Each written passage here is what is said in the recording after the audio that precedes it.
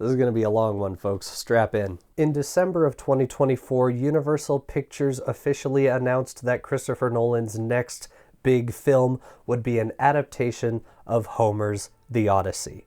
Nolan, of course, is one of my favorite directors working today, and I have talked at length about his most recent project, Oppenheimer, on this channel, a film that I believe may be one of the greatest films of the 21st century. And when I heard that he was going to be working on this adaptation, it got me so excited that I decided to make it my goal to read The Odyssey for myself before the film came out. And that is exactly what I did. I read the entirety of Homer's Odyssey, and now I want to talk about it. The Odyssey is one of the oldest works of classic literature that we have. The earliest examples that we have of written literature from ancient Greece are the big Homeric poems, the Odyssey and the Iliad. Yet despite the immense age of these works, they are just as captivating now as they were back in the day. When I set out to read this story for myself, I was surprised by how many times I found myself unable to put the book down. It is ripe with suspense, vengeance, tragedy, comedy, action,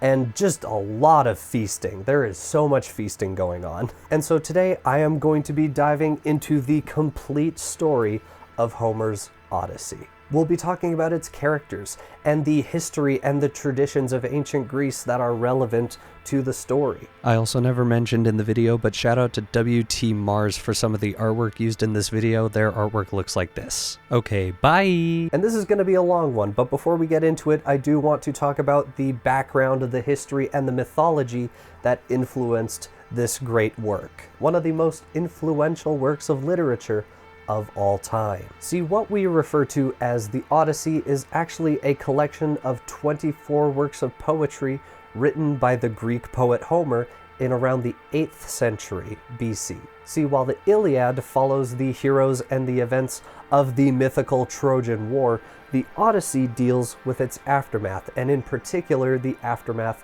for one hero in particular. And that would be the stories of one of the generals in the Trojan War, Odysseus, the king of Ithaka. But while the epic as we know it was written by Homer, it is believed by scholars that these written works were preceded by centuries of oral tradition about Odysseus and his travels. And from there he compiled the best tellings into what we know as Homer's Odyssey. See, prior to the 8th century in Greece, oral tradition was the primary method of communicating information in Greece. There was no unified written language at this time. The earliest writing system we can pinpoint in ancient Greece is a writing system we refer to now as Linear B, and this existed around the time of 1450 BC. And this writing system was primarily used by the Mycenaeans of the time. But Linear B as a writing system disappeared roughly 2 centuries later in roughly 1200 BC. And from that point on, there was no organized writing system or written language in ancient Greece. All communication was spoken. That is until around the 8th century when a new writing system emerged. This writing system was adapted from Phoenician society, a group which came from what is now known as Lebanon. The Phoenicians had what historians view as one of the oldest examples of an early alphabet system, and it would become the root for many alphabets in societies going forward, including the English alphabet. This is where we get terms like phonetics or phonics when referring to language learning. It comes from the Phoenicians. And so with this new system of writing and recording information established, Homer transcribed the oral tradition of the Iliad and the Odyssey. At the time, the spoken language was what we refer to now as Ancient Greek, although the language used in the Odyssey is referred to as Homeric Greek, which was used in settings like stage plays and narrative performances of things like the Odyssey.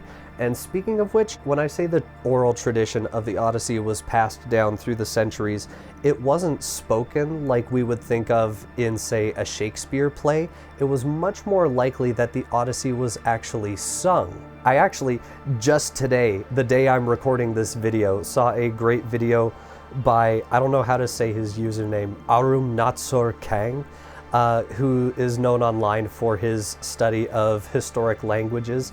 But I saw a video of him just today singing a segment from Homer's Odyssey in the original language, and it was really cool. So check him out if you're interested in ancient languages. But all that to say, the primary communication of this story before it was written down was oration through singing. And the language of the time, ancient Greek, was the precursor to Koine Greek, or Hellenistic Greek, which as a piece of WhittyGuy lore or channel lore, I actually took as my language credit in university. Not the most practical language by any stretch of the imagination, but I can actually say on this channel, on this public platform, that I can speak Koine Greek. I can't speak ancient Greek, though I can fuddle my way through it. And the poem The Odyssey is so named because it is the story of Odysseus, the king of Ithaka, and his long and arduous journey home following the Trojan War. The term Odyssey itself, a word meaning a long,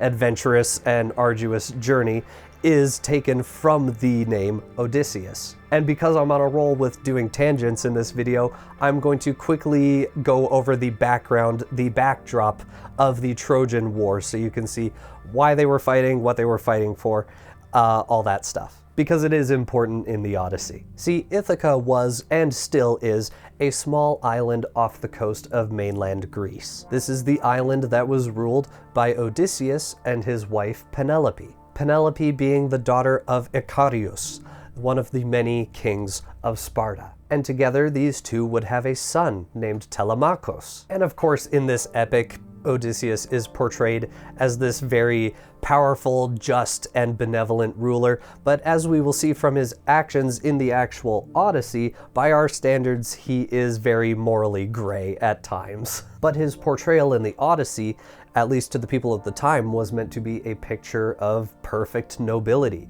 Or maybe not. Maybe they had him existing as some form of anti-hero, some form of early anti-hero. But Odysseus was also a skilled tactician and master of deception, gifts that would come in quite handy during the events of this story. But most importantly, he was heavily favored by Athena, the Greek goddess of wisdom and warfare. She oftentimes aids Odysseus in this journey and even blesses him and empowers him to some degree in some circumstances. And sometime after the birth of his son Telemakhos, Odysseus departs with many of the other kings and men of Greece to fight in the Trojan War, a massive and bloody conflict between the peoples of Greece and the city of Troy. And that is where I come in. As we are going through the story of the Odyssey, we will be cutting frequently back to me, where I will be going over the geography of the story, where physically in the Mediterranean area are we? This is actually the first part of the video that was shot. I am currently recovering from a very fun Yuletide sickness. And today was the first day of the year where I felt like I was camera worthy.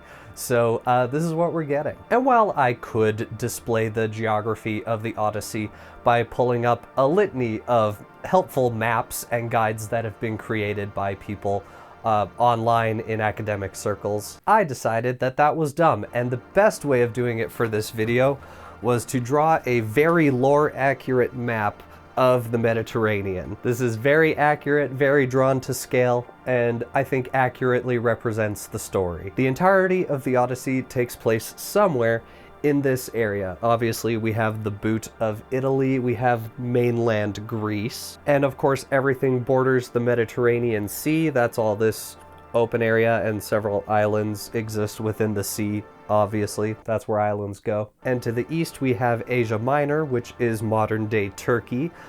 They play a very minor role in the story, but they are there nevertheless. And we also briefly travel to what is now the country of Tunisia, which is a country in northern Africa. And so all of that will be very accurately and very beautifully presented on this map, and you will be cutting back to me several times throughout the video to go over this map. Now, Odysseus hails from the land of Ithaka, which is this very small island off the coast of Greece. Not this big one, the little one right there. That is Odysseus's kingdom, where he reigns as king, obviously. And I also have Mount Olympus marked here because the Greeks very much believed that their pantheon of gods were in fact real, and that Mount Olympus was an actual physical location that was the home of the gods. And so Mount Olympus is very much real, and they believed that the gods lived there, and so that's where Olympus is. And so, armed for war, Odysseus leaves the island of Ithaca and sails around mainland Greece to the city of Troy, which is in modern-day Turkey. Now, obviously, they could have made some stops for supplies to pick up new people in preparation for the war, but I just have it laid out as them sailing directly from Ithaca to Troy. And I'm going to summarize the conflict in as very little time as possible, so any historians or history buffs who are watching this video, plug your ears and go la la la la la la la. The conflict began when Helen, wife of Spartan king Menelaus, was abducted by Paris of Troy. And it is important to note that while some sources say that she was abducted, other sources say that she went with Paris willingly.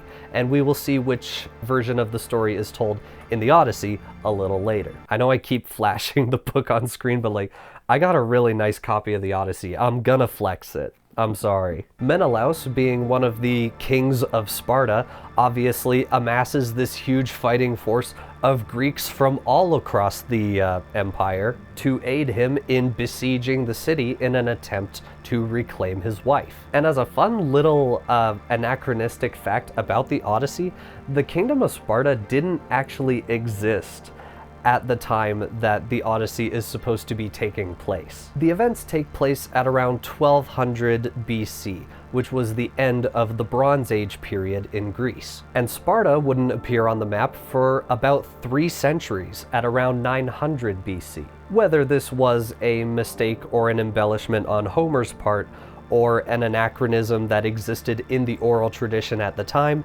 is unknown, at least to me. Maybe it's known to historians. And while historians largely believe that the Trojan War that is depicted in the Iliad and the Odyssey is a myth, there is a belief and enough archaeological evidence to suggest that it was based on a real battle of some kind. And of course, I should say right now, I'm going to be talking about the events of this book as if it's real, as if it actually happened, you know, kind of like, and as we all know, Achilles was one of the strongest people in the Trojan War. Obviously, I know that this is a work of mythology. I'm just telling the story from the perspective of the story. When you hear me spout these names as if they are potentially real people and real situations, I know this is a work of literature. Just for the sake of the narration, just let me cook. But Odysseus left his kingdom at Ithaca to fight in the Trojan War, a war which lasted 10 years. And afterwards, no one heard from Odysseus or any of his men ever again. He was lost at sea and presumed dead for an additional 10 years. And it is in this 20-year period that the story of the Odyssey takes place. And so with all that said, thank you all so much for watching. And however long this video is, let's get into it. For bookworms who are curious, I am reading the translation by Robert Fitzgerald. I don't have any personal biases or notions as to which translations are better than others. This is just a copy that I happen to have already. But to my knowledge, the Fitzgerald translation has long been held as the academic standard for its preservation of the classical and poetic language of the story. However, there are other translations that are worth noting. For instance, I have heard very good things about the newer translation by Emily Wilson. The language of that translation is a little more accessible to a contemporary audience, as it is presented in the much more accessible iambic pentameter that we are familiar with, and it has much more of a heavy emphasis on the themes of gender and slavery in the Odyssey, because yeah, both of those things are going to show up. So buckle your seatbelts, kids. Okay, now we're finally going to get into it. This is the official story of the Odyssey by Homer. This epic, like many other Greek works of poetry, begins with an invocation to the Muses, goddesses of the arts and creativity, hoping that their wonderful story will be told through Homer, the vessel, the orator of the story. And I will actually be reading segments from the Odyssey throughout this video. Sing in me, muse, and through me tell the story of that man skilled in all ways of contending, the wanderer, harried for years on end after he plundered the stronghold on the proud height of Troy. He saw the townlands and learned the minds of many distant men, and weathered many bitter nights and days in his deep heart at sea, while he fought only to save his life, to bring his shipmates home. But not by will nor valor could he save them, for their own recklessness destroyed them. Children and fools, they killed and feasted on the cattle of Lord Helios, the sun, and he who moves all day through heaven, took from their eyes the dawn of their return. Of these adventures, Muse, daughter of Zeus, tell us in our time. Lift the great song again. Again, reference to the fact that this tale was told in song format. Begin when all the rest who left behind them headlong death in battle or at sea had long ago returned, while he alone still hungered for home and wife. Her ladyship Calypso clung to him in her sea-hollowed caves, a nymph, immortal and most beautiful, who craved him for her own. And when long years and seasons wheeling brought around that point of time, ordained for him to make his passage homeward, trials and danger even so attended him, even in Ithaka, near those he loved. Yet all the gods had pitied Lord Odysseus, all but Poseidon, raging cold and rough, against the brave king, till he came ashore at last on his own land. So now you have a sense of the kind of language that is used in the Odyssey, at least in this translation. After this introduction, we are taken directly to Mount Olympus, and we see Zeus himself. Zeus, god of the storm and lightning, as well as king of the gods, is brooding over the death of a mortal man, a man named Aegisthus. See, Aegisthus had had a feud with the king Agamemnon, king of Mysia. Agamemnon was one of the kings who had left to fight in the Trojan War. And when I first saw the trailer for Nolan's adaptation of the Odyssey, I automatically assumed that this guy, this dude on screen right now, I automatically assumed that he was Achilles for a reason that I will elaborate on later in this video. But the majority of people who saw it immediately assumed that this was King Agamemnon, and that very well may be true. And to their credit, Agamemnon is a much more important character in the Odyssey than Achilles is, but I still have my theory that it is Achilles, and I'll elaborate on that later. But anyways, Agamemnon went to war, but while he was gone, Aegisthus seduced Agamemnon's wife, and when he returned from war, they both murdered him. Now, the Odyssey as a story fails to mention that the real reason his wife Clytemnestra, that is a mouthful of a name, but the real reason that she betrayed him and had him killed is because before he left on the Trojan War, in order to appease the goddess Artemis, who he had enraged, he had sacrificed their daughter to the goddess. Now, in some versions of the story, Artemis does save Agamemnon's daughter at the last second, but her revenge on Agamemnon, in my mind, is inspired by the fact that he literally killed their daughter. You're gonna find out very quickly that the heroes in these old stories are not necessarily good people. Nevertheless, vengeance was later taken on Aegisthus and Clytemnestra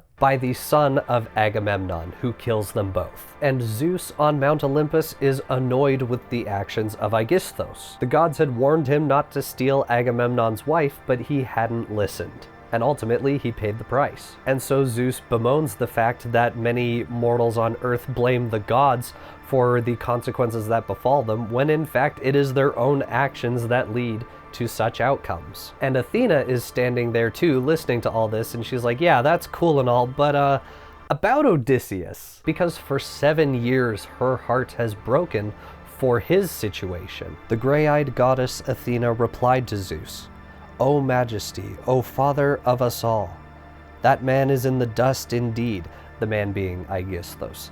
That man is in the dust indeed, and justly. So perish all who do what he had done. But my own heart is broken for Odysseus, the mastermind of war, so long a castaway upon an island in the running sea, a wooded island in the sea's middle, and there's a goddess in the place, the daughter of one whose baleful mind knows all the deeps of the blue sea, Atlas, who holds the columns that bear from land the great thrust of the sky. His daughter will not let Odysseus go, poor mournful man. She keeps on coaxing him with her beguiling talk to turn his mind from Ithaka, but such desire is in him merely to see the hearth smoke leaping upward from his own island that he longs to die. Are you not moved by this, Lord of Olympus? Had no pleasure from Odysseus's offerings beside the Argive ships on Troy's wide seaboard? O Zeus, what do you hold against him now? So while we have no idea how he got there, we do get a glimpse in this quote of Odysseus's current situation. While the other kings who besieged Troy were allowed to return home to their kingdoms and their families, Odysseus was not. His men had angered the gods, causing their ship to be destroyed at sea. Only Odysseus survived, but he is now stranded on an island with Calypso, the daughter of the Titan Atlas, the great Titan who holds the sky above the earth. And Calypso will not allow him to leave, instead trying to seduce him and make him stay with her. But every day for the last 7 years, Odysseus has longed to return home, to his kingdom and to his family. A longing so deep that he wishes to die rather than be trapped on this island. It is said a couple times in the story, but you don't age on this island that Calypso is trapped on. And so as things look right now, he is going to live an immortal life on this island, longing to return home, but forever being kept from it. And Zeus replies to Athena saying that he, of course, doesn't harbor any ill will to Odysseus. In fact, Odysseus was always very generous with his offerings to the gods, and so Zeus favored him above many others. The problem is that Odysseus had incurred the wrath of Poseidon, the god of the sea. And they do explain why at the very beginning of the story, but I think it'd be a lot better for the sake of this storytelling if I saved that until later. The main thing to take away is that it is actually Poseidon's will that keeps Odysseus there, buffeting his ships with waves and storms in order to blow him off course, leaving him stranded on Calypso's island. But Zeus does agree that his exile should probably come to an end now, and hopefully Poseidon will just allow that. And so they come up with a plan. They will send Hermes to the island of Calypso to tell her to release him, and Athena will visit Ithaka and Odysseus's son, Telemakhos, because there is trouble back in Ithaka as well, and we will get to that in a bit here. But before Telemakhos can contend with these trials in his homeland, Athena will send him on a journey to Sparta in hopes to hear any news of Odysseus's whereabouts. Because to the people of Ithaka, he has been presumed dead for like a decade. And so Athena flies from Olympus and lands in the royal court of Ithaka. Of course, not wanting to be seen in her divine form, she takes on the form of a man named Mentes. Mentes is the ruler of a seafaring group of people known as the Taphians. The Taphians were essentially early sea pirates who believed that they were descended from Perseus, the son of Poseidon. And it is here that we see the trouble that lies in wait for Odysseus back home, and of course, his family. Because Odysseus has been presumed dead for over a decade at this point, there are many noblemen in Greece who are currently seeking Penelope's hand in marriage. And so suitors have come from all across the island as well as other regions of Greece in order to hopefully get married. But these suitors are just horrible people, just the worst sort of person. They have been hosted in the palace of Ithaka for roughly 3 to 4 years at this point, and they have spent the majority of that time bleeding Ithaka dry. They have been hosting these extravagant and lavish feasts in the hall of Odysseus, killing hundreds of his cattle in order to feed themselves, draining his storehouses of bread and wine. And at this particular event, Telemakhos sits among them, although it is very begrudgingly. Everyone around him is laughing and feasting, and he is daydreaming to himself imagining his father just kind of bursting down the door and killing them all where they stand, or at least sending them packing. For too long they have been a plague on this household, and he has been powerless to do anything because he was just a boy. Though he snaps out of his imagination when he sees Athena, in her mortal disguise, standing in the doorway. And so he brings Athena in, but first apologizes to her for the rudeness of the company he keeps. "Dear guest, will this offend you if I speak? It is easy for these men to like these things, harping and song. They have an easy life, scot-free, eating the livestock of another. A man whose bones are rotting somewhere now, white in the rain on dark earth where they lie, or tumbling in the groundswell of the sea. If he returned, if these men ever saw him, faster legs they'd pray for, to a man, and not more wealth in handsome robes or gold. But he is lost. He came to grief and perished, and there's no help for us in someone's hoping he may still come. That sun has long gone down."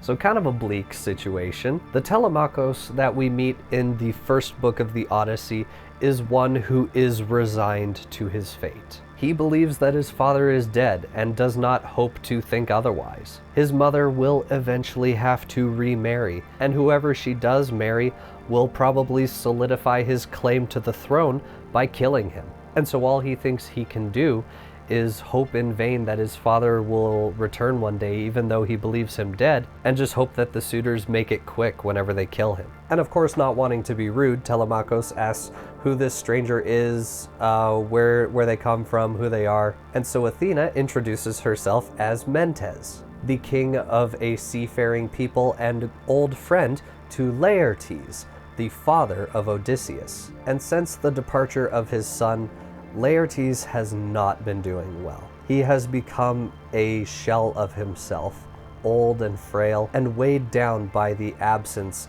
and presumed death of his son. He doesn't journey to the city anymore, preferring to live in isolation on his vineyard. There he remains day by day tending to the vines, with only one servant to help him when he is sore. I forgot to mention, ignore the Christmas lights. They add a splash of color to my office, and I like them. I know it's not Christmas, but I'm leaving them. And of course, Athena is also there to give hope to Telemakhos that his father might return someday. But obviously she can't just, turn into her divine form in front of all these suitors and be like, "I am Athena, your father is alive." And so, in the disguise of a pirate captain, essentially, she says this. And to mention, before I read it, the text that I have, at least the translation that I'm using, she does use the word savages. And personally, I'm not sure if she's using that term in reference to like mythical monster creatures or in the way that we think of the word. It could definitely be argued that that phrase in the Odyssey is probably used to demonize some non-Greek society of people who they saw as like barbarians because they're not enlightened Greeks. So there's that disclaimer, but I'm still gonna read the quote. Just know that I don't endorse using that word on people. "As for my sailing here, the tale was that your father had come home, therefore I came. I see the gods delay him. But never in this world is Odysseus dead, only detained somewhere on the wide sea upon some island with wild islanders. Savages they must be to hold him captive. Well, I will forecast for you, as the gods put the strong feeling in me. I see it all, and I'm no prophet, no adept in bird signs. He will not now be long away from Ithaka, his father's dear land. Though he be in chains, he'll scheme a way to come. He can do anything." And the mention of bird signs in that quote is very interesting and something that we are going to be seeing a lot, or at least a few different times in this story. See, in works like the Odyssey, birds and the actions of birds will often be seen as a representation of divine intervention from the gods. And like I said, we're going to see a few examples of bird sign in this story. And in the disguise of this old sea captain, she looks at Telemakhos and is like, "I can tell that you are Odysseus' son. There's something in your eyes. You bear a strong resemblance to your father." To which Telemakhos gives the sad response that he can only believe that he is the son of Odysseus because his mother said so, because he has no memories with his dad. His father has been missing for so much of his life that it is like he never had a father. At the time of this story, Telemakhos would be on the cusp of adulthood, roughly in the 18 to 20-ish range, maybe 17 to 20. And Odysseus has been gone for a grand total of that entire time, basically. And then Athena asks him what the purpose is for all the revelry that they are currently surrounded by. What are they celebrating? And that is when Telemakhos gives Athena an account of the horrible situation that he and his mother find themselves in. To this, Telemakhos answered, "Friend, now that you ask about these matters, our house was always very princely, a great house, as long as he of whom we speak remained here. But evil days the gods have brought upon it, making him vanish as they have so strangely. Were his death known, I could not feel such pain. If he had died of wounds in Trojan country or in the arms of friends after the war, they would have made a tomb for him, the Achaeans." Achaeans is a word used in the Odyssey to refer to just the peoples of Greece as a broad category. A lot of times the story will be like the Achaeans besieged Troy, like it was a host of the Achaeans who attacked Troy. "They would have made a tomb for him, the Achaeans, and I should have all honor as his son. Instead, the whirlwinds got him, and no glory. He's gone, no sign, no word of him, and I inherit trouble and tears, and not for him alone. The gods have laid such other burdens on me. For now, the lords of the islands do lick..." Oh, I was not made to pronounce words like this. "For now the lords of the islands, Dulichion and Same, wooded Zakynthos, and rocky Ithaka's young lords as well, are here courting my mother, and they use our house as if it were a house to plunder. Spurn them she dare not, though she hates that marriage, nor can she bring herself to choose among them. Meanwhile they eat their ways through all we have, and when they will, they can demolish me." Only a few suitors in the actual story are given names by the story. But in total, the number of noble sons of kings, noble lords, who are sent to court Penelope, in total they number 108 men. And this is 108 of Greece's finest nobility. The strongest, the wisest as we will see, the most learned, I should say. They are not wise. They are eating entire herds and emptying the storehouses of Odysseus as if it were their own. And very easily they could overpower and kill Telemakhos if it suited them. And as for Penelope, she does know her duty, the duty of the time, and that she should be married off to another man and travel to another place. It's not a great situation, but that was unfortunately the situation for noble women at the time. But the truth is, she doesn't want to marry another man, and certainly not any of these disrespectful suitors. And so she and her son do nothing, though they are powerless to send away these suitors who live like kings in someone else's home. Hearing this situation directly from Telemakhos, Athena is shocked and enraged, and wishes that in that very instant Odysseus would kick down the door and smite every last suitor in the room. Being the god of wisdom and military strategy, she begins telling Telemakhos what he should do. Tomorrow, even if it doesn't work, he is to call an assembly of all the suitors and tell them to leave, to return to their homes. And then he must muster a ship and a crew and sail for news of his father. First, he must seek out King Nestor of Pylos before seeking out Menelaus himself, the king of Sparta. And I just realized I should probably tell you Telemakhos' journey as well, because he does do some traveling in the Odyssey. This section's going to be a lot shorter. I should mark this in a different color, shouldn't I? Hold on.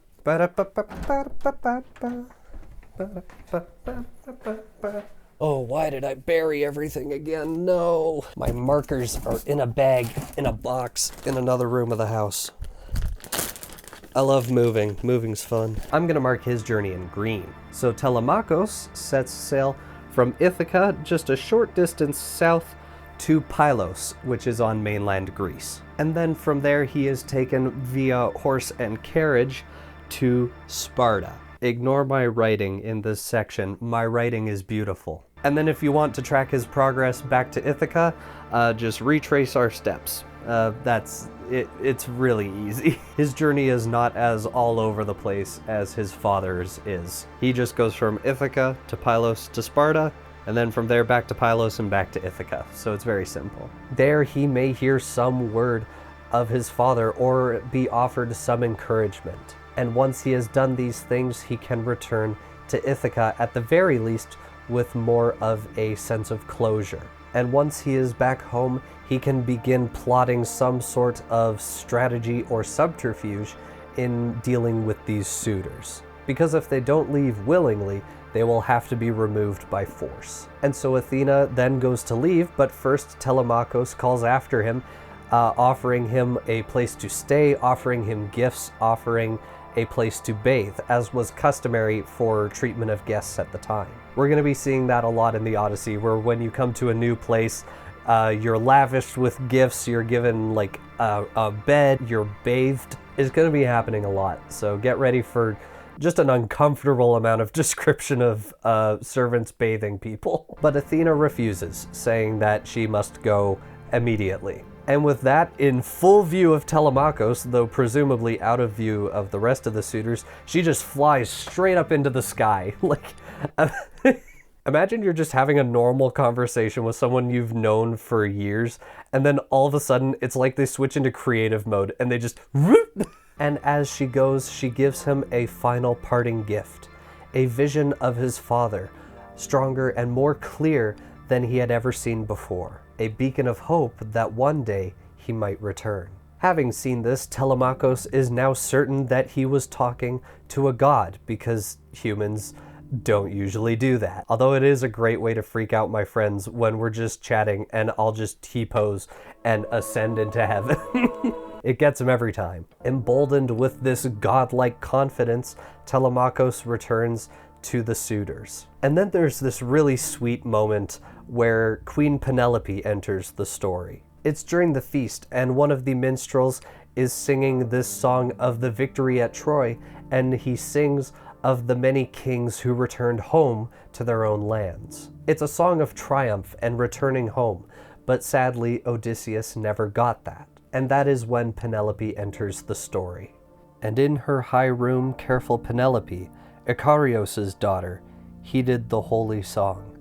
She came then, down the long stairs of her house, this beautiful lady, with two maids in train, attending her as she approached the suitors.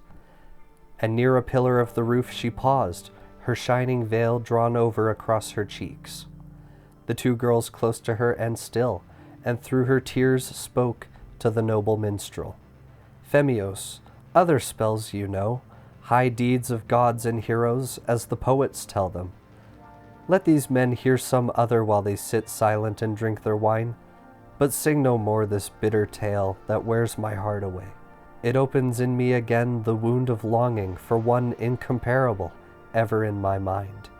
His fame all Hellas knows, and midland Argos. Hellas in this context is the name used for the entirety of Greece, the land of Greece. And Argos is a specific region within Greece and is one of the oldest and longest populated areas of Greece itself. But from her room, Penelope heard this song of all of the great heroes of Troy returning home. And yet her husband, who she describes in this quote as incomparable, was not among them. And so she climbs down the stairs and through her own tears begs the minstrel to play anything else and not make her hear this bittersweet tale. However, still emboldened by the gods, Telemakhos stands up to his mother. He says that the poets are not to blame for the affairs of the gods. Ultimately, it is Zeus above who decides these matters. And these men deserve to hear tales of the victory at Troy, because Odysseus was not the only soldier of Greece who never made it home. Penelope is surprised at this sudden change in character from her son, but she still recognizes the wisdom in his words, so she returns to her chambers and she begins to weep bitterly for her husband long lost at sea, until Athena finally sees fit to mercifully close her eyes in dream.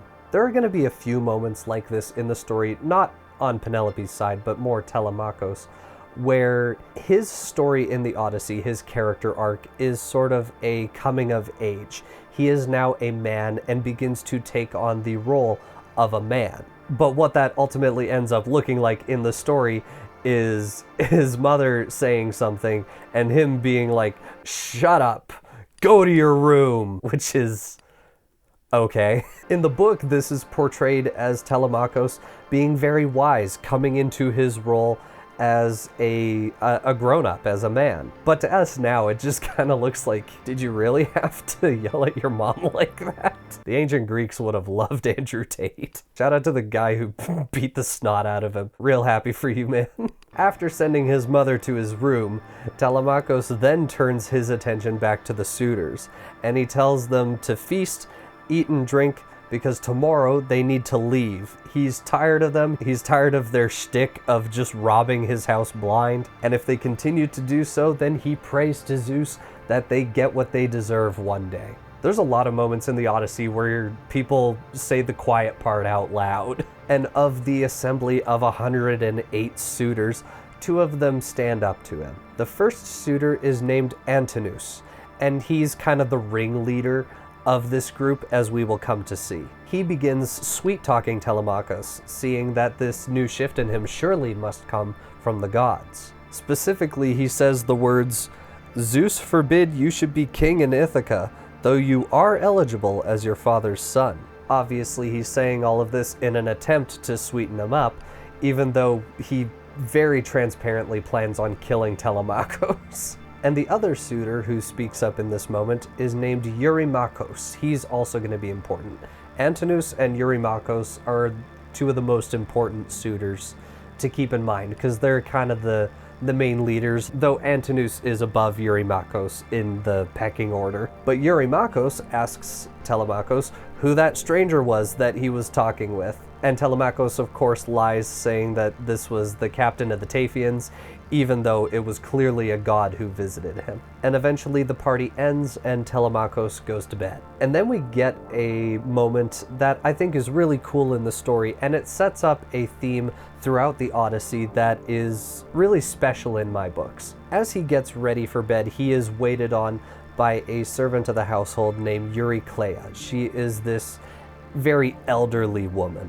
And the story spends an entire stanza talking about where she's from and how she came to be with the family. She was purchased by Odysseus's father, Laertes, when she was a young woman, and she was never mistreated in her time with him. And she helped a great deal in raising Telemakhos, and she loved him as if he were her own son. Now, obviously, to address the elephant in the room, this is a story set in ancient Greece. This was a period of time where royalty existed, and those royalty kept servants and slaves. And I don't think I need to mention that historically, servants and slaves were not treated very well. I feel like that's something that we should all know at this point. Because of their station, they were often seen as less than human, and they were subjected to many different types of abuse. And so the fact that this role exists at all is obviously not great from a modern perspective, but I do think that the Odyssey does something special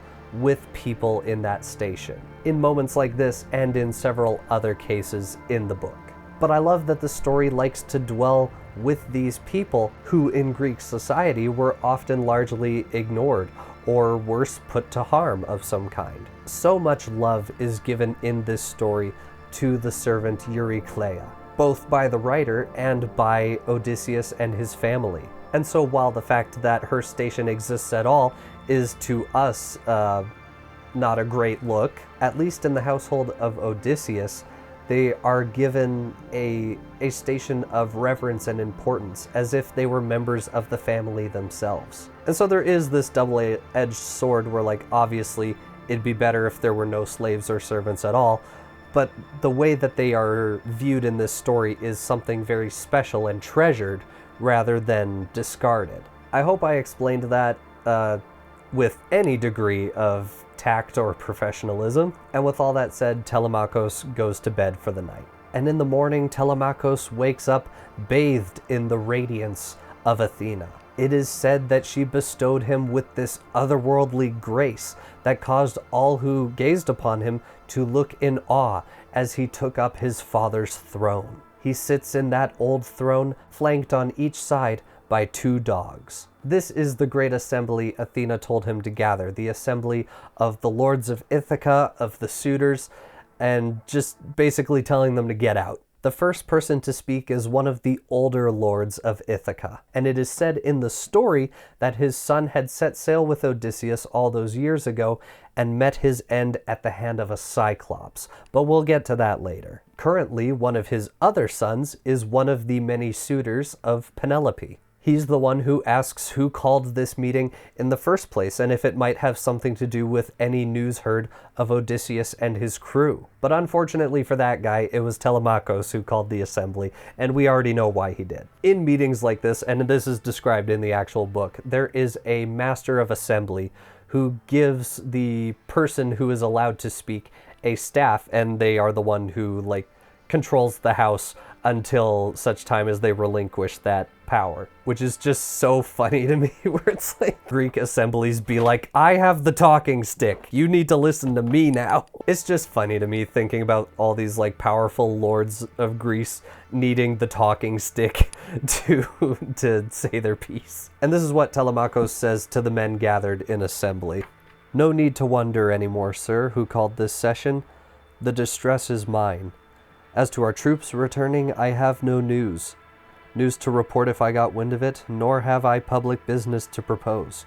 Only my need and the troubles of my house. Oh, hang on. Do I need the talking stick for this? I need the talking stick, or else I can't talk. The troubles. My distinguished father is lost, who ruled among you once, mild as a father. And there is now this greater evil still. My home and all I have are being ruined. Mother wanted no suitors, but like a pack they came, sons of the best men here among them, lads with no stomach for an introduction to Icarios, her father across the sea. He would require a wedding gift, and give her to someone who found favor in her eyes. No, these men spend their days around the house, killing our beeves and sheep and fatted goats, carousing, soaking up our good dark wine, not caring what they do. They squander everything. We have no strong Odysseus to defend us, and as to putting up a fight ourselves, we'd only show our incompetence in arms. Expel them, yes, if only I had the power. The whole thing's out of hand, insufferable. My house is being plundered. Is this courtesy? Where is your indignation? Where is your shame?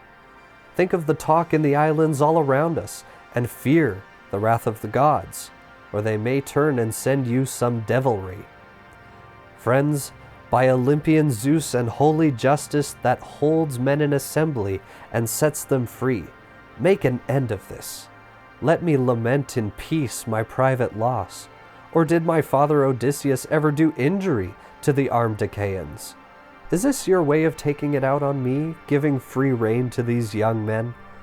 I might as well, might better, see my treasure and livestock taken over by you all. Then, if you fed on them, I'd have some remedy, and when we met in public in the town, I'd press my claim. You might make restitution. This way you hurt me when my hands are tied. This speech is especially crazy to me because the people that he's talking about are literally there in the assembly. Also, ignore the swinging thing on my talking stick. This is a walking stick from... Where did I get this? Got this from Whistle Creek. I believe that's by Mount St. Helens. I'm Canadian, but I have been to America. He gives an urgent plea to the fathers of these men to bring them home for the damage they have caused to his house. In fact, he speaks with so much passion and anger that he throws the... I keep wanting to say talking stick. That he throws the staff to the ground, tears pouring from his eyes. I am not going to throw my talking stick because I am surrounded by a lot of things and I will damage this camera. His speech is so bold and so impassioned that it moves the assembly, and not a single one of them is able to speak against him. except for one. Everyone except for Antinous, the leader among the suitors, who... I hate him. He responds to this outburst saying, "What high and mighty talk, Telemakhos. Control your temper. You want to shame us and humiliate us, but you should know the suitors are not to blame. It is your own dear, incomparably cunning mother. For 3 years now, and it will soon be 4, that she has been breaking the hearts of the Achaeans, holding out hope to all and sending promises to each man privately, but thinking otherwise. In this fantasy land he has concocted, rather than being grief-stricken at the loss of her husband and not wanting to remarry to a lesser man, what's actually been happening is that she's been privately seducing all of the suitors and, you know, like throwing them little winks and doing this at them, leading the suitors on, but always keeping them at arm's length, which definitely sounds like something that's been happening. He then gives an example of her deception, because for the last 3 years she has put off her decision on who to marry, instead choosing to weave at her loom. She claims to be weaving a burial shroud for Laertes, the father of Odysseus, so that when the time eventually comes that he does die, he will be honored in death with this really nice burial shroud. But every night, once the suitors had gone to sleep, she would unweave the fabric that she had woven that day, thus making the burial shroud take forever to make. Until finally, it was a maid of the household that alerted the suitors to what she was doing.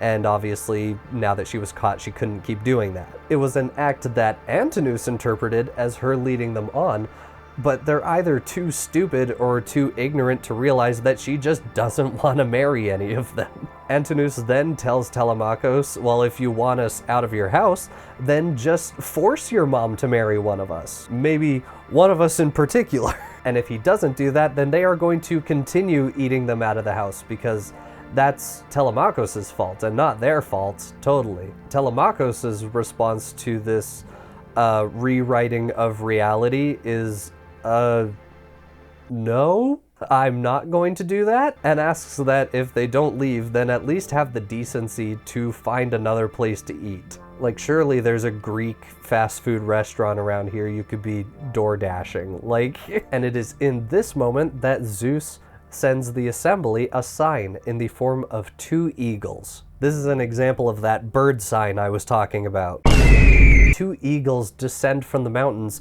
and begin attacking members of the assembly. And then they fly away, leaving everyone at the table shaken. Because an eagle, the literal symbol for the god Zeus, attacking you is probably not a good omen. I'm not adept in bird sign, but I wouldn't take that to be a good omen. One of the lords seated at the table is adept in bird sign, and he, of course, interprets this as a sign of doom for the suitors. He proclaims that surely Odysseus is on his way home, and when he does arrive, there will be a horrible fate planned for the suitors if they continue with their open defiance of the gods and nature and man and just everything. And so he begs the suitors to withdraw and save themselves. And to this, Eurymachus, one of the other suitors, did you remember his name? Eurymachus stands up and basically says, "Get lost, old man, you're so stupid and old." He says that that's just birds being birds. Signs from the gods aren't real. And he orders Telemakhos to send Penelope to her father's house to make wedding preparations. "We fear no one, certainly not Telemakhos with his talk, and we care nothing for your divining, uncle. Useless talk, you win more hatred by it. We'll share his meat, no thanks or fee to him, as long as she delays and maddens us. It is a long, long time we have been waiting in rivalry for this beauty. We could have gone elsewhere and found ourselves very decent wives." So yeah, the suitors are great and not entitled, and they definitely don't view Penelope as just a piece of property that they are entitled to.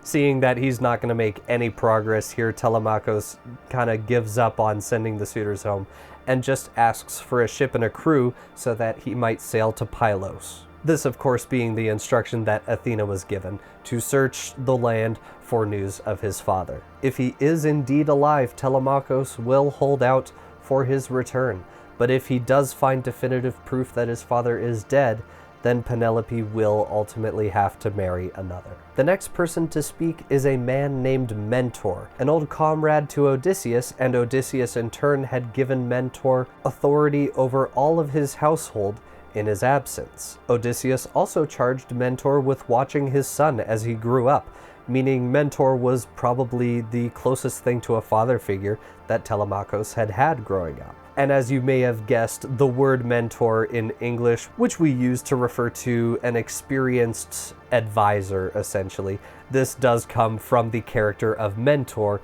in the Odyssey. Mentor is openly hostile, saying he's disgusted by this table full of cowards that would enable this disrespect. They openly spit in the face of Odysseus day after day by defiling his house. These people have forgotten how good of a king Odysseus was, and when he returns and sees what they've done to his house, they will be sorry for it. Another suitor speaks up, basically laughing him off, being like, "Come on, there's 108 of us. We could take one guy." Not a great look. Yeah, you know that great and wise king who were openly spitting in his face day after day? We could beat him in a fight, in a very fair 1v108 fight. In the end, it is agreed that Telemakhos will be given a ship and a crew to sail to Pylos, and the suitors will continue to eat Odysseus out of the house. After this, Telemakhos goes for a walk on the beach and begins praying to whichever god revealed himself or herself to him the other day. Okay, we are back. Just got back from a hearty feast of my own. And while Telemakhos is walking along the beach, Athena appears to him once again, but this time taking the form of Mentor.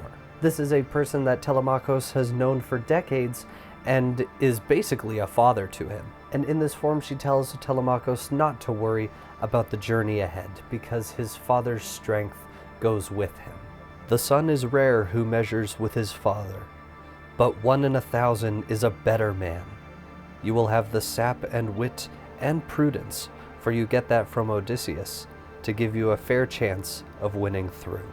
She also tells him not to worry about the suitors, who do not even realize that the gods have a fate planned for them. And after this conversation, Telemakhos returns to the palace where Antinous and the rest of the suitors are, and Antinous calls to him, asking him to join the feast, inviting him to join the feast. He rejects the offer, saying that he will set sail without their help and bring swift revenge on them when he gets back. And as he leaves, the suitors mock him, basically saying, "Oh yeah, go cry to Pylos, go cry to Sparta for help. No one can save you." One of the suitors suggests that maybe Telemakhos will die on this journey, and the rest think that that would be a really good thing. Because if he does die, then they can claim his inheritance for some reason and use that as a dowry for Penelope, which is... damn, that is cold. Telemakhos then goes to the storeroom to pack up supplies for his trip. He's gonna need provisions. And there he meets the servant Eurycleia. This is the one who raised him since birth. He asks her to help him gather supplies and insists that his mother not be informed of his departure. And specifically, he mentions that she should pack the second best of the wine stores in the storeroom, because the best of the wine should be reserved for Odysseus when he returns. Thanks to Athena, hope has been kindled in him again that his father might return one day. When his mother has gone to sleep, he will return to the storeroom to retrieve all these supplies and then sneak out to join his company at the ship. At this, Eurycleia begins to cry. Remember, she has raised him since birth and is basically a second mother to him. She begs him not to go and demands to know why he has decided to take on this what looks like a foolhardy expedition. And she also rightfully points out that while he is distracted by this little side quest, the suitors will have plenty of time to plot ways on how to kill him, and it would be way easier to do that at sea than in the palace. But Telemakhos tells her to have faith because the gods are guiding him on this expedition. And he makes her vow not to tell Penelope of his whereabouts until the 12th day after his departure, or until she inquires about it. He has this really touching line in this segment where he says, "She must not tear her lovely skin lamenting." And so while Euryclea is gathering supplies for his journey, Athena takes the form of Telemakhos himself and rounds up a ship and a crew. Then again, taking the form of Mentor, she tells Telemakhos that it is time. And so they make their way to the harbor, and empowered by Athena's magic, Telemakhos commands these men as they set sail. They make a sacrifice of wine to the gods, hoping for a safe voyage, but especially they make offerings to Athena, and then they depart.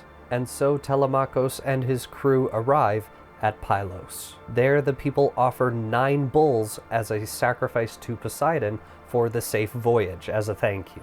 In ancient Greece, they would typically take the choicest parts of their animals and offer it as a sacrifice to the gods by burning it on the fire. They would also do the same with wine. It was called making libation. They would just pour wine on the fire as well. The idea was that the smoke from this fire would carry up the essence of their offering, the food and the drink, up to Olympus, and the gods would smell it and be satisfied. And after the best of the meat was sacrificed in this way, then the actual feast would begin. The rest of the crew disembarks, but Telemakhos hesitates. This is his first journey by himself. He has never left the island of Ithaka. But Athena appears at his side, still in the form of Mentor, of course, and encourages him to go to the palace and speak to the king. The king of Pylos' name is Nestor. And Nestor is an honorable king who will tell Telemakhos the truth no matter what he knows. But Telemakhos has no experience in adventures like this, and he has no confidence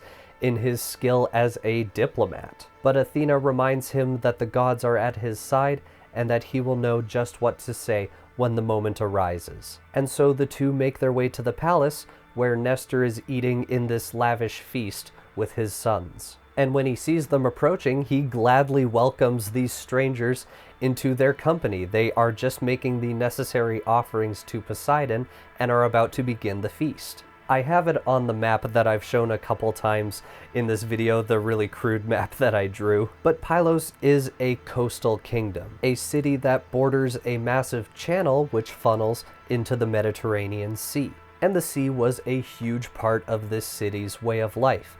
And so Poseidon was considered the patron god of Pylos. And this was not the only city, to be clear. You would be crazy in Greek society to live in a coastal city and not make offerings to Poseidon. And this is all well and good, except when you remember that the only reason that Odysseus has not made it home at this point is because Poseidon hates him. In ceremonial fashion, Nestor takes up his golden cup filled with wine and offers it to Mentor, who he does not realize is the goddess Athena in disguise. And Athena, in this disguise, offers a prayer and petition to Poseidon. He's called Earthshaker in this section because he's also the god of earthquakes. Earthshaker, listen and be well disposed. Grant your petitioners everything they ask. Above all, honor to Nestor and his sons. Second, to every man of Pylos town, a fair gift in exchange for this hecatomb. Third, may Telemakhos and I perform the errand on which last night we put to sea. The phrase hecatomb in this quote refers to a mass sacrifice, usually referring to a sacrifice of 100 bulls. As the cup is passed around, each petitioner also offers up their own prayers, and then the feast begins. And after they have finished eating, Nestor then turns to these strangers, these guests, and asks who they are, where they've come from. Emboldened by Athena, Telemakhos proclaims that he has come from Ithaka for news of his father, King Odysseus. All of the kings of Greece participated in some way in the Trojan War, and so Pylos certainly would have met Odysseus in his time at Troy. And Odysseus had earned quite a reputation in that siege as a master tactician, a master of warfare, which earned him fame across all of Greece. The question immediately sobers the king, who is reminded of the various hardships they faced during this time, and all of the soldiers who unfortunately never returned home. He himself lost one of his own sons in this conflict. The war had lasted roughly 9 years, and by that point the Greeks had nearly exhausted every strategy or tactic they could possibly have conceived. But out of all their strategists, the king says, none could compare themselves to Odysseus. He had no rivals, your father, in the tricks of war. And during these years, it turns out, King Nestor knew Odysseus quite personally. They often shared counsel together and agreed on various things. And eventually, after all that time, the city of Troy fell, and they began their plunder of the city. And it is during this plunder that somehow the Greeks incurred the wrath of Athena, who up until this point had been on their side. And this incident is not elaborated on at all in the Odyssey, but I do think it is important in this video for you to know the context of why Athena would just suddenly turn on them. And that answer isn't 100% clear, but I think that the most likely reason is because of the actions of a man in the war known as Ajax the Lesser. Ajax the Lesser commanded his own contingent of Greeks during the war, numbering roughly 40 ships. And in the Iliad, he is described as one of the great heroes of the Trojan War. But as we are about to talk about in like 5 seconds, he was really not that great. But he was a swift fighter and a spearman who could rival even Achilles. And of course, after Troy fell, he participated in the pillaging of the city. And that pillaging led him to a temple dedicated to Athena, where a priestess named Cassandra took refuge. She was found embracing the feet of the statue of Athena in the place, hoping that no harm would come to her lest any attackers incur her wrath. Foreshadowing. Ajax found her there and dragged her out with the rest of the women. And some accounts of the story indicate that he assaulted her as well, while still in the temple of Athena. And understandably, this made Athena very mad. This abhorrent act was discovered somehow by Odysseus. Odysseus, of course, was very reverent of Athena, as she was the one who empowered him to become the fierce tactician and warrior that he was in the Trojan War. And upon hearing what he did to a priestess in the temple of Athena, he ordered that Ajax the Lesser be stoned to death for his crime. But he managed to escape this punishment by fleeing to the temple of Athena himself and embracing the statue as well, rightly guessing that no one but him would have dared to mess with Athena that way. He really is just like the worst person imaginable, cheating death in the exact same way that the priestess Cassandra had tried to escape her fate. And so, of course, with that, Athena's wrath was incurred against the Greeks. And she convinced Zeus to summon up a great storm that would swallow many of their ships. And from that point, there are 2 accounts of Ajax the Lesser's well-deserved death. In one, Athena herself struck his ship with a thunderbolt, but Poseidon intervened and saved him. And the sea god helped Ajax to find a rock in the midst of this storm to cling to for safety and prevent him from drowning. And in his arrogance, Ajax then began boasting about how he had cheated death and he had defied the gods, essentially shaking his fist and biting the hand that fed him. Hearing this, Poseidon took up his trident and split the rock in 2, and Ajax was swallowed by a whirlpool. So imagine you're in a boat and you just see like a guy in the distance standing on a rock shouting, but you can't hear what he's saying.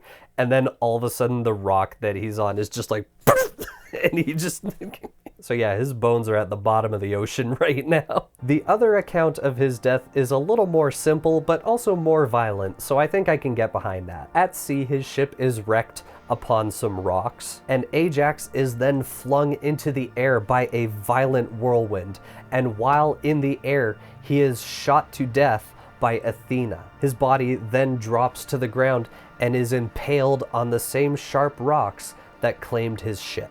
So all that is to say, the Greeks did eventually win the war against Troy, but as is so often the case with Greek mythologies, the hubris and the evils of one individual can quickly become the downfall of legions. So it's this situation that King Nestor describes in this conversation with Telemakhos, but he doesn't give the details, so I had to go research the details. Nevertheless, Athena's wrath had been turned against the Greeks, And they quickly realized that and became scattered and panicked. And that night, an assembly of the commanders of these armies was held. Menelaus, who was the king whose wife was abducted, starting the events of the Trojan War, urged everyone to set sail as fast as possible. However, Agamemnon thought that the better course of action would be to try and make sacrifices to Athena to appease her wrath. But Nestor, who's telling this story to Telemakhos, thought that was a foolish idea because the gods don't change their minds so easily, as we can see with Odysseus's 10-year exile because Poseidon doesn't like him. But ultimately no good came of this assembly and no decision was made on a proper course of action. In the end, half of the Greek forces chose to stay behind with Agamemnon, but half set sail. And among those who left were Nestor and Odysseus. And they reached the island of Tenedos, which is in the present day an island of Turkey, an island belonging to the country of Turkey. It's not an island populated by the bird, although it could be. I haven't done the research on that. I didn't think it was relevant to the video. And it is on this island that another dispute broke out, and the result of this dispute was that Odysseus returned to Troy in an attempt to reason with Agamemnon, while the rest of the ships carried on their course. And that was the last that King Nestor had ever seen of Odysseus, and no word had reached him in the years following of his whereabouts. Even Agamemnon, who had stayed behind at Troy, did eventually make his way home, although he was murdered by Aegisthus and his own wife. Nevertheless, Nestor does tell Telemakhos to take heart. Athena had always favored Odysseus, and it is very unlikely that she would have abandoned him even if her wrath had been turned against all of Greece. Telemakhos, while still hopeful that his father may yet return, he still can't quite convince himself that that's actually going to happen. It's been far too long at this point for him to have not been battered by doubt. And it is then that Athena, still disguised as Mentor, begins to chastise Telemakhos for his doubt. Death, of course, is the fate of all men in the end, but the gods could save any man that they choose to save. And for that man, it would be better to suffer trials for years on end at sea than to return safely to home and hearth only to be murdered, as Agamemnon was. It is then that Telemakhos asks about the fate of Agamemnon, and we get the story that I've already talked about. And as for King Menelaus, a storm sent by Zeus blew his ships off course, and they eventually landed in Egypt, and there he was able to amass this great wealth of fortune, whether by plunder or trade, I am not sure. But needless to say, King Menelaus is loaded, and we will see that when Telemakhos goes to visit him. And the day that King Menelaus returned to Sparta with this massive wealth in gold is the exact same day that the son of Agamemnon avenged his father's death by killing Aegisthus and his own mother. Nestor tells Telemakhos this as a warning to not stay away from home for too long, because even now the suitors are surely plotting his own murder, and with him gone, they can just take Penelope and their kingdom. And after this grand feast is over, Athena and Telemakhos go to leave, but Nestor offers Telemakhos a place to stay in his own home. As long as he is king in Pylos, no son of Odysseus will ever have to sleep upon a ship. Athena thinks this is a great idea and tells Telemakhos to stay at the palace while she returns to the ship. And in full view of Telemakhos, King Nestor, and everyone in assembly, she turns into a seahawk and just flies away.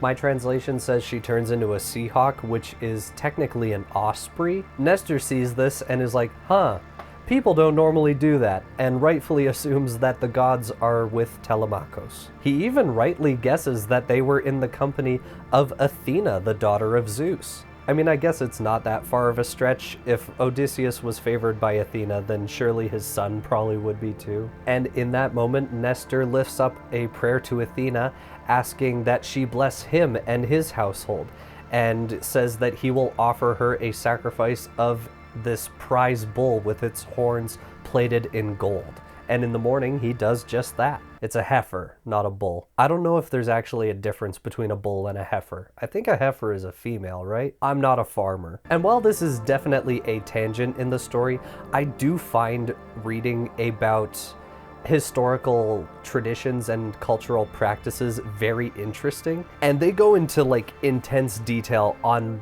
how they do things in this book. Like there are entire paragraphs and stanzas dedicated to the specific ways that they would like make sacrifices, that they would live their day-to-day lives. And so I'm going to read the portion here that describes exactly how they go about this specific sacrifice. I don't know if this is how they do all their sacrifices, but I just thought it was really interesting. But trigger warning for animal death, skip to this timestamp if you don't want to hear about animal death, I guess. This begins with them actually casting the horns in gold. I don't believe this was a common thing. They would probably just sacrifice the animal.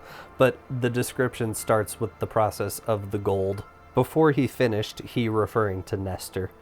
Before he finished, they were about these errands. The heifer came from pasture, the crewman of Telemakhos from the ship, the smith arrived, bearing the tools of his trade, hammer and anvil, and the precision tongs he handled fiery gold with. And Athena came as a god comes, numinous, to the rites. The smith now gloved each horn in a pure foil, beaten out of the gold that Nestor gave him, a glory and delight for the goddess's eyes.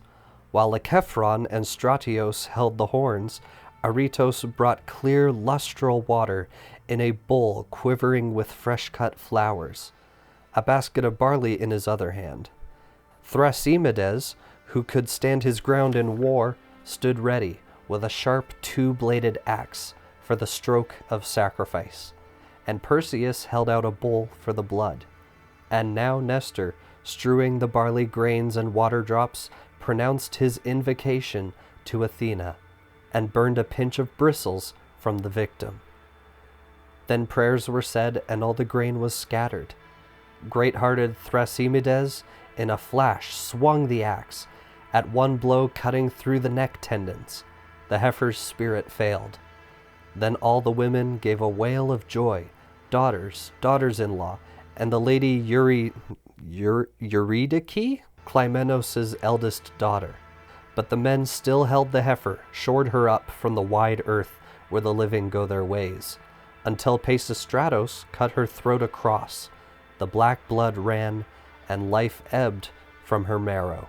The carcass now sank down, and they disjointed shoulder and thigh bone, wrapping them in fat, 2 layers folded, with raw strips of flesh. These offerings Nestor burned on the split wood fire and moistened with red wine. His sons took up 5-tined forks in their hands, while the altar flame ate through the bones, and bits of tripe went round. Then came the carving of the quarters, and they spitted morsels of lean meat on the long sharp tines, and broiled them at arm's length upon the fire. They offer this heifer to Athena, its horns plated in a foil made of gold. Then they roast the meat and hold a great feast. Meanwhile, Telemakhos is bathed by Nestor's daughter, which, that's a different culture right there, and then he joins the feast. See, the ancient Greeks did place a great value on hygiene and had many practices pertaining to the act of bathing. For instance, they didn't use soap. Instead, they used olive oil rubbed over the body, and then a scraping instrument called a stigil to remove dirt and impurities from the body. Did I say stigil or strigil? It's strigil. And it goes without saying, but the majority of characters we're going to be following in the Odyssey come from some sort of nobility, and so they do not bathe themselves, but are instead bathed by women, by maids, so yeah. And since they're nobility, they have their own private bathing areas where this is done rather than in public bathhouses. And after this great feast, Nestor gives Telemakhos a team of horses, provisions, and one of his own sons as a driver that will accompany him on his journey to Sparta. It's 8 o'clock. I don't know how much longer I'm going to be recording today. However long this video cuts down to being, just rest assured it's going to take days to film. After 2 days' journey, Telemakhos and Nestor's son arrive in Lacedaemon, the home of King Menelaus. It is here that he finds the king at a double wedding feast. His daughter, Hermione, was promised to Neoptolemus, the son of Achilles. It is said in the Odyssey that her beauty is comparable to that of Aphrodite herself, the goddess, of course, of love and beauty. And the two would be married, but after attempting to confront the god Apollo about the death of his father Achilles, he would meet also his end, and Hermione would remarry. And Menelaus' son, Megapenthes, is set to marry the daughter of Alector, another king of Sparta. And Homer makes it a point of saying in the Odyssey that Megapenthes is not the biological son of Menelaus' wife Helen. Instead, Megapenthes is the son of Menelaus by a slave girl during the Trojan War. So yeah, do with that information what you will, I guess. If you're looking for a moral tale in the Odyssey, brother, you gotta look somewhere else. Being considered an illegitimate son, he would not succeed his father Menelaus in kingship. The first person to see Telemakhos and one of Nestor's sons arriving is a companion at arms to the king, and he essentially whispers to the king, hey, there's these people coming, they look like they're from nobility, like they got nice clothes on, but it's your call whether we let them in or not. And at this, Menelaus immediately snaps at this man for not immediately letting them in. The companion at arms' name is Eteonius. You were no idiot before, Eteonius, but here you are talking like a child of 10. Could we have made it home again, and Zeus give us no more hard roving, if other men had never fed us, given us lodging? Bring these men to be our guests. Unhitch their team. Menelaus was the man who rallied all of Greece to his cause against Troy, and he spent long years and years away from home, oftentimes relying on the goodwill of others to survive.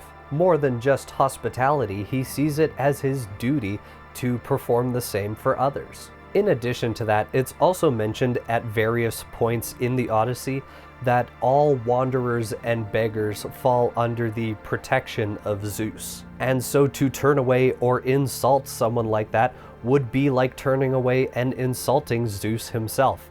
And brother, you do not want to do that. All this to say, Menelaus lets them in. They and their horses are given care, and then they are invited to another large feast. These people be feasting all the time. Specifically, these two guests of honor are seated on either side of the king himself, and he offers them food, saying that he will gladly hear their story once the feast has concluded. And remember when I said Menelaus came back to Sparta with a wealth of riches?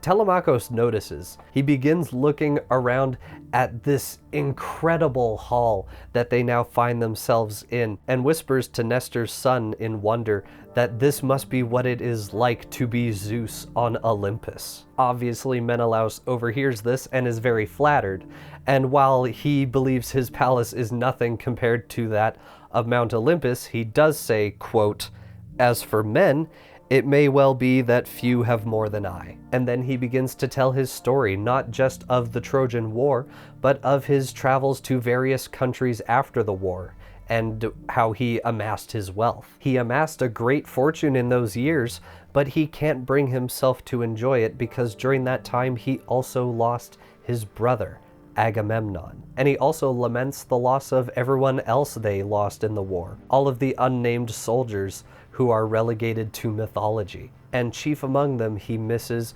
Odysseus, not knowing whether he is dead or alive. How his old father and his quiet wife Penelope must miss him still, and Telemakhos, whom he left as a newborn child.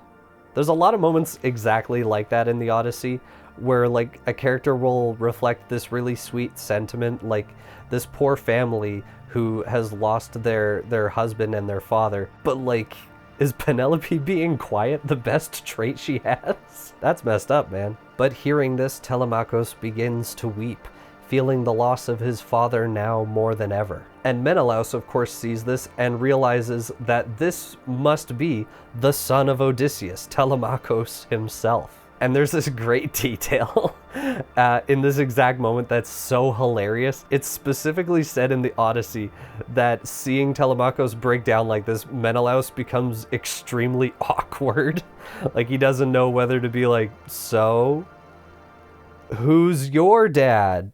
Or whether to just let him finish crying and say something on his own. And so all the crowd sits in silence as Telemakhos weeps to himself, and it is in this moment that Helen enters the feast. Her entrance is described in exactly 3 lines, but the way that he describes it, I imagine this as like a scene where like everything's dead quiet, and then you hear her footsteps coming down the stairs, and we just cut to her and she's like in slow motion walking down the stairs. And while he pondered, Menelaus, and while he pondered, Helen came out of her scented chamber, a moving grace like Artemis, straight as a shaft of gold.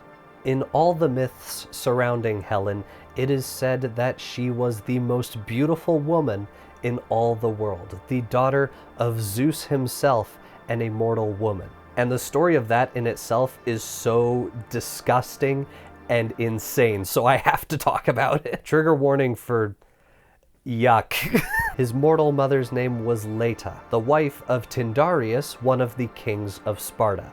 There's a lot of kings of Sparta. And Zeus, at that time, for whatever reason, was in the form of a swan. He had taken the form of a swan and was being chased through the skies by an eagle. And this swan, which is Zeus, took refuge with Leta. One thing led to another, and this video's definitely past the 3-minute mark. She had sex with a swan, which is just...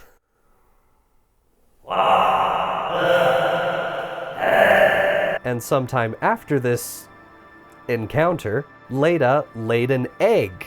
A human laid an egg, and out of that egg hatched Helen. And that's how the most beautiful woman on planet Earth was born.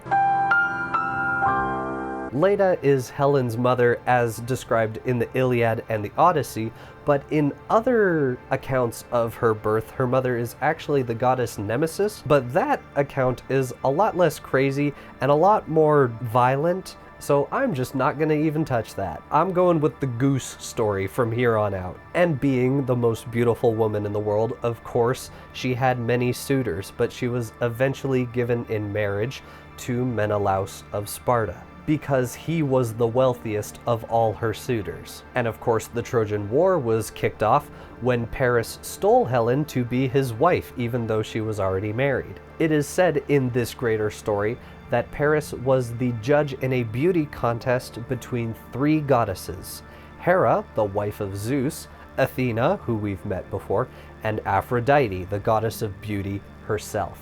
And Aphrodite in this contest offered him a bribe.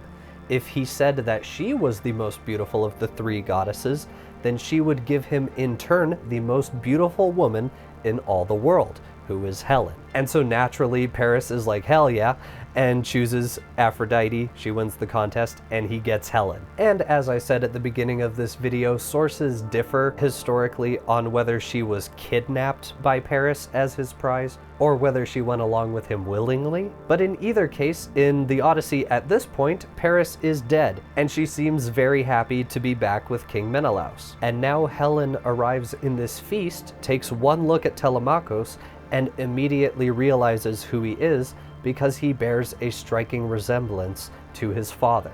Menelaus, my lord, have we yet heard our new guests introduce themselves? Shall I dissemble what I feel?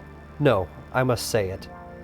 Never anywhere have I seen so great a likeness in man or woman, but it is truly strange. This boy must be the son of Odysseus, Telemakhos, the child he left at home that year the Achaean host made war on Troy, daring for all the wanton that I was. In this section, she describes herself at the time of the Trojan War as wanton, which is a term that is used to describe a woman who is very sexually unrestrained or has a preference for casual relationships. And so it would seem in this account in Homer's Odyssey that Helen went along with Paris willingly to be his wife, even though she was already married, and thus started an entire war because she was just being quirky, I guess. I'm not like other girls. I start wars. And we'll get some elaboration a little bit later on her perspective of the Trojan War and why she is actually happy to be back with Menelaus. Of course, Menelaus also sees Telemakhos' resemblance to Odysseus and begins to speak about how much he admired the man during the war. They had fought side by side many times and became like brothers to each other. In fact, he even mentions that if Odysseus had asked, Menelaus would have given him one of the neighboring cities to rule as king, just so the two could live closer together. I imagine like a stereotypical like best friends montage, but it's two Greek dudes covered in blood, just hacking through enemies while they're playing like best friend montage music. But God himself must have been envious to batter the bruised man so that he alone should fail in his return. And at this, Homer says that a wave of grief swept over the entire assembly at this feast. Helen, Menelaus, and Telemakhos all began weeping for Odysseus. Even the son of Nestor, who had accompanied Telemakhos this far, began to feel tears well up in his eyes for the brother that he lost in the Trojan War. Oh man, my throat's so dry. Cheers to the fallen homies. This video is sponsored by water. Have you drank water today? It is the son of Nestor who says that they should not spend their time grieving, but instead enjoy their company and enjoy this feast, to which everyone agrees, but just saying stop crying is a little hard to do sometimes. And so before the wine is poured, Helen stirs a little something into the wine, because she, for some reason, possesses this magical mixture that when added to your drink makes you incapable of grief for the day. And I've skipped over some other instances in the Odyssey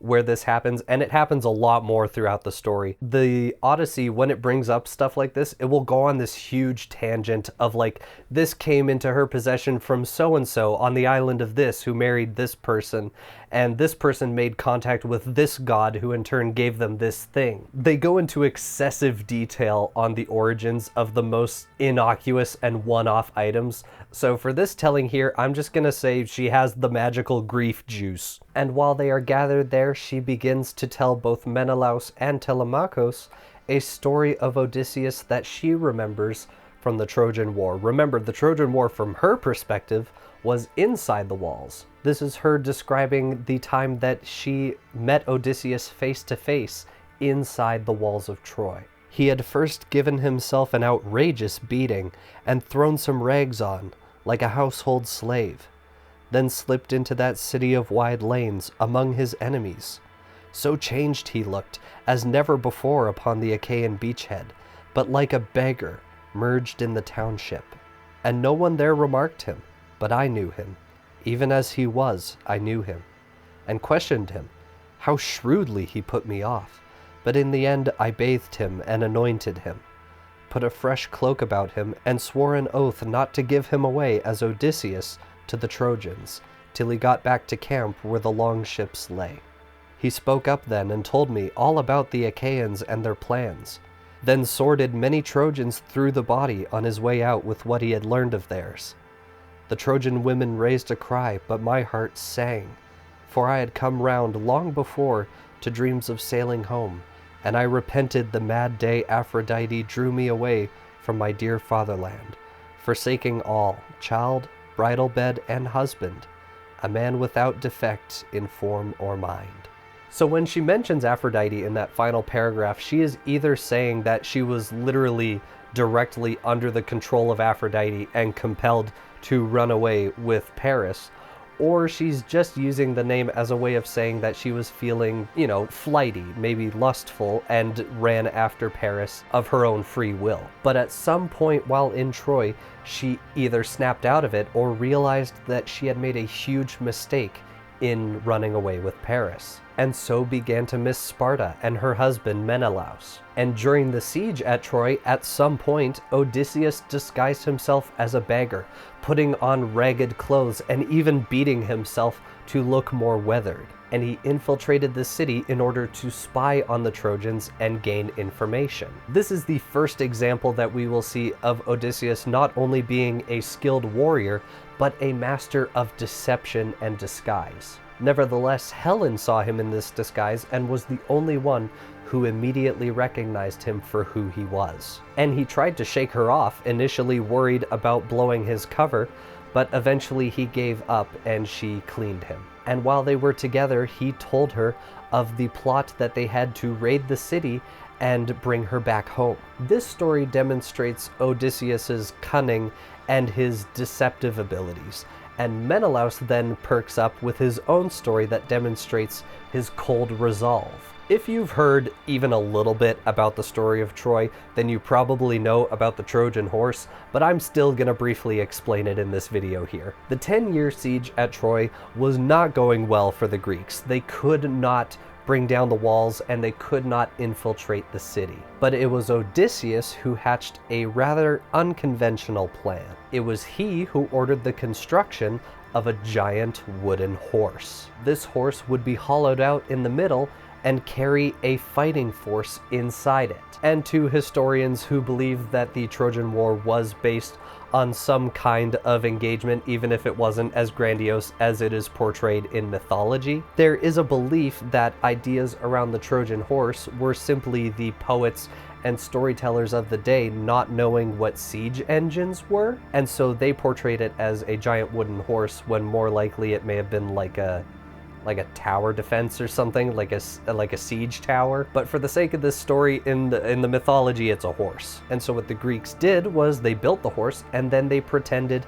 that they had given up on trying to raid the city, and they just sailed off into the sunset. The Trojans, seeing that the host was gone from their doorstep, but that they had left this really weird wooden horse, decided to wheel it within the walls of their city. They took it as a spoil of war and a trophy of their victory over the Achaean force, not realizing that a small contingent of Greek soldiers was lying in wait inside. And in this small fighting force were Odysseus and Menelaus. And it is this scene that I think we see glimpses of in the trailer for Nolan's Odyssey, and I'll elaborate more on that in a second here. With the horse in the center of the city of Troy, Helen circles it 3 times, and she does this really strange thing. I'm not sure why she does this, but she does do this. But somehow, I have no idea how she does this, but as she is walking around the horse 3 times, she begins calling out to the men inside, somehow perfectly imitating the voices of everyone's loved ones. Like, she speaks and everyone hears like their wife that they left at home 10 years ago calling out to them.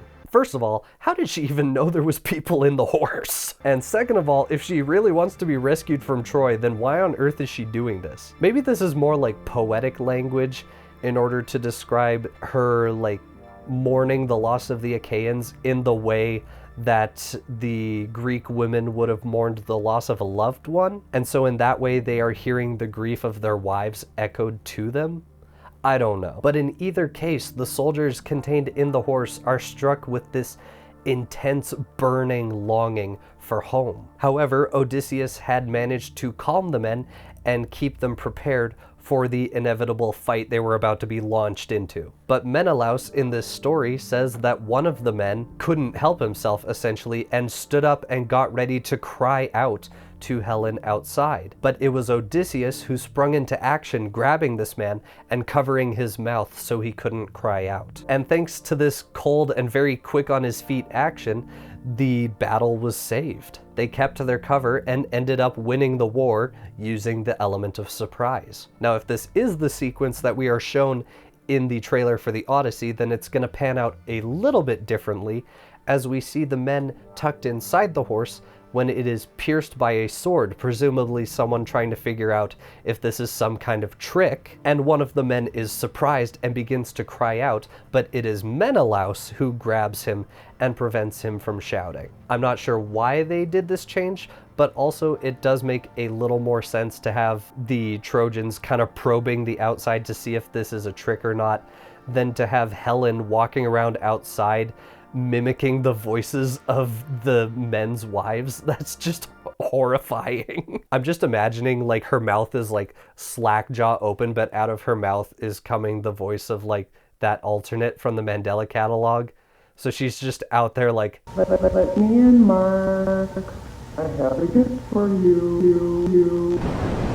It's a really fun image. I know I'm inventing this horror for myself, but there are some examples of true, just terrifying horror in this story, and we will get to them. After hearing these stories, they all go to bed, and in the morning, Menelaus finally asks Telemakhos why he has come to Sparta. And so he gives his stated reason for coming here, that he wants to basically gather news of his father. Is he dead or is he not? He also tells Menelaus of the plague that has fallen on his household. These suitors who eat Odysseus's crops, eat his livestock, and give nothing in return, and have no respect for their ruler. Hearing this, Menelaus is enraged.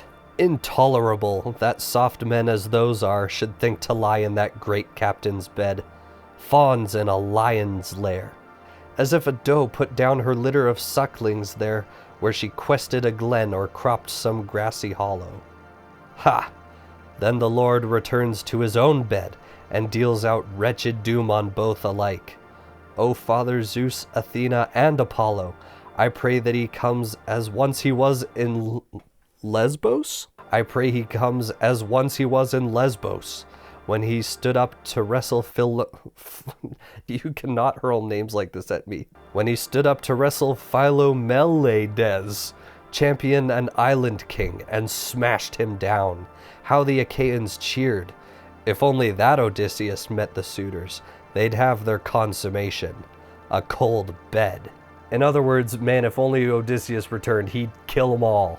All 108 of them. No survivors. But to answer Telemakhos' question of whether he's seen his father or heard any news, Menelaus tells him another story. He and his men were waylaid in Egypt for 20 days, a punishment from Zeus for not making the appropriate sacrifices. For those 20 days, there was no wind whatsoever, which, if you're someone sailing on the open sea, you probably want wind. You don't want to just be rowing everywhere. That's exhausting. During this time, he was visited by the goddess Eidothea, the daughter of the old sea god Proteus. She asks why he and his men remain in Egypt, to which he tells her that they can't leave. And it is Eidothea who gives Menelaus a way out, though it is not an easy one. In order to secure safe passage for he and his men, he will have to find the god Proteus and wrestle him in order to leverage him for safe passage home. And if he desires it, once Proteus is pinned down, he will answer any questions that Menelaus puts to him. Seeing no other options, he asks her how he can find and wrestle her father. And these are her exact instructions. Every day at around noon, the god Proteus arrives on land. There he dwells in old caverns hollowed out by the sea. And while he's there, seals will come to lay with him en masse. Not lay with him in that way, just they all take a nap together. She will take Menelaus and 3 of his bravest men to this place while he is sleeping. And while the seals are laying there, Proteus strides among them, counting them like a shepherd does his sheep. And once he's done this, he will lay to rest with them too. And once Proteus is asleep, all Menelaus and his men need to do is literally jump him and just pin him to the ground. And she does very clearly say that he will fight back.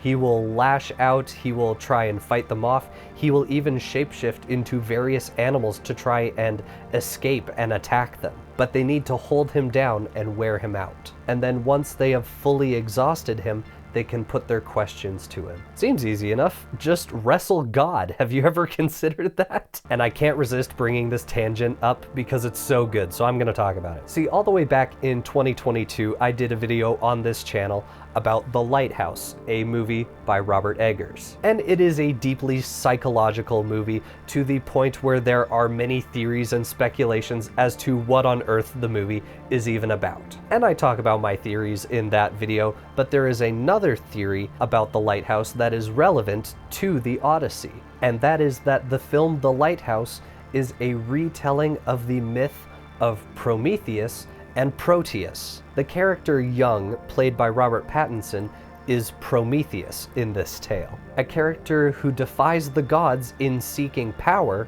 and is ultimately punished for it. Even the ultimate fate of Younger is the exact same fate that Prometheus faces.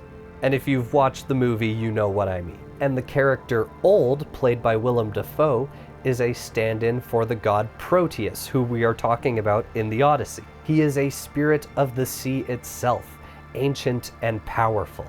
And how the final confrontation between Old and Young plays out in The Lighthouse is very interesting when you consider the story that I just told on how you properly deal with Proteus. Young wrestles Old to the ground and holds him there, and all the while, this mythical creature is changing shape underneath him. He changes form multiple times trying to escape, but eventually Young wears him out, in the same way that Menelaus wrestles Proteus, who constantly changes shape, in order to finally wrestle him into submission. There's not really a point that I'm making here, except that I absolutely love viewing The Lighthouse, a horror movie from 2019, as a modern day mythology. I talk in my video on The Lighthouse on how I view the film as a mythology, but this is an entirely different mythology from what I talk about in that video. And it's just so cool that when you line up the characters of Old and Young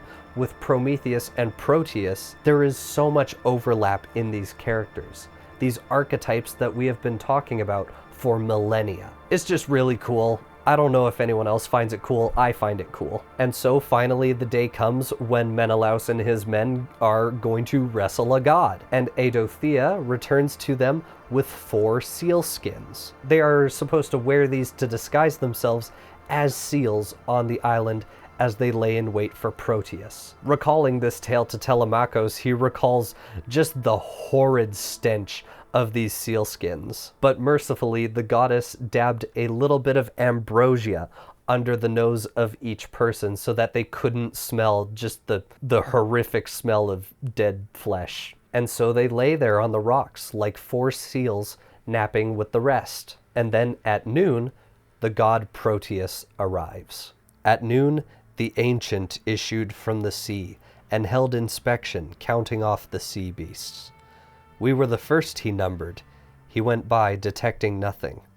When at last he slept, we gave a battle cry and plunged for him, locking our hands behind him. But the Old One's tricks were not knocked out of him, far from it. First he took on a whiskered lion's shape, a serpent then, a leopard, a great boar, then sousing water, then a tall green tree. Still we hung on, by hook or crook, through everything, until the ancient saw defeat, and grimly opened his lips to me. Son of Atreus, who counseled you to this? A god? What god? Set a trap for me, overpower me? Why? Having bested Proteus, Menelaus is allowed to ask him questions. First, he asks why he and his men have been stranded in Egypt, to which he receives the news that he had not offered the proper sacrifices to Zeus. And only by offering the appropriate sacrifice of bulls and beeves will Menelaus and his men be able to return to their home. Finally, Menelaus asks to hear the fate of all the other Greeks and their journeys home. Proteus tells him that of the Greek host, only 2 officers were lost. The first being Ajax the Lesser. I described his fate already. He was the one who dragged a priestess away from the temple of Athena and did horrible stuff and got what he deserved. The second, who he doesn't name, is lost at sea, but alive. And finally, he tells Menelaus of the death of Agamemnon.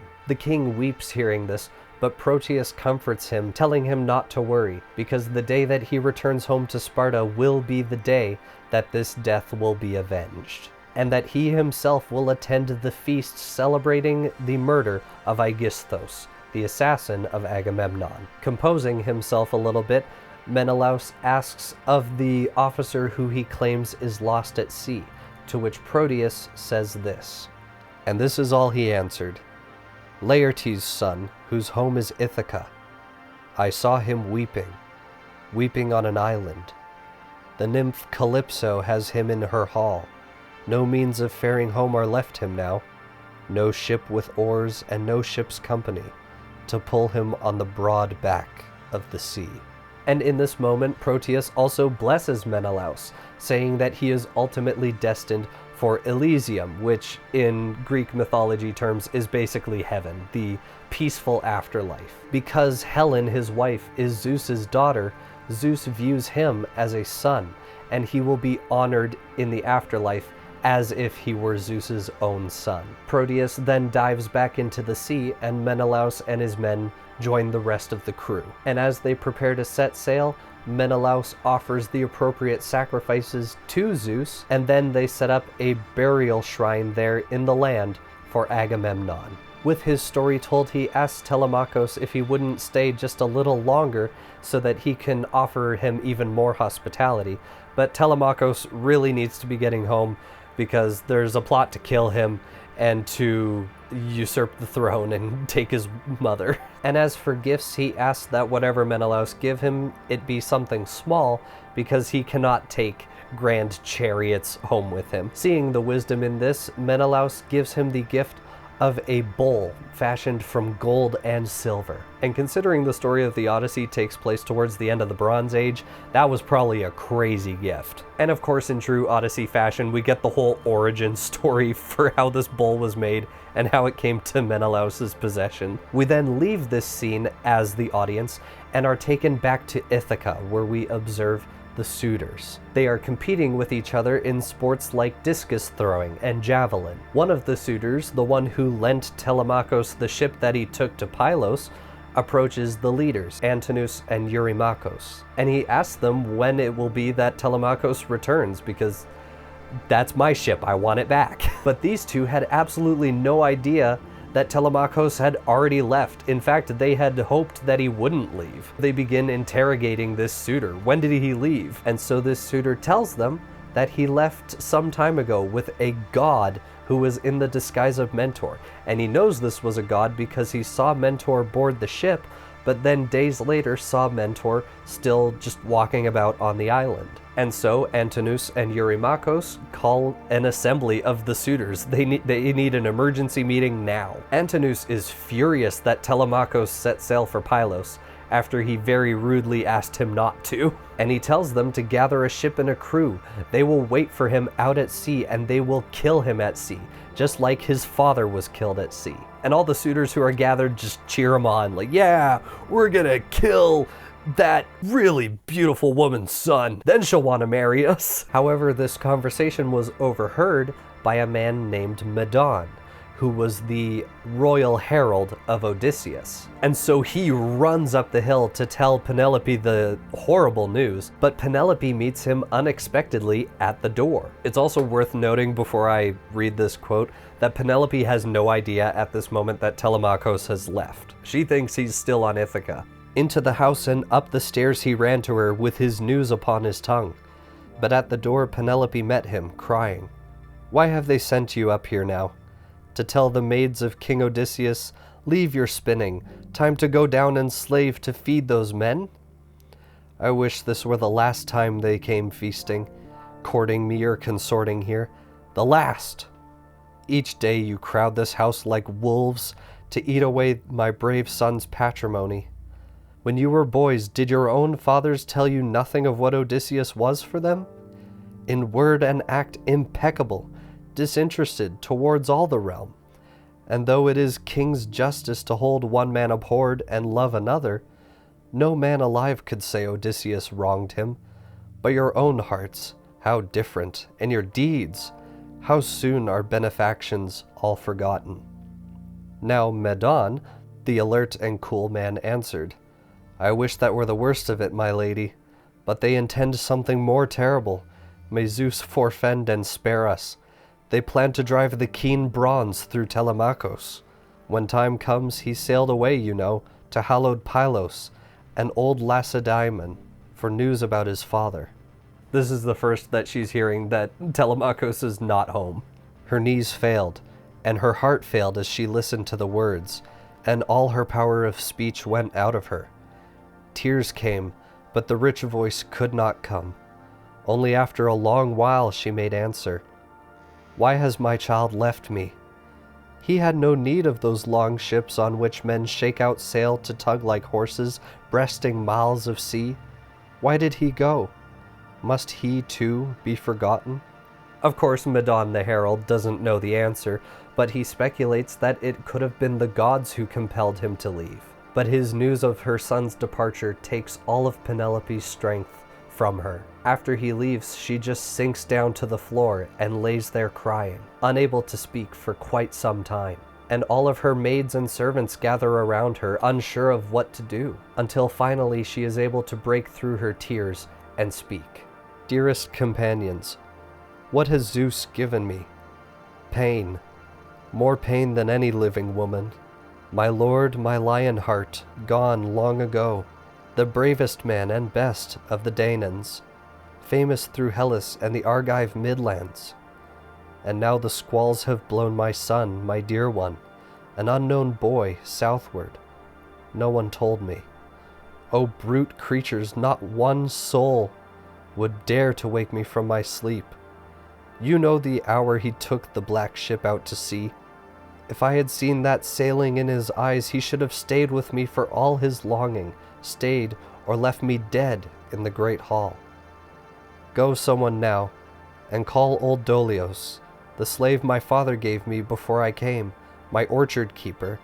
Tell him to make haste, and put these things before Laertes. He may plan some kind of action. Let him come to cry shame on these ruffians who would murder Odysseus' son and heir to end his line. It's at this exact moment, with her sobbing on the floor and demanding to know why no one told her of this, that Eurycleia steps forward. She confesses that she hid Telemakhos' departure from her on his orders. She comforts Penelope and tells her to seek help from Athena, who has guarded their household for many years. And so she composes herself and begins to pray aloud to Athena. She prays for protection over her son and retribution against his would-be killers. And it is said in the Odyssey that Athena hears her plea. But back downstairs, the suitors are plotting very evilly and maniacally, their cackles are carrying down the halls and up the stairs. They're literally snickering to themselves and whispering, but in a really loud voice. I can't believe Penelope has to marry one of us, and we're gonna kill her son. She has no idea. Antinous, the only one with any common sense among them, tells them to shut up before they blow their cover. And then they ready a ship for departure, and when nightfall arrives, they set sail and ready to ambush Telemakhos when he comes back. And back in her chambers, Penelope is so sick with worry that she can't eat or sleep. Yet in this state of worry, she somehow finds sleep. Probably Athena. Athena puts Penelope to sleep a lot in this story. It is then that Athena decides to appear to Penelope in person in the guise of a dream. And she does this taking the form of Penelope's sister, who she has not seen in some time. The goddess sent this dream to Odysseus' house, to quiet Penelope and end her grieving. So, passing by the strap slit through the door, the image came gliding down to her, to stand at her bedside and murmur to her, Sleepest thou, sorrowing Penelope? The gods whose life is ease no longer suffer thee to pine and weep then.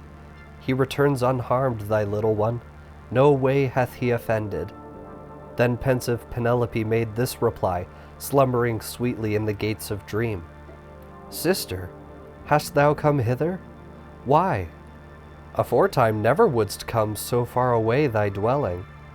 Am I bid be done with all my grieving?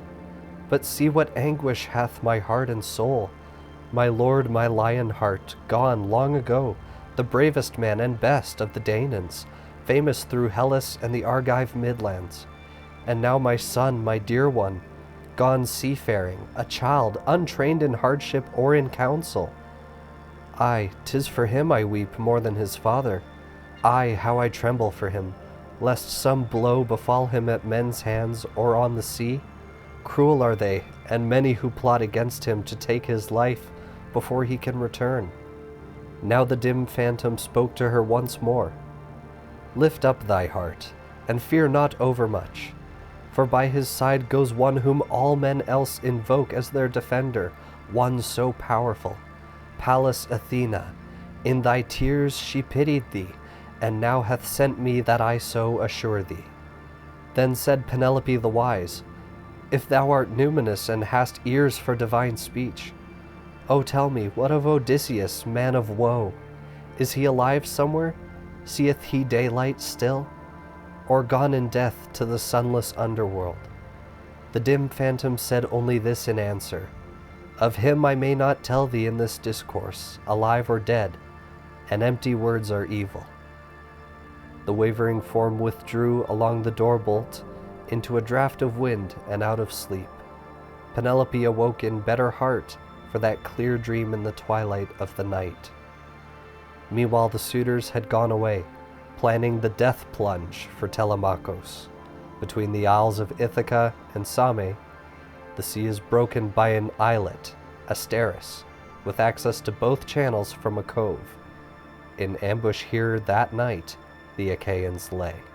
And this is where the story of Telemakhos, Penelope, and the suitors leaves off, for now, because now we are taken to the tale of the hero of this story, Odysseus. It is now day 2 of recording this video. With Telemakhos staying in the palace of King Menelaus in Sparta, we are now taken away from his story and back into Mount Olympus, where Zeus is presiding over the assembly of the gods. And once again, Athena makes intercession for Odysseus, who is still trapped on an island with Calypso and with no means of escape.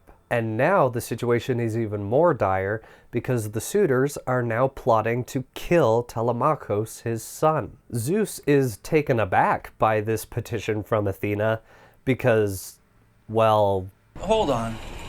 This whole operation was your idea. And so Zeus then turns to Hermes and tells him to deliver this message.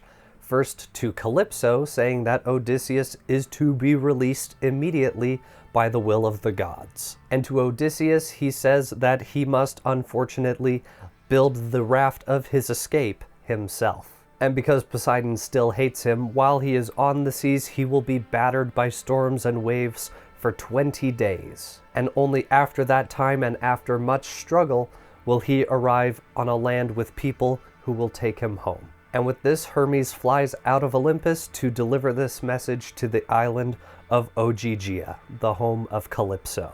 And then we are taken to this island where we see Calypso sitting alone, tending to a fire. And the picture of her home that Homer describes in this section is very cozy, so I'm just going to read the description because it is a very beautiful island. Divine Calypso, the mistress of the isle, was now at home. Upon her hearthstone a great fire blazing, scented the farthest shores with cedar smoke, and smoke of thyme, and singing high and low in her sweet voice before her loom a-weaving. She passed her golden shuttle to and fro. A deep wood grew outside, with summer leaves of alder and black poplar, pungent cypress. Ornate birds were resting their stretched wings, horned owls, falcons, cormorants, long-tongued beach-combing birds, and followers of the sea. Around the smooth-walled cave a crooking vine held purple clusters under ply of green, and 4 springs bubbling up near one another, shallow and clear, their channels here and there, through beds of violet and tender parsley. Even a god who found this place would gaze and feel his heart beat with delight. Hermes then arrives on the island, and the two of them being immortals, Calypso immediately recognizes him. And finally, 5 books into the Odyssey, we meet our hero Odysseus for the very first time. Hermes at first looks into Calypso's home and sees that Odysseus is not there. Then turning his eyes to the beach, he sees Odysseus sitting there upon the sand, his face wet with tears as he looks out upon the vast expanse of the ocean, an ocean that separates him from his home and from his love. And it is said that he does this every day during his exile, longing for a home that he cannot return to. Calypso asks Hermes why he has come, to which he says that he is here to order her to release Odysseus. And Calypso immediately resents this, saying that the gods hate it when, quote, "we choose to lie with mortal men." And we'll get clarification on this point in just a second. But she was the one who had rescued a nearly drowned Odysseus from the ocean. She nursed him back to health, feeding him and loving him every day, although the love was not reciprocated. And again, we'll get clarification on that in just a second, hold on. And while he is on this immortal island, he will never age, he will never grow old, which to her seems like a positive. They can live here together happily forever, but that is not what Odysseus wants. However, Calypso does know better than to defy Zeus. While she doesn't have a boat ready, she will offer him whatever assistance or provisions he needs for the journey. Having delivered his message, Hermes flies back up to Olympus, and Calypso is left behind to tell him the good news. And Odysseus still sits there in anguish as he does every single day. I guess when I said we'd get clarification on this in a little bit, we actually get it quite a while later, but I explain it now in my notes. So we're at that point now, because in my notes I decided to describe Odysseus' situation in detail. He is trapped on an island who knows how far away from his kingdom, from his wife, his son, and his parents. The only other occupant on this island is an exiled goddess who has fallen in love with him. And it's explicitly mentioned, at least in my translation of the book, that he does not love her back and does not reciprocate any of her affections. But she is a goddess who is capable of magic, and so she is unbothered by trivial mortal things like consent. And so by day he yearns to be delivered home to his family, but at night Calypso charms him into laying with her. And it is explicitly mentioned that he does not want this, but she's a goddess and he's a mortal, so she can kind of do whatever she wants, which is horrible, but that's his situation as it stands. But now she has been charged with releasing him, and so she goes to tell him the news. Now she stood near him in her beauty, saying, "O forlorn man, be still. Here you need grieve no more. You need not feel your life consumed here. I have pondered it, and I shall help you go. Come and cut down high timber for a raft or flatboard. Make her broad-beamed and decked over, so you can ride her on the misty sea. Stores I shall put aboard for you, bread, water, and ruby-colored wine to stay your hunger. Give you a sea cloak and a following wind to help you homeward without harm, provided the gods who rule wide heaven wish it so. Stronger than I they are in mind and power."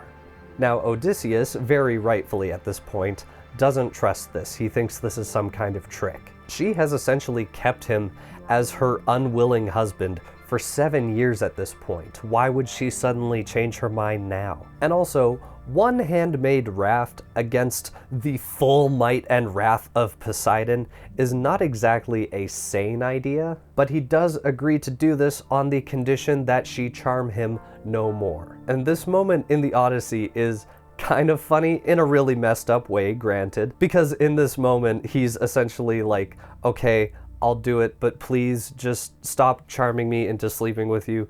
I don't want this, I've never wanted this, and you never asked for my consent.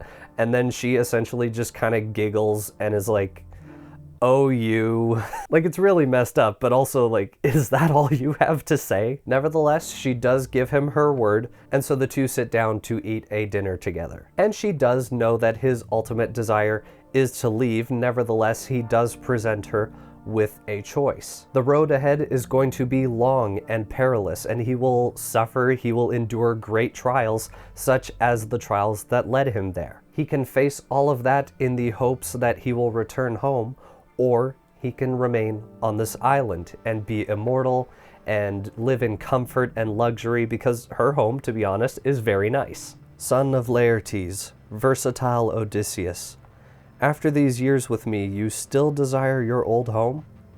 Even so, I wish you well.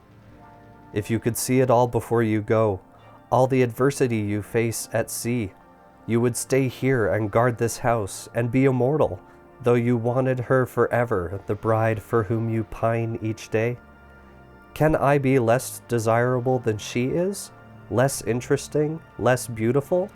Can mortals compare with goddesses in grace and form? To this the strategist Odysseus answered, My lady goddess, here is no cause for anger. My quiet Penelope, how well I know, would seem a shade before your majesty, death and old age being unknown to you, while she must die. Yet it is true each day I long for home, long for the sight of home. If any god has marked me out again for shipwreck, my tough heart can undergo it. What hardship have I not long since endured at sea in battle? Let the trial come. So in this dialogue, Calypso's basically like, how can a mortal woman compare to the beauty of a goddess? And Odysseus, who has a +3 proficiency in deception, he starts laying it on thick, sensing that he might actually be able or allowed to leave this place. And so the next day, Calypso comes to him with all of the tools necessary to chop down trees and construct a raft. And the construction takes a total of 4 days to complete. And on his 5th day, Calypso bathed him, gave him food, drink, and rations, and then conjured a wind that would carry him homeward. And thus he sailed on this raft for 17 days until he finally caught sight of land. However, it is at that exact moment that Poseidon sees Odysseus sailing there on his raft and guesses that the gods have deemed fit to set him free. And so he decides at that exact moment to make Odysseus's journey, or the rest of it, a living hell. He summons hurricane-forced winds, torrential rains, and mammoth-sized waves to absolutely obliterate Odysseus's raft. And in this moment he despairs, wondering if it had been better for him to have died at Troy rather than be here suffering this. And it is at that moment that a huge wave slaps him right off of his raft and capsizes it. I didn't mention this, but Calypso also gave him a nice cloak before he left. I don't know if that's relevant, but I mentioned it in my notes. And the wave holds him under the water for a long time, tangling him in the cloak that Calypso had gifted him. Eventually, half drowned, he resurfaces and clings onto the wreckage of his raft for dear life. And as he continues to be buffeted by waves in this way, a sea nymph emerges from the seas and sees Odysseus. The nymph's name is Leucothea and was once a mortal woman named Ino. She takes pity on this mortal man and approaches the raft. While she can obviously see that Poseidon hates him, she can also see that the gods have deemed fit that he survive his perils at sea, and so she resolves to save him. She tells him to abandon the cloak that Calypso gave him and instead put on her veil, which will prevent him from drowning. It will allow him to swim safely onto land, and when he does, she only asks that he throw her veil back into the sea. Odysseus hears this and very understandably guesses that this is a trick sent by Poseidon to just get him killed. And so while he takes the veil, he decides not to swim to shore, but Poseidon decides at that particular moment that tsunamis are really cool. And so a giant wave comes along and destroys what remains of his raft and also rips Calypso's cloak from him. And so, having no other choice, he clutches the veil that Leucothea gave him and dives into the water. And I imagine in this moment that Poseidon is like admiring his handiwork, maybe rubbing his hands together evilly, and decides that he is going to just leave Odysseus there to suffer. But as his presence departs, Athena returns to the soldier who had devoted himself to her for so long. She calms the winds just enough to allow Odysseus to swim to shore. But he had been battered off course violently by Poseidon, and so this journey of him swimming, I assume, takes him 2 days. but eventually he sees land once again and swims frantically towards it. And as he gets closer, he realizes that what he thought was land was actually a sheer cliff face stretching into the sky, surrounded by sharp rocks, which is not really conducive to surviving at sea. And so he gets knocked into these rocks, but Athena empowers him to hold on for dear life against the current, and eventually follow the perimeter of the island looking for a way in. And eventually he comes upon a river that will lead him straight into the heart of this island. And so he frantically swims for the river, but the whole time he can feel the current pulling him back out to sea. And so in this moment he prays to the god of rivers to deliver him from the wrath of Poseidon. And so the river god calms the current, allowing him to swim smoothly upstream. And there he collapses, his struggle with the sea leaving him utterly exhausted. And when he finally regains enough strength, he picks up the veil that Leucothea gives him, walks to the cliffside, and casts it back into the sea. And only then does he heave a huge sigh of relief and immediately collapse to the ground and begin kissing the earth under his feet. And he then contemplates his current situation. He does not have the energy or the strength to wander inland looking for people, and desperately needs rest. So does he sleep by the river and risk succumbing to hoarfrost in the night? Or does he sleep uphill in the bush and risk getting torn apart by wild animals? He eventually decides that between hoarfrost and wild animals are the best option. And so he digs himself a shallow bed in the soil and crafts a crude blanket of leaves. And he has this moment where he's looking down at this crude bed that he's fashioned for himself, and he just starts laughing to himself at the absolute absurdity of this whole situation. He then lays down, and Athena comes to him and grants him a deep, restful sleep. He'll need all his strength for the days to come. Odysseus doesn't know it yet, but he has washed up on the island of Sycaria, an island populated by the Phaeacians. And yes, I did have to look up how to pronounce that. I assume it's Phaeacians. The text-to-speech would never lead me wrong. All that is said about the Phaeacians in the Odyssey is that they fled their original homeland, which had become overrun by Cyclopses, and they had settled on the island of Sycaria. It is also said that they are beloved people of Poseidon and are famous for their seafaring capabilities. The island is ruled by King Alcinous, and it is said that his kingly wisdom was a gift bestowed by the gods themselves. And while Odysseus sleeps, Athena flies off to the palace of Alcinous to prepare a safe passage for Odysseus. She does this by approaching the bedchambers of the daughter of King Alcinous, a woman named Nausicaa. Nausicaa lays there asleep with her two maids at her side. And in the Odyssey, she is described as being so beautiful that she could have passed for a goddess. And Athena appears at Nausicaa's side, taking the form of her best friend. And she basically comes alongside her and says, hey, we're both young, single ladies, and someday soon we're gonna have to be wed to someone. You should go wash your clothes at the bank of the river tomorrow. Ask your dad about it. And so, feeling the sudden urge to do her laundry, Nausicaa asks the king in the morning if she can take her and her maids to the riverbed to wash their clothes. And of course, she will be traveling to the very same river that Odysseus is sleeping nearby. And so she takes the family's laundry, but also olive oil for bathing, because they're already going to the river anyways. And so Nausicaa and her maids travel to the river, and they do just that. They do their laundry, they bathe. And I'm not gonna lie, this particular section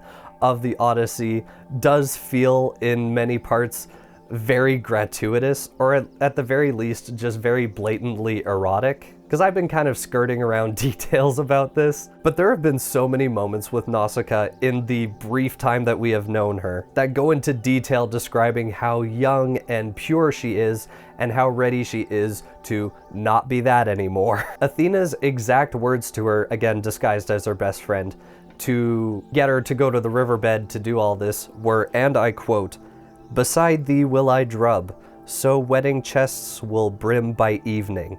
Maidenhood must end." And when she talks to her father about going to the river, she is very visibly blushing, clearly thinking about all the strapping young men who will be waiting to court her eventually. And then there's more symbolism that kind of relates to this very gratuitous section. Like when they go to the river, Nausicaa and all of her maids are wearing veils, which in ancient Greece, as well as modern day North America, veils are often used to symbolize things like purity and modesty. But then after they bathe, they just toss the veils off and just run around laughing, throwing a ball around, and you're kind of left to assume when reading the text that they are fully nude while they're doing this. So yeah, it's very blatant in like, oh no, a group of young single women at the river. What's gonna happen?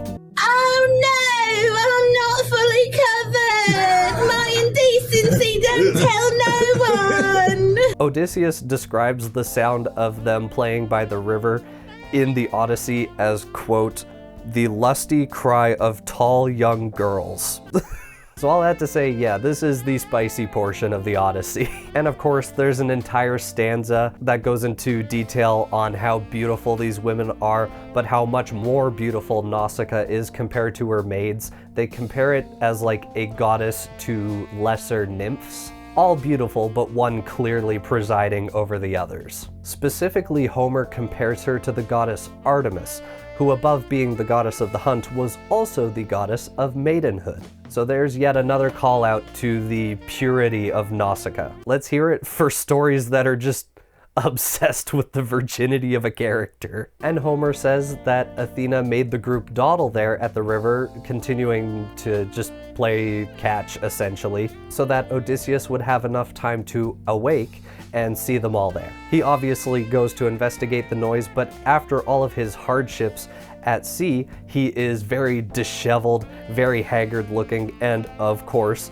fully nude. And so realizing this fact, he snaps off an olive branch in order to cover himself. Olive branches were a common trick used in Renaissance paintings to kind of censor areas of their work. And another thing about olive branches that you ought to know is that they're really tiny. So I have no idea what that branch is actually doing for him, but hey, at least he tried. And so the women look up towards the hill and see this fully naked, homeless, just haggard looking guy approaching them, and understandably the maids scream and flee in terror. But emboldened by the goddess Athena, Nausicaa holds her ground, waiting to hear this stranger out. And as Odysseus is walking up to her in this incredibly awkward situation that the two find themselves in, he begins to ponder what on earth he can even say in this moment. One common custom in ancient Greece at this time when a person was seeking asylum or shelter was to embrace the knees of the person they were seeking asylum from, but he senses that this may not be the right course of action in this very compromising situation for both of them, quite frankly. So with that not being an option, he decides to try and flatter her and persuade her with his words, as well as plead his case. So he began and let the soft words fall. Mistress, please, are you divine or mortal? If one of those who dwell in the wide heaven, you are most near to Artemis, I should say, again calling to her maidenhood. Great Zeus's daughter, in your grace and presence. If you are one of earth's inhabitants, how blessed your father and your gentle mother, blessed all your kin. I know what happiness must send the warm tears to their eyes each time they see their wondrous child go to the dancing. But one man's destiny is more than blessed, he who prevails and takes you as his bride. Never have I laid eyes on equal beauty in man or woman. I am hushed indeed. So fair one time I thought a young palm tree at Delos near the altar of Apollo. I had troops under me when I was there, on the sea route that later brought me grief. But that slim palm tree filled my heart with wonder. Never came shoot from earth so beautiful. So now, my lady, I stand in awe so great, I cannot take your knees, and yet my case is desperate. 20 days yesterday, in the wine-dark sea, on the ever-lunging swell under gale winds, getting away from the island of Ogygia. And now the terror of storm has left me stranded upon this shore, with more blows yet to suffer, I must believe, before the gods relent.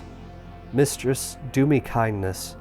After much weary toil I come to you, and you are the first soul I have seen. I know no others here. Direct me to the town. Give me a rag that I can throw around me, some cloth or wrapping that you brought along. And may the gods accomplish your desire, a home, a husband, and harmonious converse with him. The best thing in the world being a strong house held in serenity where man and wife agree. Woe to their enemies, joy to their friends. But all this they know best. And I think after that statement is a good time to discuss the unconventional nature of Odysseus as a hero, at least compared to the rest of the ancient Greek legendarium, people like Hercules and Achilles, people like that. And that is that the Odyssey does not primarily focus on Odysseus as a physically impressive, hyper-masculine character like you would with Heracles or Achilles. Rather unconventionally, Odysseus's heroism lies in his strategic mind and his capacity for cunning. He is certainly a capable warrior, but his greatest asset is his strength of mind and the power of his speech. And so while he isn't directly manipulating the princess per se in this scene, he does know just what to say in order to evoke pity in her. Which is technically manipulation, I guess, but it's not really malicious. And she does respond with empathy,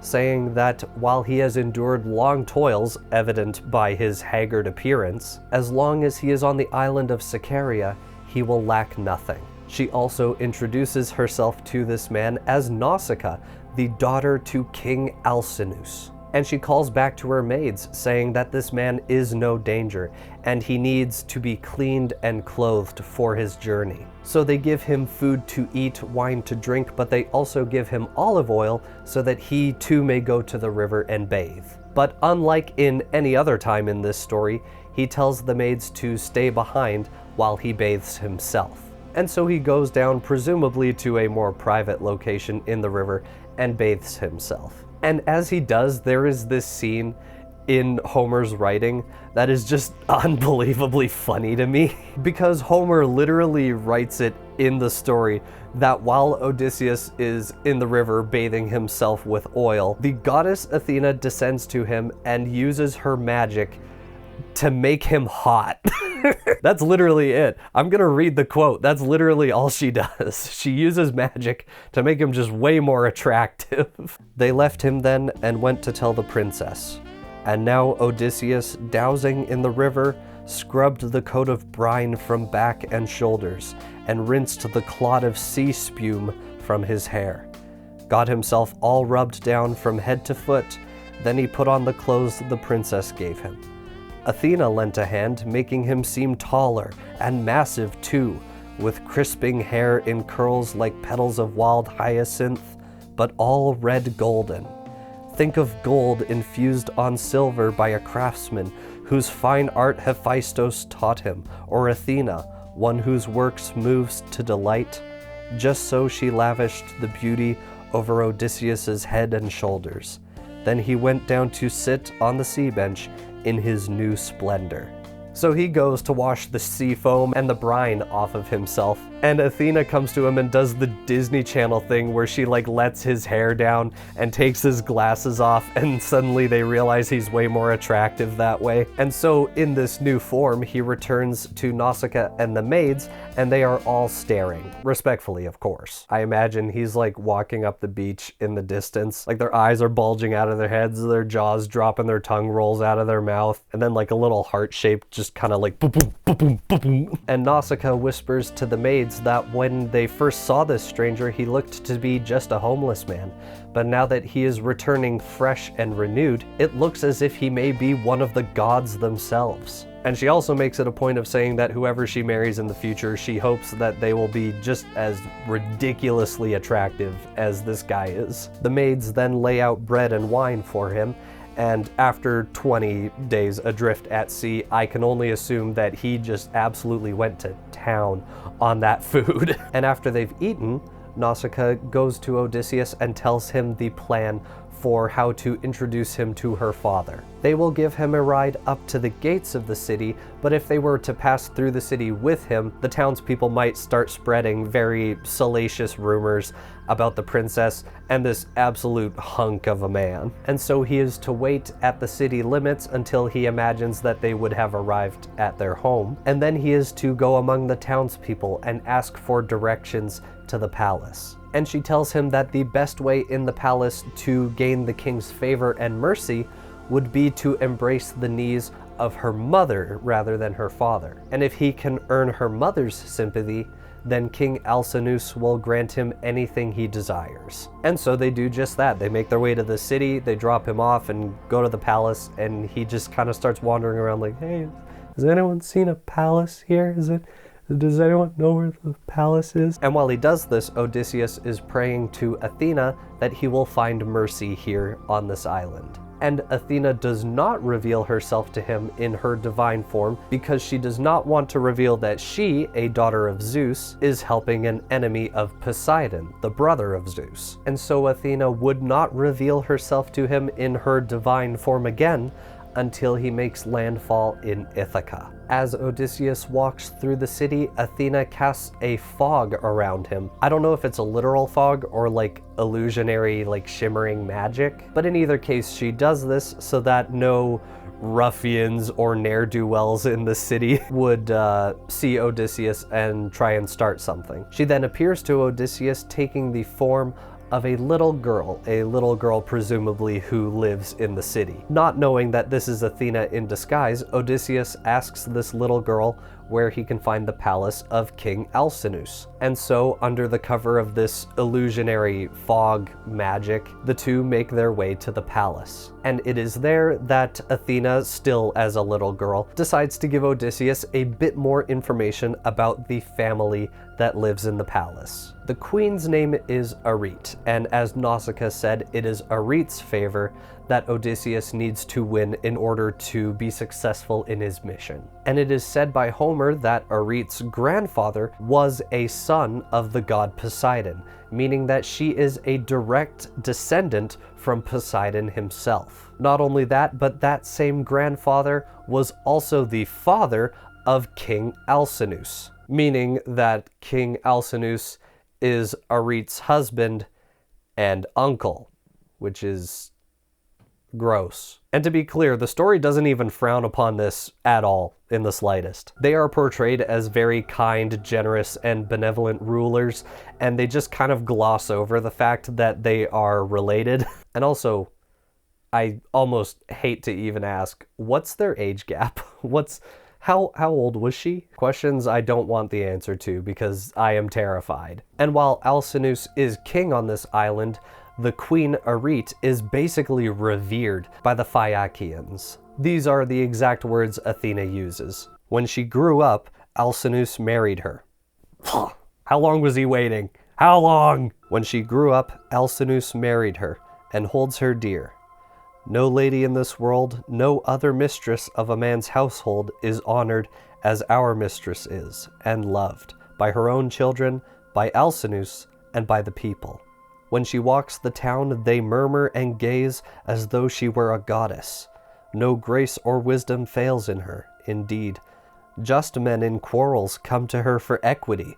Supposing then she looks upon you kindly, the chances are that you shall see your friends under your own roof in your father's country.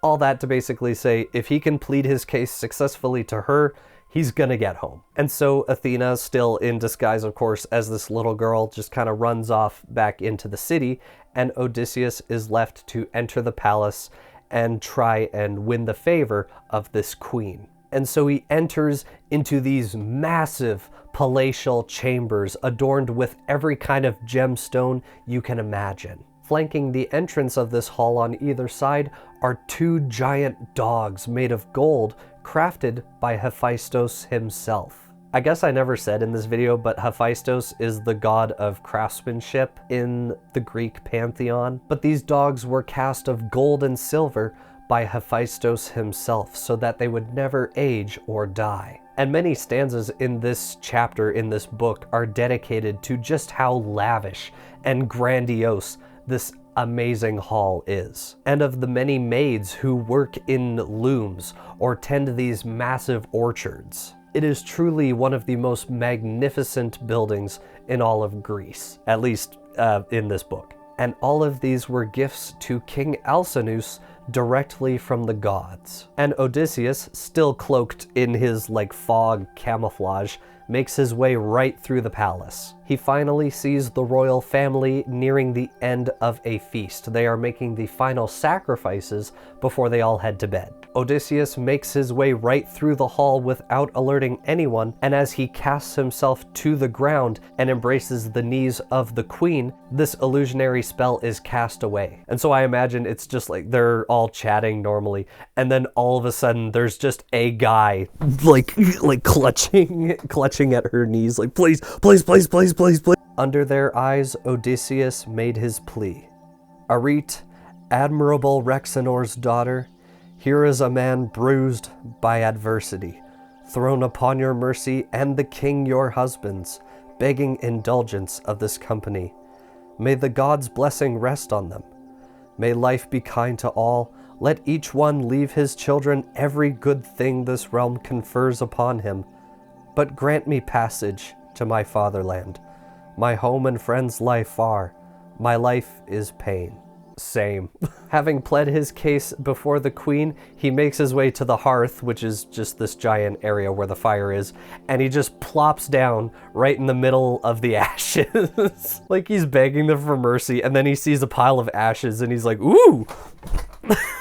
And so I imagine after this, there's just dead silence for a solid minute and a half. And the first to speak up is an elder who is described as the oldest person living on this island. He demands that Alcinous give this man all the courtesy that he asks for, to fetch him food and wine because clearly this stranger is in need. And then they can make sacrifice to Zeus, the god who advocates for honorable petitioners like this man. And so Alcinous does this, and Odysseus is given a seat of honor at their table. And in the morning they will have this incredible festival in this man's honor, after which they will happily give him a ship and a crew and send him to wherever he desires. And he does question out loud or in his head if this stranger who just kind of appeared suddenly in the middle of the room might be a god in disguise sent as a form of test to the king. Because I feel like I've mentioned at this point, the gods appearing in mortal guise to test mortals is a thing that is commonly seen in Greek mythology, and so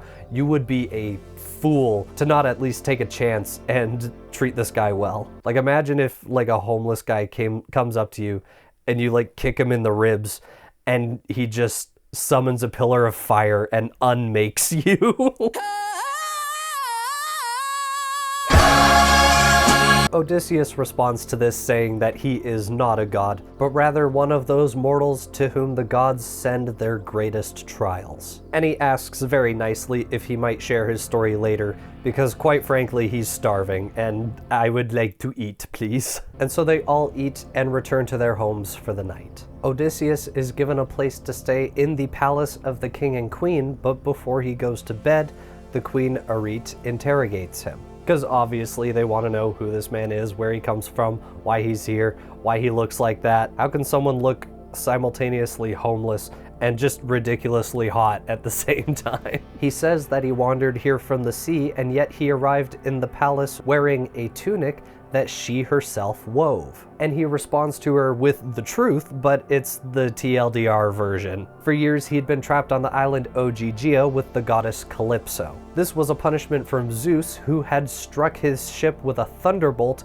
killing all of his crew, leaving him as the sole survivor. We don't know why this happened, but it did happen. We technically found out what happened at the very beginning of the poem, but I kind of glanced over it because I want to incorporate it into the storytelling we're going to get later. And so he was detained on this island for 7 years, yearning for home by day, but at night being charmed by the goddess to lay by her, though he never gave consent. And in the 8th year, Zeus finally saw fit that he be released. And so he set sail, eventually finding this island, but first being battered and beaten by waves. And so he eventually made it to the island, but collapsed from exhaustion. And when he awoke, their daughter Nausicaa was at the river bathing with her maids. And it was they who gave him food and clothes and brought him to the city. It is then that Alcinous asks why his daughter simply didn't bring him with her all the way. And Odysseus replies that she had thought in her wisdom that the sight of her alone with this strange man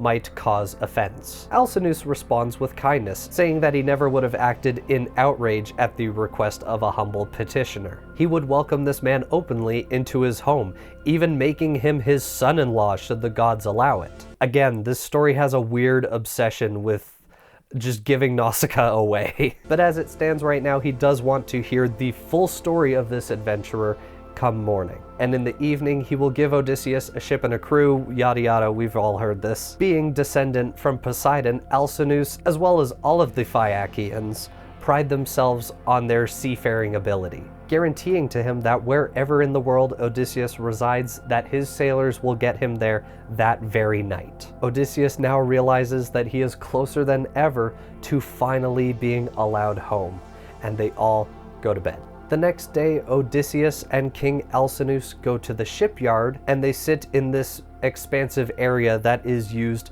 for town assemblies. And while they're on their way there, Athena walks through the entire length of the city in the guise of the town crier, essentially the herald of the city, of the king. And she tells all of the Phaeacians to come to the assembly and hear the story of this stranger. And so the two sit, and a massive crowd gathers, anxious to hear the story of this stranger. And once again, Athena bathes Odysseus in splendor so that he might appear godlike to these people. And she also endows him with the strength and the mastery of words to win over the crowd that assembles. Alcinous addresses the crowd, saying that this stranger will tell the story of how he came to be here, and in the meantime, a ship and a crew will be assembled to take him to his homeland. And a grand feast will be held for the crew before their departure. And he also summons his minstrel to sing in front of the crowd, a man by the name of Demodocus, who is blind in both eyes. The king offers sacrifice to the gods, and a feast is held, and the Harper just kind of plays his instrument. See, before you could watch YouTube while eating your lunch, they had musicians play while you ate. You're just sitting there with your meal, and they're just like, anyway, here's Wonderwall. The Harper sings about two great heroes and generals of the Trojan War, and the great quarrel between Odysseus and Achilles. And as he listens to this tale sung about himself, Odysseus draws his cloak over his face to hide the tears. And no one notices at first, but once song number 2 comes on, and that one's also about Odysseus, the king quickly notices that the stranger is crying quite a lot. Seeing this, Alcinous concludes the feast and dismisses his Harper. A lot of stuff happens in this assembly that is just kind of out of nowhere. Like, they all gather to hear this guy's story, and then it's like, jump scare, feast! And now that the feast and the minstrel is done, they're about to do a pentathlon. A pentathlon that will showcase the athleticism of the islanders. And so many of the most athletic men of Sicaria step forward in order to compete. First, they have a quarter-mile race, which is won by one of the sons of Alcinous. Next comes the wrestling competition, which is won by an islander named Sea Reach, which is a very nautical name, if I do say so myself. And then comes the long jump, which is won by a man named Seabelt, again very nautical. And the boxing competition is won by another one of the sons of Alcinous, a prince named Laodamas. And Laodamas turns and addresses the crowd, wondering if this stranger is any good at sport. The prince approaches Odysseus and asks if he would compete himself. Odysseus essentially says that he has far greater troubles on his mind than proving himself physically, which is very fair. He has been through a lot at this point. But this is not enough for some of the islanders, especially Sea Reach, who begins mocking Odysseus. This is the guy who won the wrestling competition. Now Sea Reach put his word in, and contentiously. The reason being, as I see it, friend, you never learned a sport, and have no skill in any of the contests of fighting men. You must have been the skipper of some tramp that crawled from one port to the next, jam full of chafering hands. A tallier of cargoes itching for gold, not by your looks an athlete. Odysseus frowned and eyed him coldly, saying, "That was uncalled for, friend. You talk like a fool. The gods deal out no gift, this one or any, birth, brains, or speech, to every man alike. In looks a man may be a shade, a spectre, and yet be master of speech so crowned with beauty that people gaze at him with pleasure.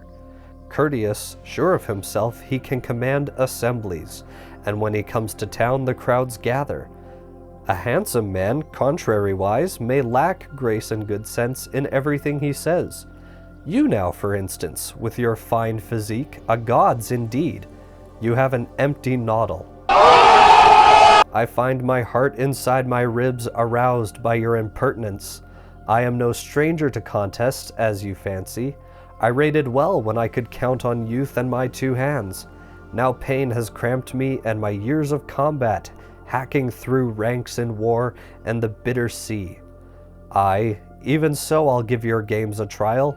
You spoke heart-wounding words. You shall be answered." And with that, Odysseus jumps down into the center of this arena, strides over to where the discuses lay. If you've participated in track meet in North America of any kind, you probably know what discus is. It's that heavy, almost frisbee-looking disc that you are made to throw as far as you can, really. So he picks up this discus and hurls the stone so far that the stone appeared completely weightless to him. Having done this, he marches right back to the host of the Phaeacians and challenges any one of them to a contest of their choosing. None can best this man who not only survived but excelled in the war of Troy. It is King Alcinous who calms him, saying that this stranger is surely a formidable opponent. And once again they bring out the blind Harper and a troupe of dancers to entertain the crowd. This time the Harper sings the story of Hephaestus and his wife Aphrodite. Specifically the story of how Aphrodite cheated on Hephaestus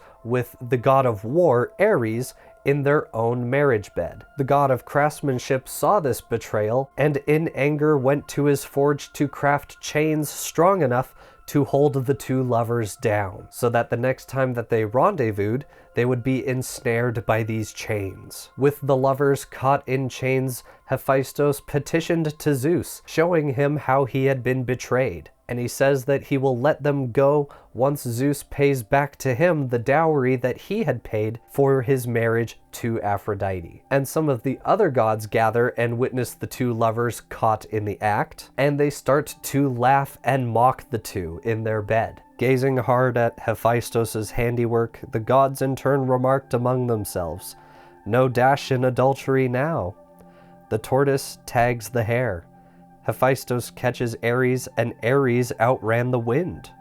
The lame god's craft has pinned them. Now shall he pay what is due from gods taken in cuckoldry." They made these improving remarks to one another, but Apollo leaned aside to say to Hermes, "Son of Zeus, beneficent wayfinder, would you accept a coverlet of chain if only you lay by Aphrodite's golden side?" To this the wayfinder replied, shining, "Would I not, though, Apollo of distances? Wrap me in chains 3 times the weight of these. Come goddesses and gods to see the fun. Only let me lie beside the pale golden one." So basically, while they're all mocking the two, Apollo says to Hermes, would you do the same thing? Like, would you get caught with Aphrodite in chains? And Hermes looks up at him and is like, "Boy, I'd be crazy not to. Have you seen Aphrodite? Damn." All of the company assembled laugh except for Poseidon, who demands that the two be released and that Hephaestus be repaid his dowry. The two are released and immediately flee to different lands in embarrassment. The melody pleases Odysseus, who admires the talents of the blind Harper. Meanwhile, Alcinous calls on the 12 lords of the island to pay gifts to Odysseus. Sea Reach, the wrestler who had mocked Odysseus, also comes forward to apologize and offers him his sword as an apology gift. And the story makes it a point of saying that it's a really nice sword, so I like to imagine that it's like Anduril from The Lord of the Rings. Like, it's a really nice sword. And as for the king and queen, Alcinous and Arete, for their gift they bathe him, they give him clothes, as well as a personal gift, which is a wine cup owned by Alcinous himself. And he is bathed in this very luxurious and grandiose bathhouse, which must have been a very welcome sight considering his perils. And then he is led again into a great hall where the king and many of the lords of the land are feasting and drinking wine. And then we get this really sweet interaction in the book between Odysseus and Nausicaa, the princess who essentially saved him on this island. He enters the hall and Nausicaa is leaning up against a pillar watching the ceremonies unfold. The princess Nausicaa, exquisite figure as of heaven's shaping, waited beside a pillar as he passed, and said swiftly with wonder in her look, "Farewell, stranger. In your land remember me who met and saved you. It is worth your thought." The man of all occasions now met this. "Daughter of great Alcinous, Nausicaa, may Zeus, Lord of Thunder, Hera's consort, grant me daybreak again in my own country. But there and all my days till I die, may I invoke you as I would a goddess, princess to whom I owe my life." He left her and went to take his place beside the king. Putting all of the, gratuitous, spicy section of their interaction aside, I do love the mutual reverence and admiration that these two characters have for one another in the short time that they are interacting in this story. Especially from Nausicaa, who has no knowledge of the importance of Odysseus. For all they know, he could just be this wandering homeless guy. She had no idea of the importance of this stranger or of the events that she has helped to set in motion, but her act of kindness and generosity was what brought Odysseus home. And in certain tellings of the myth of Odysseus, it is said that Odysseus and Nausicaa had an affair, but personally, I don't really like this outcome. Yet there is a level of affection between these two, but I think that it more comes from an implicit understanding of one another and not from an, awooga perspective. And don't worry, there'll be plenty of time in the story for Odysseus to cheat on his wife, because he absolutely does. The version of the myth of Odysseus that I like the best is that eventually Nausicaa would be married to Telemakhos, the son of Odysseus. Which is great because they're probably much more close to each other's age, first of all. And I just love this so much because it seems like a very satisfying outcome for both Nausicaa and Telemakhos. Nausicaa made the statement when she first saw Odysseus in his glory, saying that she hoped one day to marry a man like Odysseus. And as we've heard in the story so many times, Telemakhos is so much like his father. And from all that we know of her so far, her grace, her gift for strategy, she would be an amazing companion to the son of Odysseus. As for the Odysseus and Nausicaa connection, it doesn't feel like flirtatious dialogue between two lovers, but much more like witty banter between a future father and daughter-in-law. As Odysseus sits at the feast, he takes up a chunk of meat from his plate and asks that it be given to the minstrel, who he praises as being one of the best in all of Greece. He greatly enjoys the harper's skill, but he also recognizes that all artists such as this harper are near and dear to the muses, the goddesses of the arts, who impart their gifts on people such as this. And after they had feasted, Odysseus once again praises the minstrel and asks that he play a number about the final day of the Trojan War and the horse, and how the Greek forces hid inside a giant wooden horse as a final act of deception that brought down the city walls. Homer says that the harper then takes a moment to himself to murmur a silent prayer to the muses, and then begins to play the most beautiful and captivating melody that would enrapture the entire court. To all assembled, it seems as if they themselves are crouched together in the cramped wooden horse, poised for a night of bloodshed. He sings of Odysseus and how he waded through the forces of Troy like Ares himself, and by Athena's power he seized the day. And as the minstrel sings this, Odysseus once again begins weeping quietly to himself. And I love the poetic language that Homer uses in this section, so I'm just going to read that out for you. And Odysseus let the bright molten tears run down his cheeks, weeping the way a wife mourns for her lord, on the lost field where he has gone down fighting, the day of wrath that came upon his children. At the sight of the man panting and dying there, she slips down to enfold him, crying out, then feels the spears prodding her back and shoulders, and goes bound into slavery and grief. Piteous weeping wears away her cheeks, but no more piteous than Odysseus's tears, cloaked as they were now from the company. There are some great examples in literature and other mediums like film of characters who are typically portrayed as stoic finally having a moment where they break down in tears, and just how impactful a scene like that can be contrasted to how they are throughout the entire rest of the work. But in this moment, to take the tears of a soldier who has been away from home for nearly 20 years and to compare those tears to the tears of a woman who has truly lost everything. That was some vivid imagery that I was not expecting when I first opened the book. It's such a powerful comparison. I absolutely love the language used. Only the king notices his tears and orders Demodocus the harper to stop his playing, because every time he plays a song, this stranger seems to start crying. He then finally turns and puts questions to this man. Who is this stranger? Where is he from? And more importantly, what misadventures led him on the path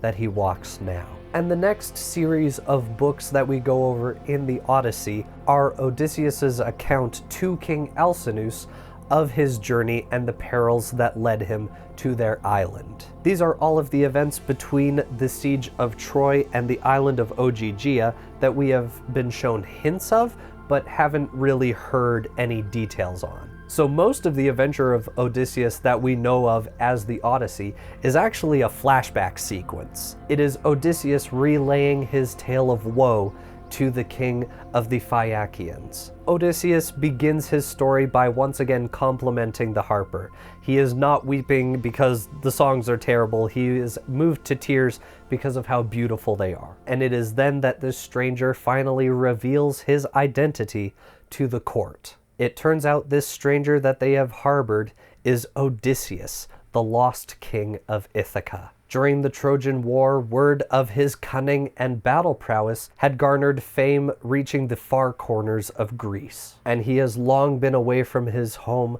unable to return to his land and to the family he loves. He was the commander of a company of Greeks numbering 12 ships. And following the victory at Troy, Odysseus and his men sailed north to this place here, Ismarus. They arrived at a stronghold of the Cicones, who had sided with the Trojans during their great war.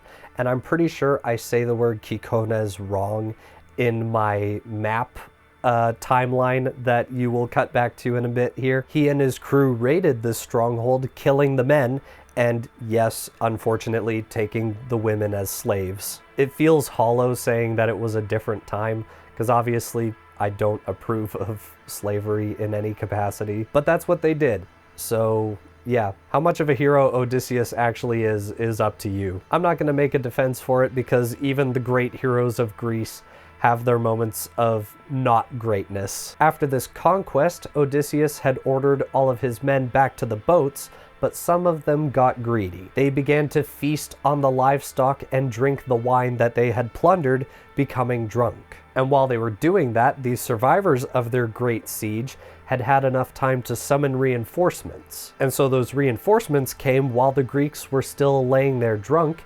and just began slaughtering them. They fended them off as best they could, and the fighting lasted from morning till noon. And in the end, they had managed to get away, but they lost many a man to this terrible decision. They sailed to another island for the night, and there they raised a cry for all of the men that they had lost before continuing on their travels. And for many days after this, they were battered at sea by storms sent from Zeus, and then they'd have periods of calm, and then be sent storms all over again. And on the 10th day of their traveling, they arrived at an island that was populated by the Lotus Eaters. And I forgot to mention, this whole area here is marked as Greece because at the time this was just kind of all of Greece. But this northern area is now home to a bunch of Eastern European countries, Romania, Bulgaria, Albania, places like that. But here on the map it's just marked Greece because this was Greece at the time of writing the Odyssey. And so from the land of Ismarus, or that other word that I'm too scared to say, Odysseus and his men sail south before heading west and ending up here in what is modern-day Tunisia. The people of this island regularly consumed the lotuses that populated the island, and these magical lotuses left them in a state of perpetual bliss. Odysseus sent scouts to make contact with whoever lived on this island, not realizing who lived there. These scouts made contact and were made to eat the lotuses of the island, and became so blissful, magically blissful, that they didn't even bother going back to report. They were just vibing. The lotus plant deprived them of their sense of urgency. They no longer desired at all to return home. Instead, all they wanted to do was remain on this island eating this magical plant forever. In recent years, there have been many scholarly debates as to real-world plants that these lotuses could have been based on. One is that they were a specific type of persimmon that could have been brewed into a particularly potent form of wine. In other words, the men were just so hammered that they didn't want to leave. Another proposed plant was a blue form of Egyptian water lily, a plant containing chemicals which are known to have some similar properties to modern sedatives. And a third, more simple proposal is that this island was populated by poppies, which as we know today are a source of opium, which is a very powerful narcotic. My personal theory when reading this section of the story was that it wasn't that deep and that they were just made up magical flowers. But maybe I just need to develop better critical thinking or media literacy when I'm reading. It was only in doing research on the Odyssey afterwards that I came across this scholarly debate of like, what do the flowers mean? And I was just like, they're the lotus eaters. They eat lotus flowers and they're high all the time. I don't know. Odysseus responds to this act of mutiny by dragging the dissenters back to the ship, tying them down, and ordering the rest of his men not to go onto the island or eat any of the flowers. And with that, dragging their enchanted friends along, they set sail again. And from there, they travel upwards to either an island off the coast of Sicily or to the island of Sicily itself. The next island that they made it to was occupied by Cyclopses, these gigantic humanoids who are most recognizable by the singular eye in the center of their heads. And Odysseus describes the Cyclops as a very primitive humanoid creature. They have no agriculture or system of governance to rule over them, instead choosing to dwell in caves and, I quote, dealing out rough justice to wife and child, indifferent to what the others do. Without any sort of agricultural process of farming or tilling of soil, their island is lush with these huge grasses that are fed upon by the herds of goats that the Cyclopses keep. Having been at sea for a while and likely starving, Odysseus's crew lands on this island that is populated by these ginormous goats and is basically like, sick, free food. And so they killed many a goat and feasted until sunset. Now I'm a bit confused about the exact geography of this landing. I think what happened was they landed on a much smaller island populated with goats, but the mainland that is populated by the Cyclopses was just a little ways away. So Odysseus took only his ship out of all of the ships to the main island to make contact with the people there, and of the people on that ship, he selected 12 of his best men to actually go ashore to make contact.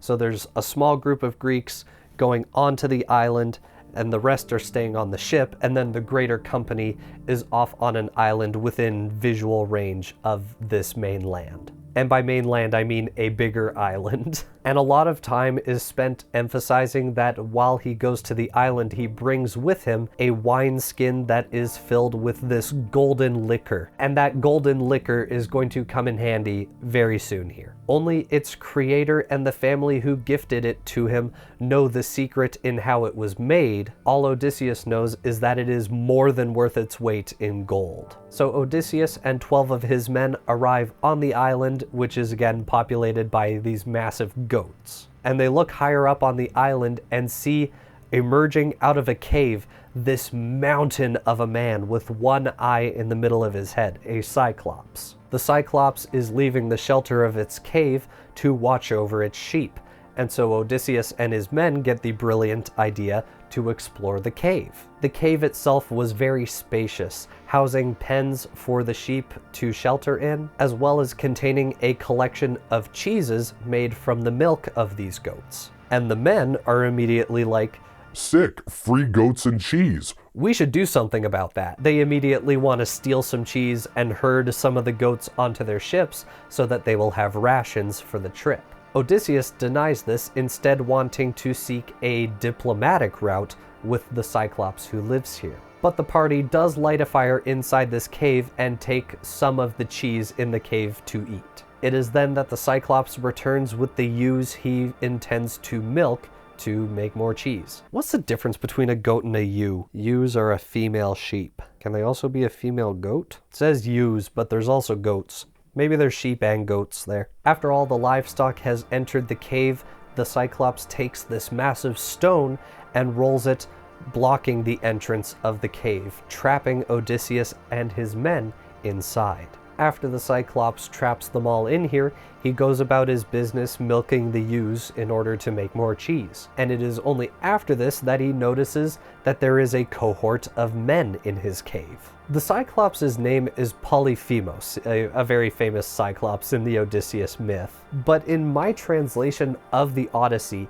he is never once named in this chapter. He is only named once in the entirety of the Odyssey, and that is in Book 1 of the Odyssey. Polyphemus asks who these men are and why they are here. Odysseus steps up, saying that they are humble Greeks who have been lost at sea for some time after their raid on Troy. And he appeals to the Cyclops for aid, as the custom for Greeks is to aid strangers when they are in need. And Zeus is the lord of all humble petitioners, so to turn down a humble petition is like spitting in the face of Zeus himself. The Cyclops responds simply saying that he doesn't care about their stupid problems, or about Zeus for that matter, and he claims that if Zeus actually sought vengeance against him for actually turning them down, then he and his fellow Cyclopses are more than a match for the king of the gods. Bold words, very bold words. He in turn then asks Odysseus where his ship might be. Odysseus rightfully senses that telling this Cyclops exactly where his ship is moored might be a bad idea, so he lies to the Cyclops, saying that his ship was smashed upon the rocks and that he and the men in this cave were the sole survivors. Neither reply nor pity came from him, but in one stride he clutched at my companions and caught two in his hands like squirming puppies to beat their brains out, spattering the floor. Then he dismembered them and made his meal, gaping and crunching like a mountain lion. Everything, innards, flesh, and marrow bones. We cried aloud, lifting our hands to Zeus, powerless, looking on at this appalled. So Odysseus and his men just kind of look on in horror as the Cyclops grabs two of the men, beat them to death, and eat them in front of the others. And without saying another word to the survivors, he just curls up and falls asleep on the floor of the cave with his animals. Odysseus, understandably angry at this point, draws his sword and runs up to the Cyclops, meaning to kill him. But he stops himself, because if he killed the Cyclops here and now, they would have no hope of rolling back the stone that blocks their way out of the cave. The stone is tall and impossibly heavy, and so they have no choice but to spare the creature and wait for the morning. Then the next day rolls around, and the Cyclops Polyphemus wakes and begins doing the morning chores, building up a fire, milking the goats and the sheep, And of course he catches and kills 2 more of Odysseus's men because they're really just kind of powerless to stop him from doing anything at this exact moment. And he then leaves the cave, but before the men can escape, he quickly rolls the boulder back in front of the entrance, trapping them in there. This is understandably a very hopeless situation. Their only way out is through a boulder which only the Cyclops can lift, but the Cyclops is intent on keeping them there and slowly just killing them off and eating them. And they can't stop him because they also need him to release them. Not knowing what to do, Odysseus prays to Athena, not only for a strategy on how to get out of here, but also for a plot of revenge against the Cyclops. In the cave with them, the Cyclops has a large wooden post, likely used as a club or a staff by this giant of a creature. The men cut off a section measuring about 6 feet and begin to smooth out the circumference and sharpen the end, making a crude form of spear. And again, at the end of the day, the Cyclops returns, rolling the boulder aside, allowing his livestock in, and then quickly closing the entrance again. He milks the goats, builds a fire, and kills 2 more men, meaning that of the 12 men who went onto the island with Odysseus, only 6 now survive. After this horrific scene, Odysseus creeps out of his hiding spot, clutching the wineskin in his hand filled with that golden liquor. I guess I didn't mention before, but this whole account is told in the first person because it's narrated by Odysseus to King Alcinous. So in the last quote that I mentioned, you'll notice that the narration switched to first person. That's why. My moment was at hand, and I went forward holding an ivy bowl of my dark drink, looking up saying, "Cyclops, try some wine. Here's liquor to wash down your scraps of men. Taste it and see the kind of drink we carried under our planks. I meant it for an offering if you would help us home, but you are mad, unbearable, a bloody monster. After this, will any other traveler come to see you?" He seized and drained the bowl, and it went down so fiery and smooth he called for more. "Give me another, thank you kindly. Tell me, how are you called? I'll make a gift will please you. Even Cyclopses know the wine grapes grow out of grassland and loam in heaven's rain. But here's a bit of nectar and ambrosia." 3 bowls I brought him, and he poured them down. I saw the fuddle and flush come over him, and I sang out in cordial tones, "Cyclops, you ask my honorable name?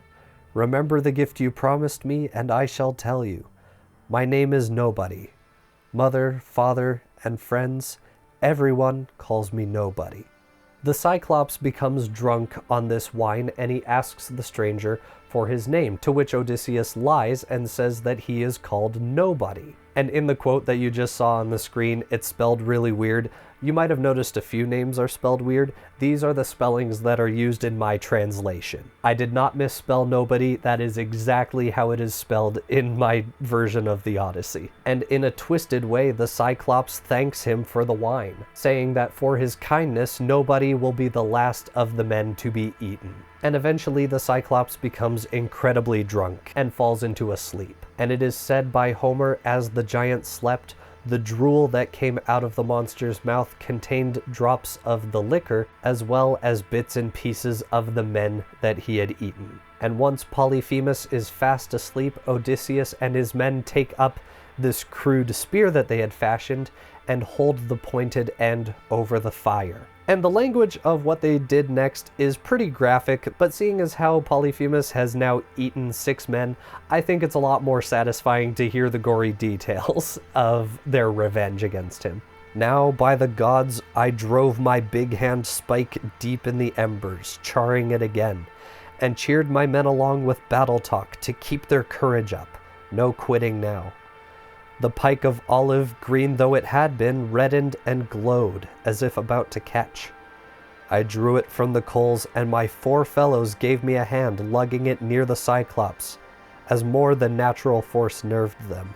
Straightforward they sprinted, lifted it, and rammed it deep in his crater eye, and I leaned on it, turning it as a shipwright turns a drill in planking, having my men below to swing the 2-handled strap that spins it in the groove. So with our brand we bored that great eye socket, while blood ran out around the red-hot bar. Eyelid and lash were seared, the pierced ball hissed broiling, and the roots popped. They take this crude spike, heat it in the blaze of the fire, and then charge, ramming it directly into the eye of this Cyclops. And quite understandably, Polyphemus wakes up screaming in agony. Now blinded, he screams and desperately struggles about the walls of his cave. And his cries are so loud they shake the stone walls of the cave and awaken the other Cyclopses on the island. They gather at the blocked entrance to the cave, and one of the Cyclopses on the island comes up to it and is basically like, "Hey, you okay, buddy?" They ask Polyphemus why he's causing such a racket while they're trying to sleep. Surely in the safety of his cave, no man has ruined him. And of course, all the Cyclops can do is respond saying that nobody has tricked them. Nobody has blinded them. Because that was the name that Odysseus had given to the Cyclops, but to the others at the entrance, it sounds as though nothing is wrong. Nobody has harmed him, and so he's making this noise just because. And so they all leave Polyphemus to his screaming. Odysseus revels in this victory, but they are not out of danger yet. The now blind Cyclops rolls the stone of the entryway aside, but he squats at the entrance with his arms outstretched like a goalie almost. He may not be able to see anymore, but nothing will get past the entrance without him feeling it. But still, Odysseus had a plan. Odysseus observed the giant's rams. These rams were incredibly fat with even heavier fleeces. He quietly took these rams and tied them together in groups of 3, one in the middle and one on each side. And under each middle ram, he tied one of his men. That way they would hang underneath the ram, and that they would have rams on either side. And finally, Odysseus found the biggest ram with the thickest of fleeces and slung himself underneath this ram, clinging to its fleece. Hidden under these rams, Odysseus and his men waited the whole night. And when the morning came, the rams began to exit the cave to graze in the pasture. And as the rams pass the entrance, the Cyclops glides his hands along the tops of each of the rams, making sure that none of the humans are escaping. But he did not count on them lashing themselves to the bottom of these rams, and so they were able to pass underneath him undetected.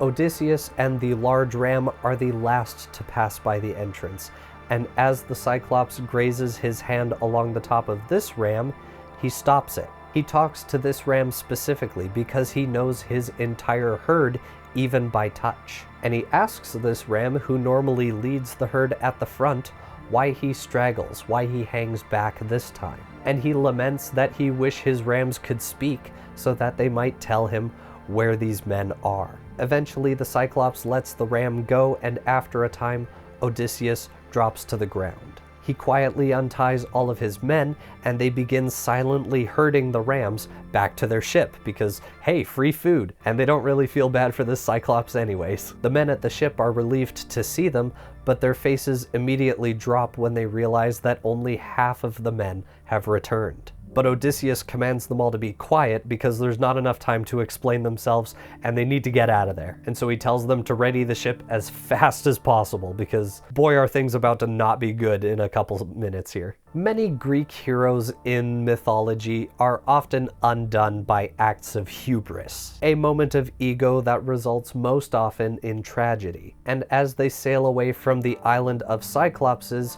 Odysseus has his moment of hubris. And this is the reason that Poseidon hates him so much and why he was stranded on Ogygia for 7 years. Far out, as far offshore as shouted words would carry, I sent a few words back to the adversary.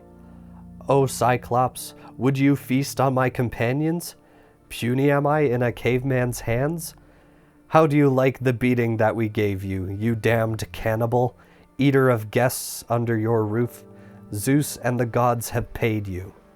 The blind thing in his doubled fury broke a hilltop in his hands and heaved it after us. Ahead of our black prow it struck and sank, whelmed in a spuming geyser. a giant wave that washed the ship's stern foremost back to shore.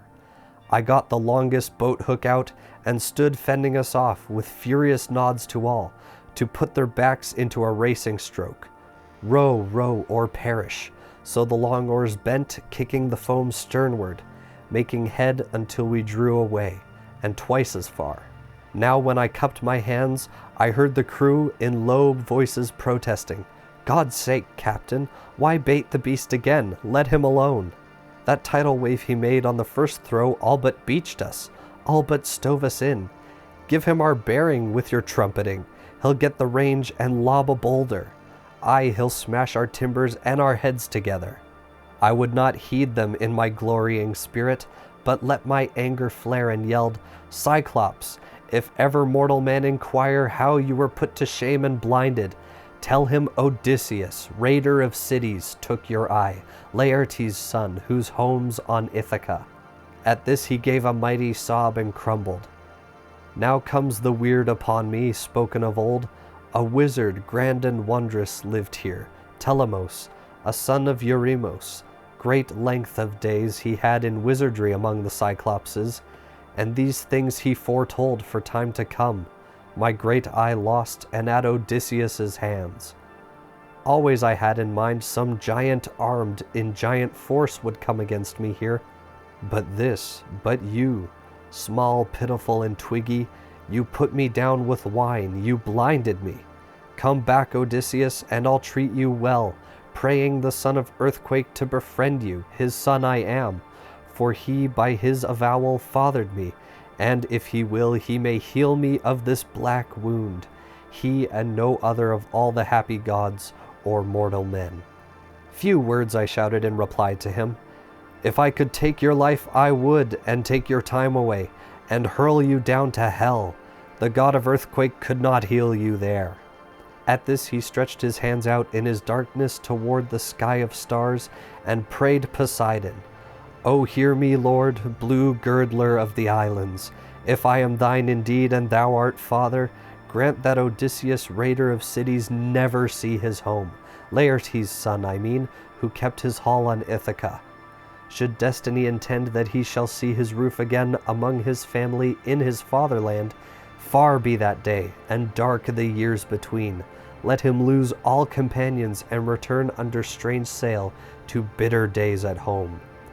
In these words he prayed, and the god heard him. Now he laid hands upon a bigger stone and wheeled around, titanic for the cast, to let it fly in the black proud vessel's track, but it fell short just aft the steering oar, and whelming seas rose giant above the stone to bear us onward toward the island. Odysseus couldn't help but call back to the Cyclops, mocking him in his defeat. In rage, Polyphemus throws a huge boulder at the ship, but being blind, he misses his mark. And despite the men's protests, he taunts the Cyclops even further, saying that his true name is Odysseus of Ithaka, son of Laertes. And in a world where the Greek gods are real and Cyclopses exist, this is a horrible idea, because if you don't know, I mean it's specifically outlined in the quote that I just said, Cyclopses are descendant from Poseidon, and Polyphemus himself is a direct son of Poseidon. This would be like if I went up to someone just in public, on the street, started beating them up, and started calling them all sorts of heinous words and names. And then as I walked away, I left them my driver's license and my credit card. It's a horrible idea. And so Polyphemus prays to his father Poseidon, cursing Odysseus that he never set foot back on his homeland, or if he do, that it be a long time from now, and may many perils face him before he does. We'll see if that comes true or not. Spoiler alert, it does. This is why the god Poseidon hates Odysseus so much, and has such a vendetta against him from the very beginning of the story. Odysseus's ship rejoins the greater fleet, and they divide the rams up among them. They spend the day feasting on ram meat, and the next day Odysseus and his men set sail once again. And so their journey takes them north around the island of Sicily, where they come to the island where Aeolus rules. The next landfall they make is on Aeolus Island. named for King Aeolus Hippotades. Hippotades nuts. He is described as being the king of the wind, who is very near and dear to the gods. They stay in his court for roughly a month, and he insists that they regale him with tales of Troy. And eventually they do set sail again, but before they do, the king Aeolus gives Odysseus a bag containing the 4 winds, specifically stormy winds. The king lashes it under the aft deck, loosening it just enough so only the west wind will blow, carrying them safely home. And so for 9 days straight, the rest of the crew lays below deck, and Odysseus himself mans the ship. Not wanting to waste the gift that they're given, he mans the sails as the wind carries them westward. Or if it's the west wind, maybe it's blowing them east. If you look at the map, they actually need to be going east. So maybe the west wind is blowing them east. And on the 10th day, they finally see land in the distance. Utterly exhausted from 9 days of doing this, Odysseus passes out below deck. And while he's asleep, the crew debates about the mysterious nature of this bag that Odysseus was given. They imagine that it's filled with gold and silver, and they begin to envy Odysseus for how well he was treated. He gets this huge sack of gold, and they are given nothing. And eventually they surrender to curiosity and open up the bag. And immediately the hurricane forces of all 4 great winds are released from the bag. The ship is blown off course and back to the island of Iolia. Odysseus, rather than getting mad at his men for this mutiny, immediately surrenders to despair. He contemplates in this moment simply jumping overboard and being done with it, because clearly the gods are against him and his journey home. They were literally this close. And once again, Odysseus appears before King Aeolus, who's basically like, oh, back so soon? And as Odysseus explains what happens, the king immediately rebukes him. He says that he cannot help a man who is so hated by the gods. And so he drives Odysseus and his men out, and they are forced to set sail without aid. And for 6 days they drifted, eventually arriving on the island of Lamos, which unbeknownst to them is home to the Lystrygonians, which is all well and good, except that the Lystrygonians are giants and also cannibals. Odysseus sends a company of 3 men to make contact with whoever lives on this island in the hopes of seeking aid, and these men are brought to the royal court in front of the queen, and Homer emphasizes in the Odyssey in this moment that the queen is incredibly ugly. And it is then that the king enters the room, grabs one of the men, tears him apart, and just begins eating him. The other 2 immediately begin running back to the boat, and the king summons the whole of the island to basically go after them. And so from the cliffs above, these giants begin hurling boulders at the men and at their ships down below. It is a very bloody encounter, and out of all 12 ships that departed from Troy, Odysseus's ship is the only surviving ship. And from the island they head north to mainland Italy, where they meet the Lystrygonians, who, as we find out, are cannibals, and they don't stay there long. I'm not sure whether Homer meant this to just be a mythical tale where there are these scary people who live here, or whether this was genuine xenophobia. You be the judge. But yeah, in this story, the people over there, yeah, they eat people. Not like us sophisticated Greeks, though. I am not Greek. And from there, they head through this little island straight here, and end up landing on the island of Aiaia. The next time they would make port would be on the island of Aiaia, the home of Circe, the, sorcerer, enchantress, witch. Her title really does change depending on the translation and what myth you're looking at. Obviously, at this point, morale is pretty low, considering that only 1 ship survived out of 12, and Odysseus, having climbed up onto a vantage point, looks upon the island and sees smoke, and he tells his crew this, and they immediately begin to despair, because the last time there was civilization on an island, it was cyclopses, it was cannibals, it was giants, and it was really bad. But he rallies his men, dividing them into 2 platoons. One will be led by him, and one by another man named Eurylochus. And they then cast lots to see which of the 2 platoons would go to investigate the island and which would stay and guard the ship. and it turns out Eurylochos and his men will be the ones going onto the island. The men come upon an open glade, and in this glade is a singular house made of stone, and all around it, mountain lions and wolves sleep under the magic of Circe, so that they are almost like house pets. And from the doorway, the men could hear her singing as she wove at her loom. The men immediately relax, like, oh, it's just a woman inside.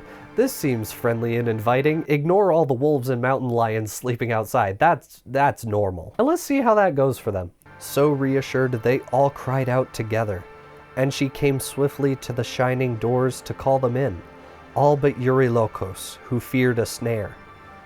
The innocents went after her. On thrones she seated them and lounging chairs, while she prepared a meal of cheese and barley and amber honey mixed with Pramnian wine, adding her own vile pinch to make them lose desire or thought of our dear fatherland.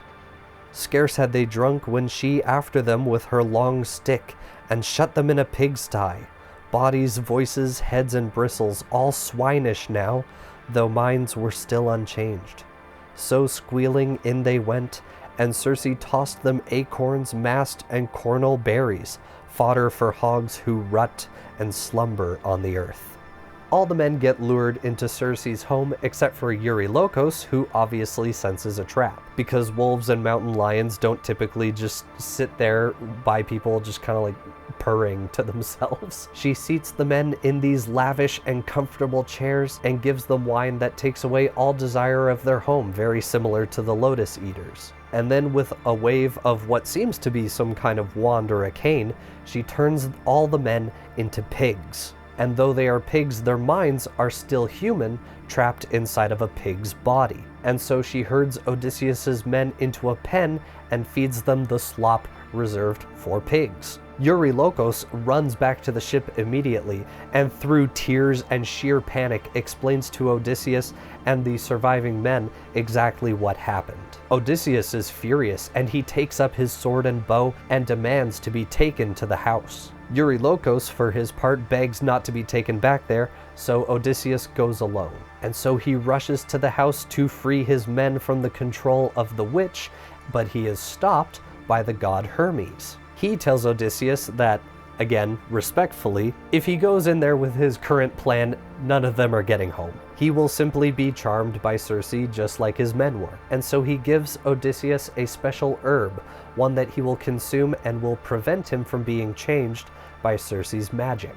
He then gives Odysseus specific instructions on how he is to handle this situation if he is to survive and bring his men out of this. She will attempt the same trick that she did on Odysseus's men, charming them with drink and then transforming him with her wand. But if he takes this herb, he will not transform, and when she brings out her cane to whip him into the pen with all the other pigs, he is to draw his sword and overpower her. And then, according to Hermes, and it is clear in the story that this is apparently the only way that Odysseus and any of his men are getting off of this island alive, Odysseus has to have sex with her. And then, once she has been appeased, she will lift the spell on Odysseus's men, but he has to make her promise not to pull any of these tricks on them again. And with that, Hermes just ascends back into Olympus, and I guess we're doing this now. So Odysseus makes his way to the house, and Circe greets him with the same level of charm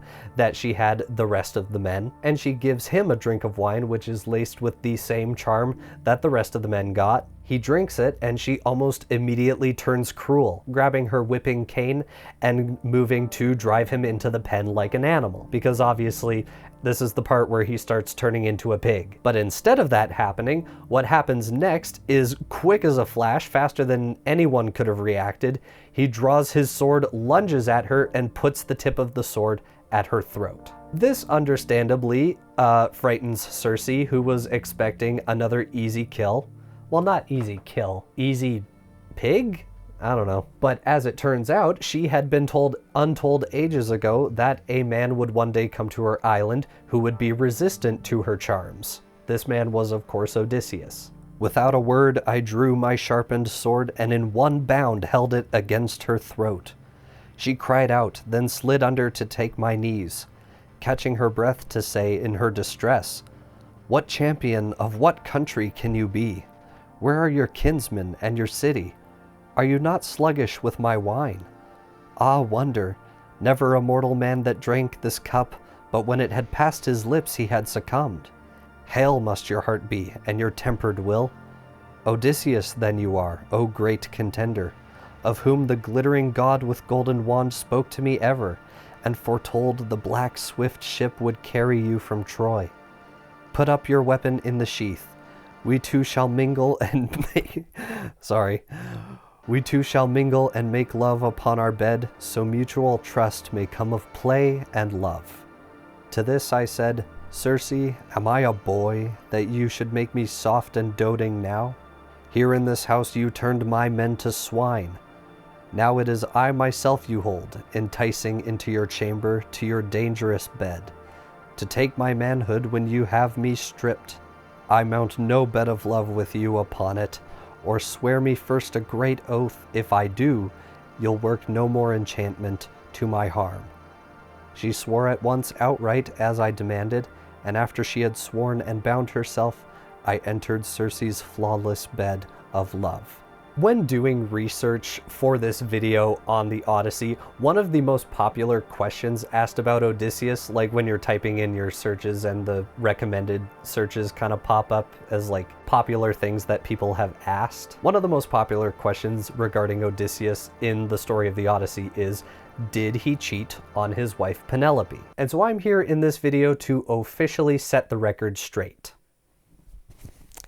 Yes! Now, of course, there is a level of nuance that we could argue, but if you're looking for a yes or no answer, the answer is yes. Now, technically, he did also have sex with Calypso on the island of Ogygia, but it is explicitly said by Homer in those instances that he never once gave consent. He was under a charm by Calypso and forced to lay with her in those instances. So personally, I don't really count that, but here on the island of Circe, even if it is in one of those made up scenarios where it's like, it's either cheat on your wife or never see your wife again, he did still cheat on her and have sex with another woman. And for whatever it's worth, the language, at least in my translation, makes it seem as though he is purely doing this because it's the only way to save his men and to leave this island alive. He doesn't share any emotional intimacy with her in this moment, but he does still physically have sex with her, so that is cheating. I just want to make it absolutely clear my stance on cheating. Don't do it. It's bad. Do not do it. And so they have their whole affair there where the men get turned into pigs and Odysseus frees them by having sex with Circe.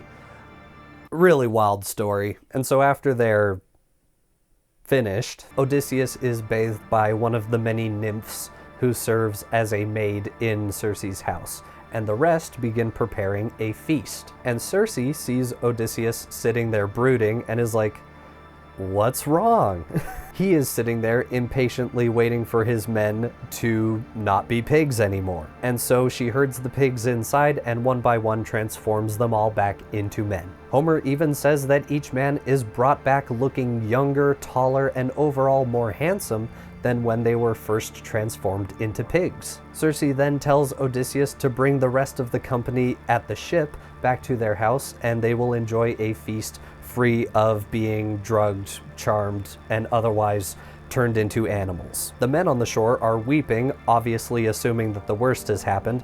I don't know exactly how long Odysseus and Circe were building diplomatic ties, but it's probably been a while at least. And when they see Odysseus approaching them, Homer says that they give out a cry as if they are seeing their homeland of Ithaka for the first time in years. And when they ask what horrible fate befell the crew, he tells them that they're all fine and that they're all gonna have a dinner together. And so as the crew set about bringing the ship onto land, obviously Eurylochos hesitates because he saw what happened to the men. He saw Circe trick them and is obviously like, we're being tricked. He asks Odysseus how they can trust this trickster, because She turned them into pigs. Come on, not the most trustworthy figure. And it says in that specific moment that while Odysseus has a ton of love for his men, including Eurylochus, at this exact moment of questioning his authority, he had half a mind to just draw his sword, cut off Eurylochus's head, and be done with his complaining.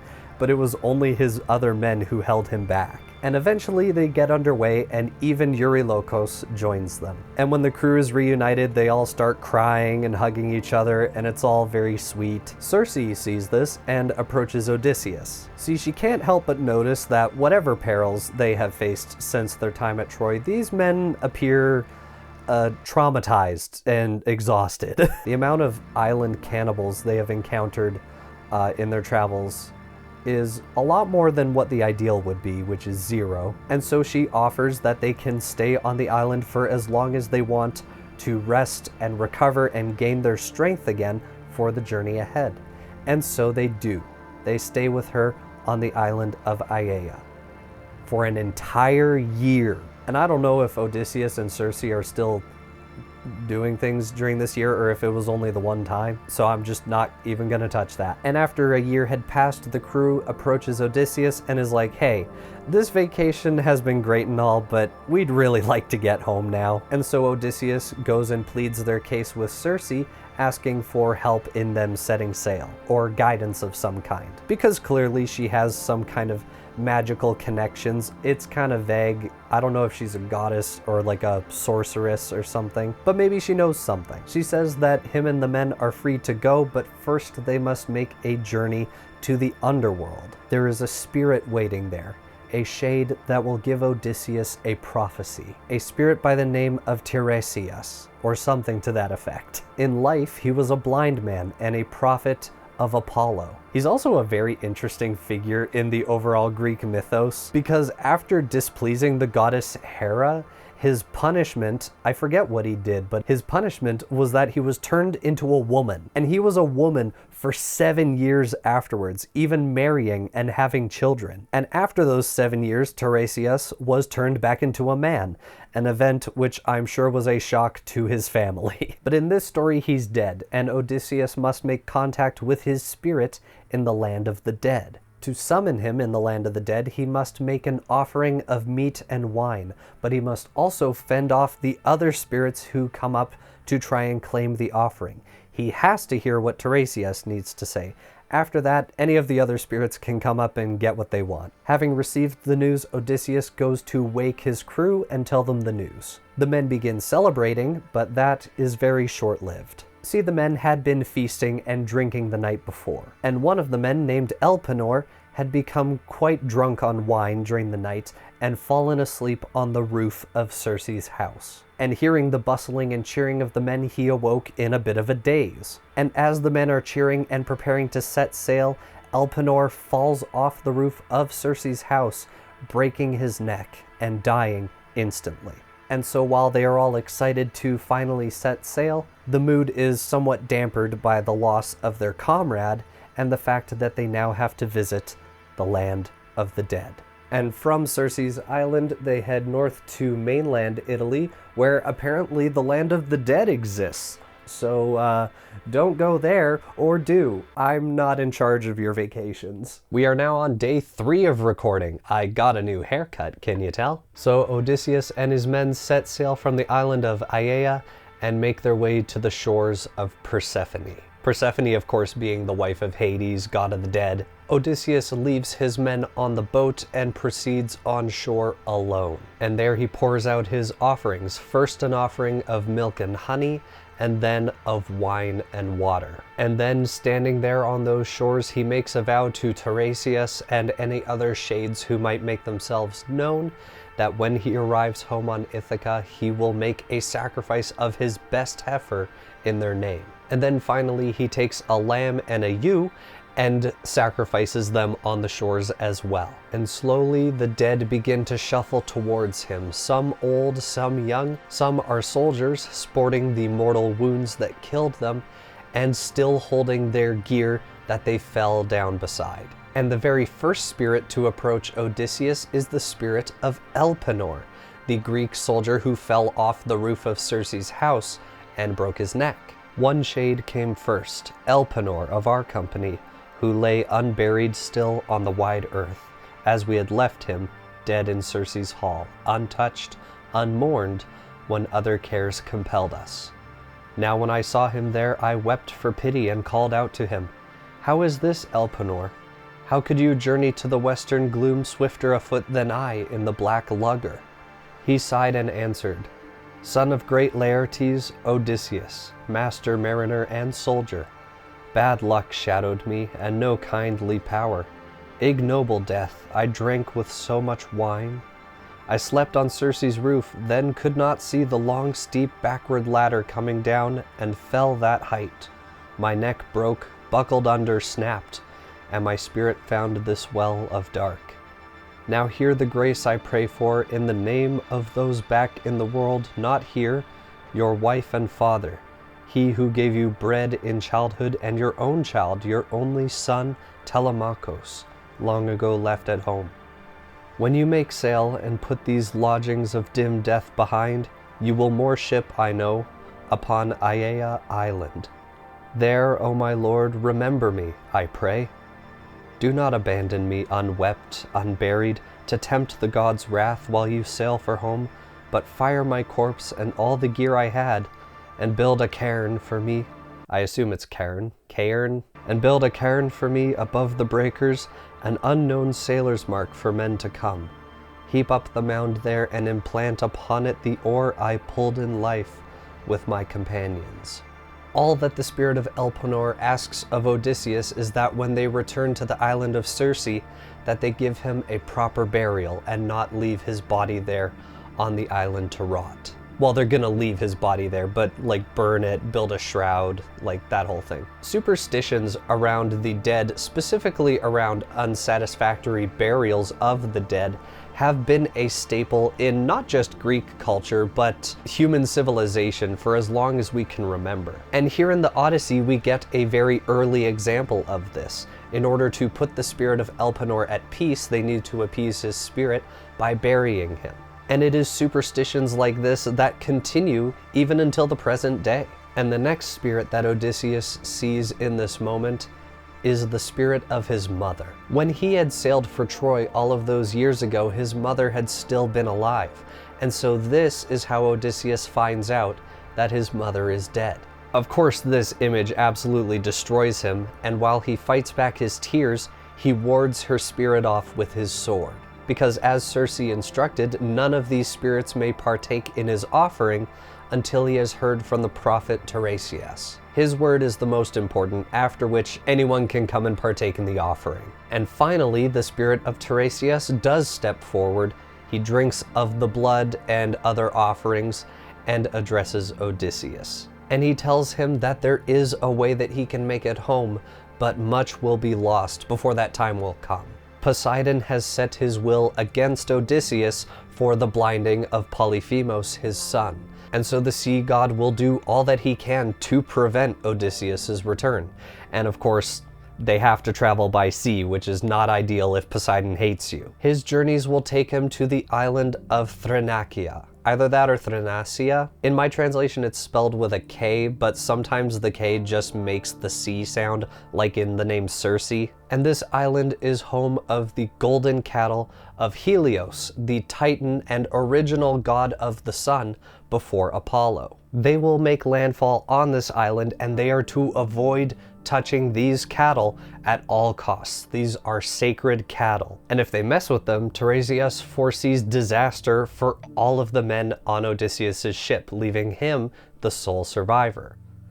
Foreshadowing. The prophet also says that when he does return to Ithaka, he will find his house overrun with suitors, greedy men who eat his storehouses, drink his wine, and are all vying for the affections of Penelope, his wife. But if he does make it to Ithaka, he will be able to repay their insolence in blood. But that isn't all. Once he has had his vengeance on the suitors, he is to take up an oar and bring it so far inland to a land where people have never seen the ocean before. And it is there that he must make a sacrifice of appeasement to Poseidon. And only then will he be allowed to die a peaceful death. If he doesn't do as he instructs, then he will know no peace in this life or in the afterlife. And once he hears this, Odysseus asks this spirit why the ghost of his mother hasn't even acknowledged his presence. It appears that he can see her, but she can't see him. And he replies that only spirits who drink of the blood offering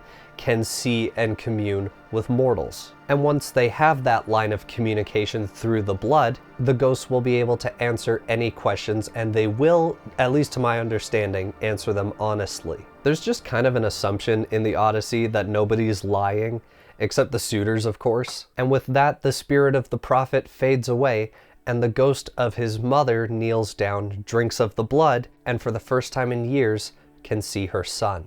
When he had prophesied, Tiresias's shade retired lordly to the halls of death.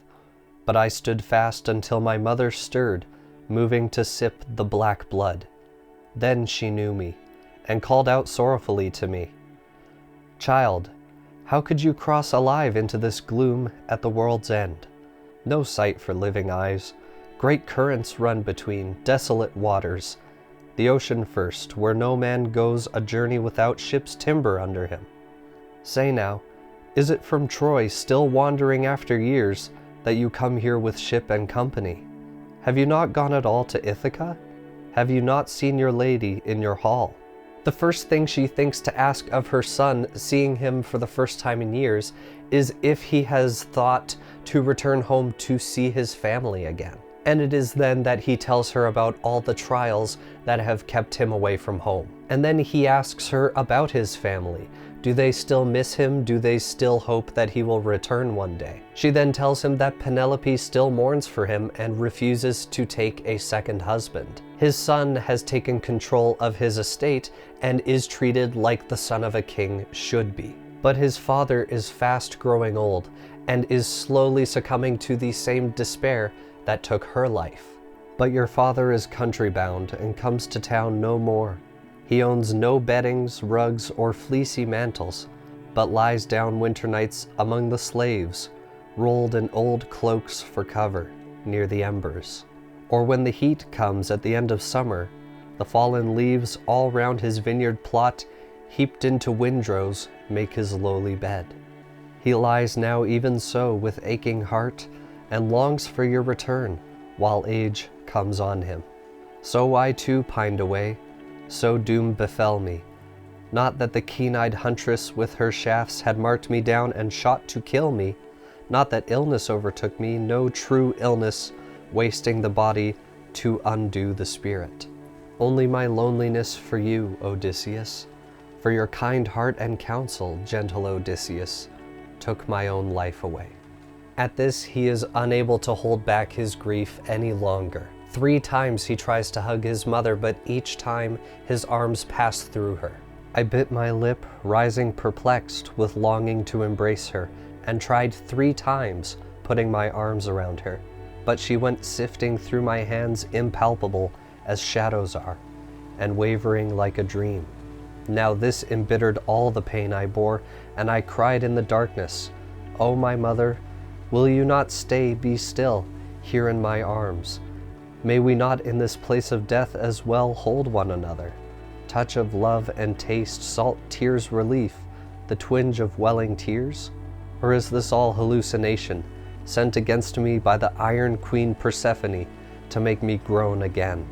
My noble mother answered quickly, "O my child, alas, most sorely tried of men, great Zeus's daughter Persephone knits no illusion for you. All mortals meet this judgment when they die. No flesh and bone are here, none bound by sinew, since the bright-hearted pyre consumed them down. The white bones long exanimate to ash, dream like the soul flies insubstantial. You must crave sunlight soon. Note all things strange seen here, to tell your lady in after days." And with that, the spirit of his mother fades away, and other shades begin to shuffle forward, their stories wanting to be told. First, a group of women approach him, women who they say laid with the gods. The first, named Tyro, had fallen in love with Epinus, a river god. However, she had also borne 2 children, with Poseidon, who had disguised himself as Epinus in order to, you know. The second is a woman named Antiope, who herself was the daughter of a river god, and she had had 2 sons with Zeus himself, one of whom would go on to found the great Greek city of Thebes. I'm not sure how to say this next name, so bear with me. The third woman was named Alcmene, and she was the mother of the legendary Heracles, a hero who we would most often refer to by his Roman name, Hercules. And Heracles, of course, was also a son of Zeus. The next woman to approach is named Epicaste, the mother of Oedipus. Oedipus, of course, is most known in popular culture for being the character in Greek mythology who married his mother. This is where we get the term Oedipus complex, Oedipus rex, terms that were popularized by Sigmund Freud. And I didn't know much about the story of Oedipus personally. I always just assumed he married his mother because he was messed up in the head. But apparently, as I did the research on Oedipus, he did this by complete accident. He was born to the king and queen of Thebes, but they had been given a prophecy, a terrible prophecy about their child, that he would kill his father and marry his mother. And because nobody wants that in their life, they orphaned him, they abandoned him as a child. His parents had left him to die, but the shepherd that took him away took pity on him. And so Oedipus grew up in a royal household as the child of a different king and queen. And only once he had grown up did he hear this prophecy about himself that he was destined to kill his father and marry his mother. But he didn't realize he was adopted, and so he thought it was a prophecy about his adopted parents. And so he fled his home because obviously he didn't want to kill his father and marry his mother. I think I can safely say that most people don't want to. And so fleeing that kingdom, he took refuge in Thebes. One thing led to another, and he killed his father and married his mother, having no idea that these were his real biological parents. It's a bit of a side tangent, but I kind of just wanted to stick up for my boy because he's kind of just known as the gross guy who married his mother, and that did happen, but it wasn't an accident, so I can't really fault him for that, but it just kind of shows the tragedy of these Greek characters where their fates are never really in their own hands. The stories of all these heroes are kind of dictated by the gods, as we've seen numerous times in the Odyssey. There are also a bunch of other women who are mentioned in this scene. It's a very extensive chapter, but they're not really important to the story, so I'm not going to give details here. But again, if I haven't done so already, if I haven't recommended that you read the Odyssey for yourself already, please read it. It is very worth your while. At the very least, it's a very interesting story. And it is at this point in this chapter that Odysseus himself pauses his telling of the story. If you'll remember, all of this is being recounted to the Phaeacians and King Alcinous, the people who are sending him home tomorrow. See, even he recognizes that he has been yapping for quite some time, and the sun has set on everyone gathered there. And so he asks if he should maybe stop telling his tale from the night, and then they can just pick up tomorrow. And the Phaeacians are standing there in stunned silence because, as they found out, this is the Greek hero Odysseus of Troy. It is the Queen Arete who finally speaks up, saying that they can delay his departure for a day so that he will have all of tomorrow to continue telling this story. And King Alcinous agrees because he is very invested in the story at this point. And Odysseus agrees too. While he is very eager to get home, he also wants to be very gracious to the people who have treated him so nicely and welcomed him into their kingdom. King Alcinous is anxious to hear more, and he asks Odysseus if he met any shades in the land of the dead that were the spirits of his companions who fell at Troy. And so we are brought back into the story where Odysseus is standing on the shores of the land of the dead. While standing there in the center of his circle of offering, Odysseus sees the spirit of Agamemnon. Now, the last time Odysseus had seen Agamemnon was when they left the city of Troy as victors. He had no idea that Agamemnon had been killed upon his return. And when Agamemnon drinks the blood, he looks up and for the first time sees Odysseus standing before him. And he immediately bursts into tears and tries to reach out and embrace Odysseus, but being a spirit, he passes right through Odysseus. Odysseus asks how Agamemnon died, to which he gives the account of how Aegisthus and his wife had conspired to kill him. And even though in my mind it was kind of justified because he did sacrifice their daughter, it is still understandable that in this moment he is very indignant and very angry with Aegisthus and his wife for killing him, because personally I would not like to be dead. And he at once said, "Let it be a warning even to you. Indulge a woman never, and never tell her all you know. Some things a man may tell, some he should cover up. Not that I see risk for you, Odysseus, of death at your wife's hands. She is too wise, too clear-eyed, sees alternatives too well. Penelope, Icarios' daughter, that young bride whom we left behind. Think of it, when we sailed off to war. The baby boy still cradled at her breast. Now he must be a grown man, and a lucky one. By heaven you'll see him again, and he'll embrace his father with old-fashioned respect, and rightly. My own lady never let me glut my eyes on my own son, but bled me to death first. One thing I will advise on second thought, stow it away and ponder it. Land your ship in secret on your island, give no warning. The day of faithful wives is gone forever." Needless to say, Agamemnon does not view women in a very positive light in this moment. And again, in my mind, it's kind of justified because of what he did. It really does give off the vibe of those people who lack self-awareness. Like, I don't understand why they killed me. She must be a horrible person. Women must actually be a horrible person. I didn't do anything. Finally, Agamemnon asks Odysseus if he has heard any news of Agamemnon's son, Orestes, to which Odysseus unfortunately knows nothing. But as we know, Orestes would later take vengeance on Aegisthus and his own mother by killing them both. And Odysseus saw even more shades in the land of the dead, one being Achilles himself. He asks Odysseus why he is here in the underworld, to which Odysseus responds that he is seeking advice because he has not yet returned home to Ithaka and would really like to one day. And he offers praises to Achilles, great hero of the Trojan War. In life, he was viewed by many as like the immortals themselves, and now here in the underworld, he is still as revered in death as he was in life. To which Achilles kind of claps back at him, saying that it is better to be the lowest man ever in the land of the living than to be considered one above all in death. Achilles then asks about his son Neoptolemus. While Odysseus, of course, doesn't have any news to give him, he reassures Achilles that Neoptolemus is not only a formidable fighter himself, but also strong of mind. He need not worry about his son.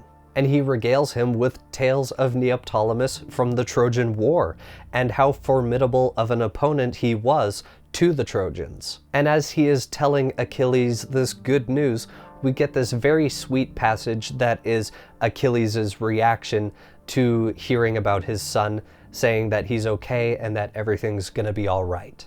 But I said no more, for he, meaning Achilles, for he had gone off striding the field of Asphodel, the ghost of our great runner, Achilles Iacides, glorying in what I told him about his son. Achilles was also known as the Great Runner, not only known for his physical might, but his incredible speed in battle. And at this moment, being given the great news that his son is gonna be okay, he just takes off running into the fields of the underworld without a care in the world. I just love this image of Achilles in this moment as a proud father, the great runner sprinting off with joy, knowing that his son is gonna be all right. And the next person that Odysseus sees is the spirit of Ajax the Greater, not to be confused with Ajax the Lesser, the one who assaulted the priestess of Athena in the temple that we talked about a while ago. This is Ajax the Greater. And it was Odysseus and Ajax who had recovered the body of Achilles when he fell in the war. Ajax had carried the body while Odysseus fended off the Trojans so they could make their escape. And Odysseus and Ajax had contested between the two of them which should take the magic armor of Achilles, armor which had been forged on Mount Olympus. And it's this reason that when I first saw the trailer for Nolan's adaptation of the Odyssey, that I assumed that this man is Achilles and not Agamemnon.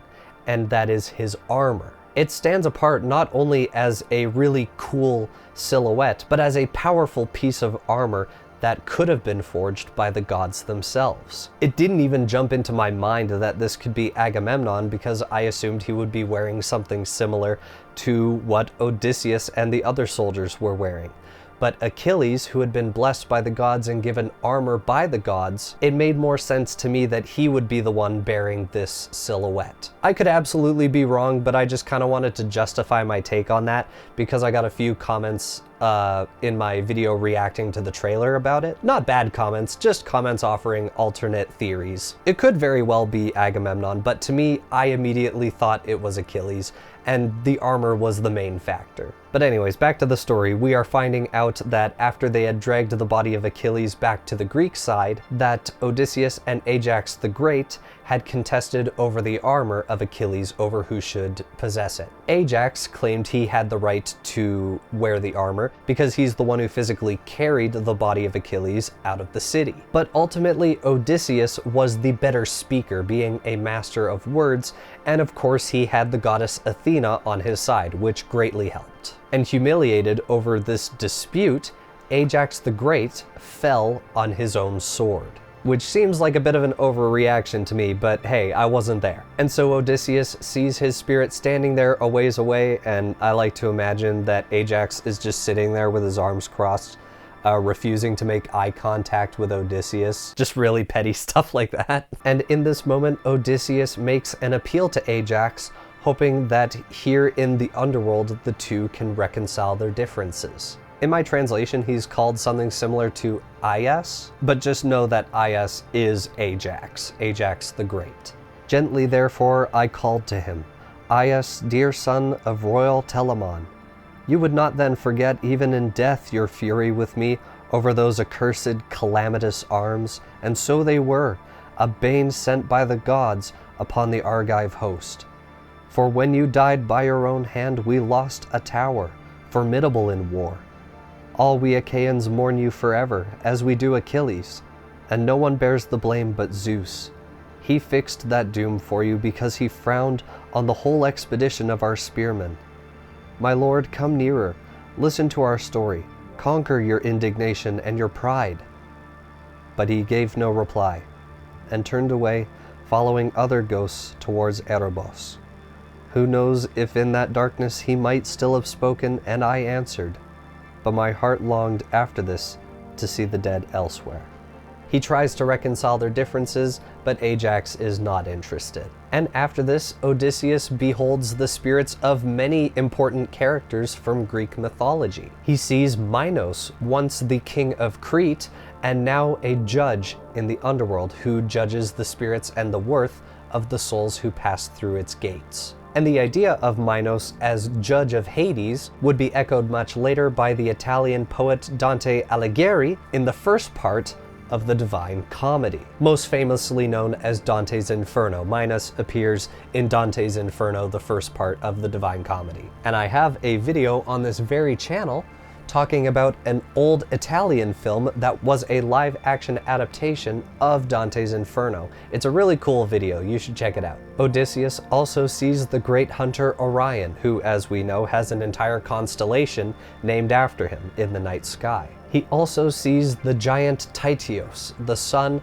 of Gaia, the earth goddess. Specifically, he sees the giant being punished for assaulting the goddess Leto. Similarly to Prometheus, he is bound by chains, and vultures come and tear out his liver every day, only for it to be regrown the next day. He also sees the spirit of Tantalos, a spirit fated to perpetually be surrounded by fruit in the tree above him and fresh water at the ground by his feet, but being unable to eat or drink either.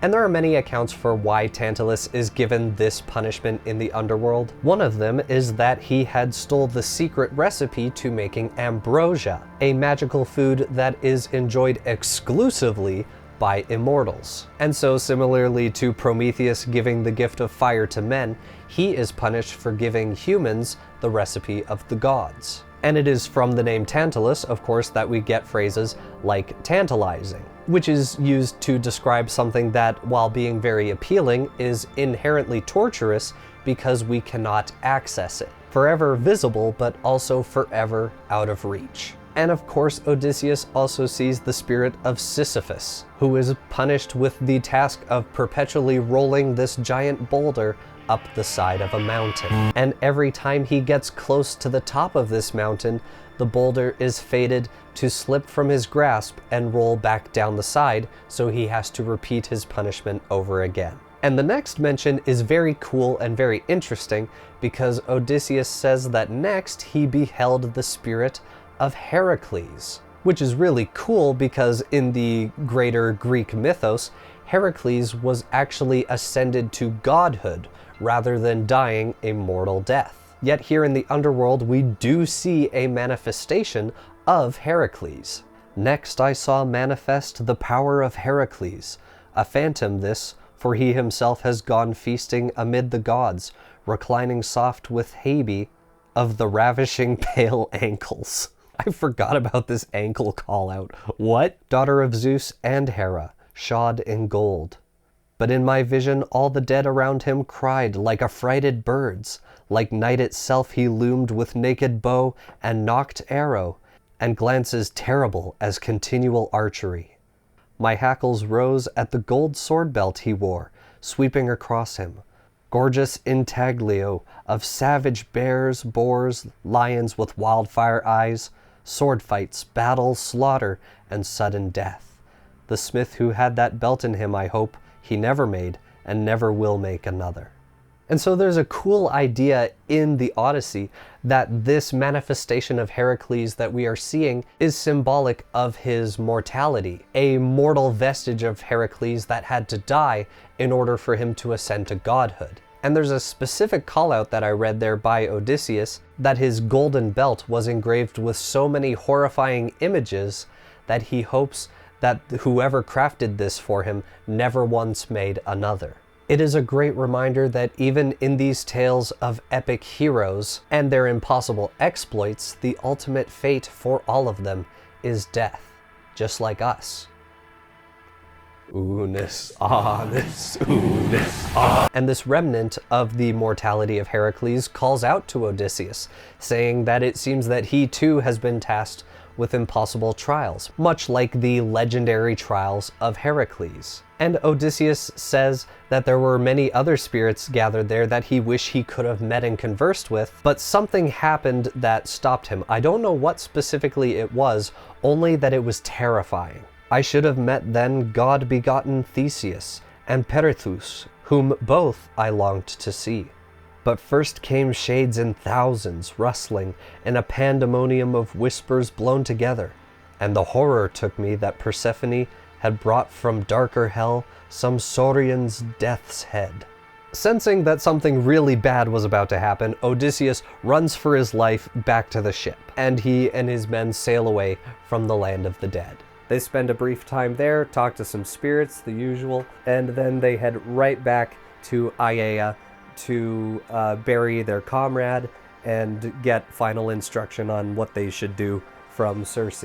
Odysseus and his crew return to Aiaia, the island of Circe, and true to his word, they bury the body of Elpenor there. They feast and drink all day, and when the men have gone to sleep, Circe pulls Odysseus aside to warn him of the trials yet to come. Firstly, in their path lies the sirens, creatures whose beautiful song can lure sailors to their death. To get past this, they are to plug their ears with beeswax. But should Odysseus be curious and want to hear what all the fuss is about, he is to have his men lash him to the mast so that he cannot escape or jump overboard. And after this, he will have to make an impossible choice. Their journeys will take them through a narrow strait right into the path of two great monsters. In a sheer cliff face lies a six-headed monster named Scylla, who lies in wait to devour sailors who come near.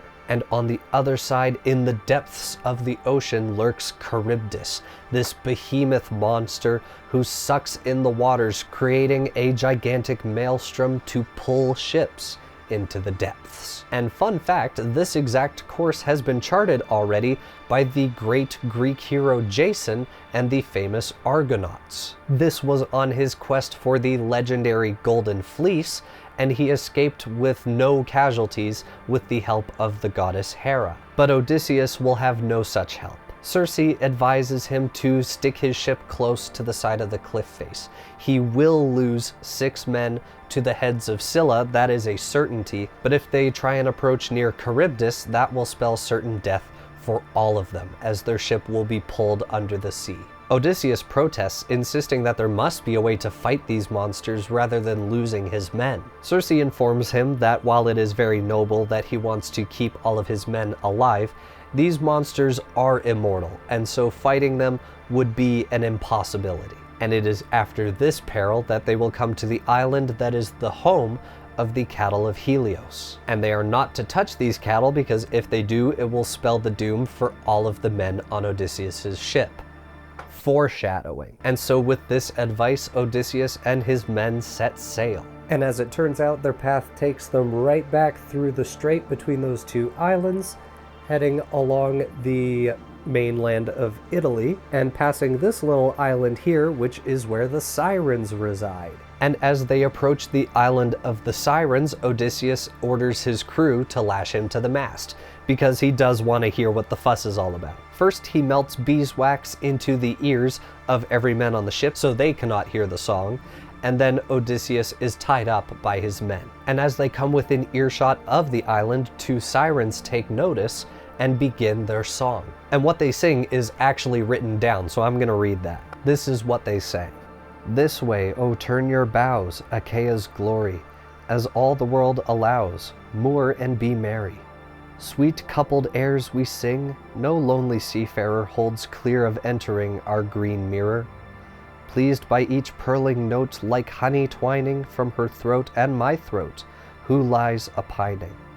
Sea rovers here take joy, voyaging onward, as from our song of Troy, greybeard and rower boy goeth more learned.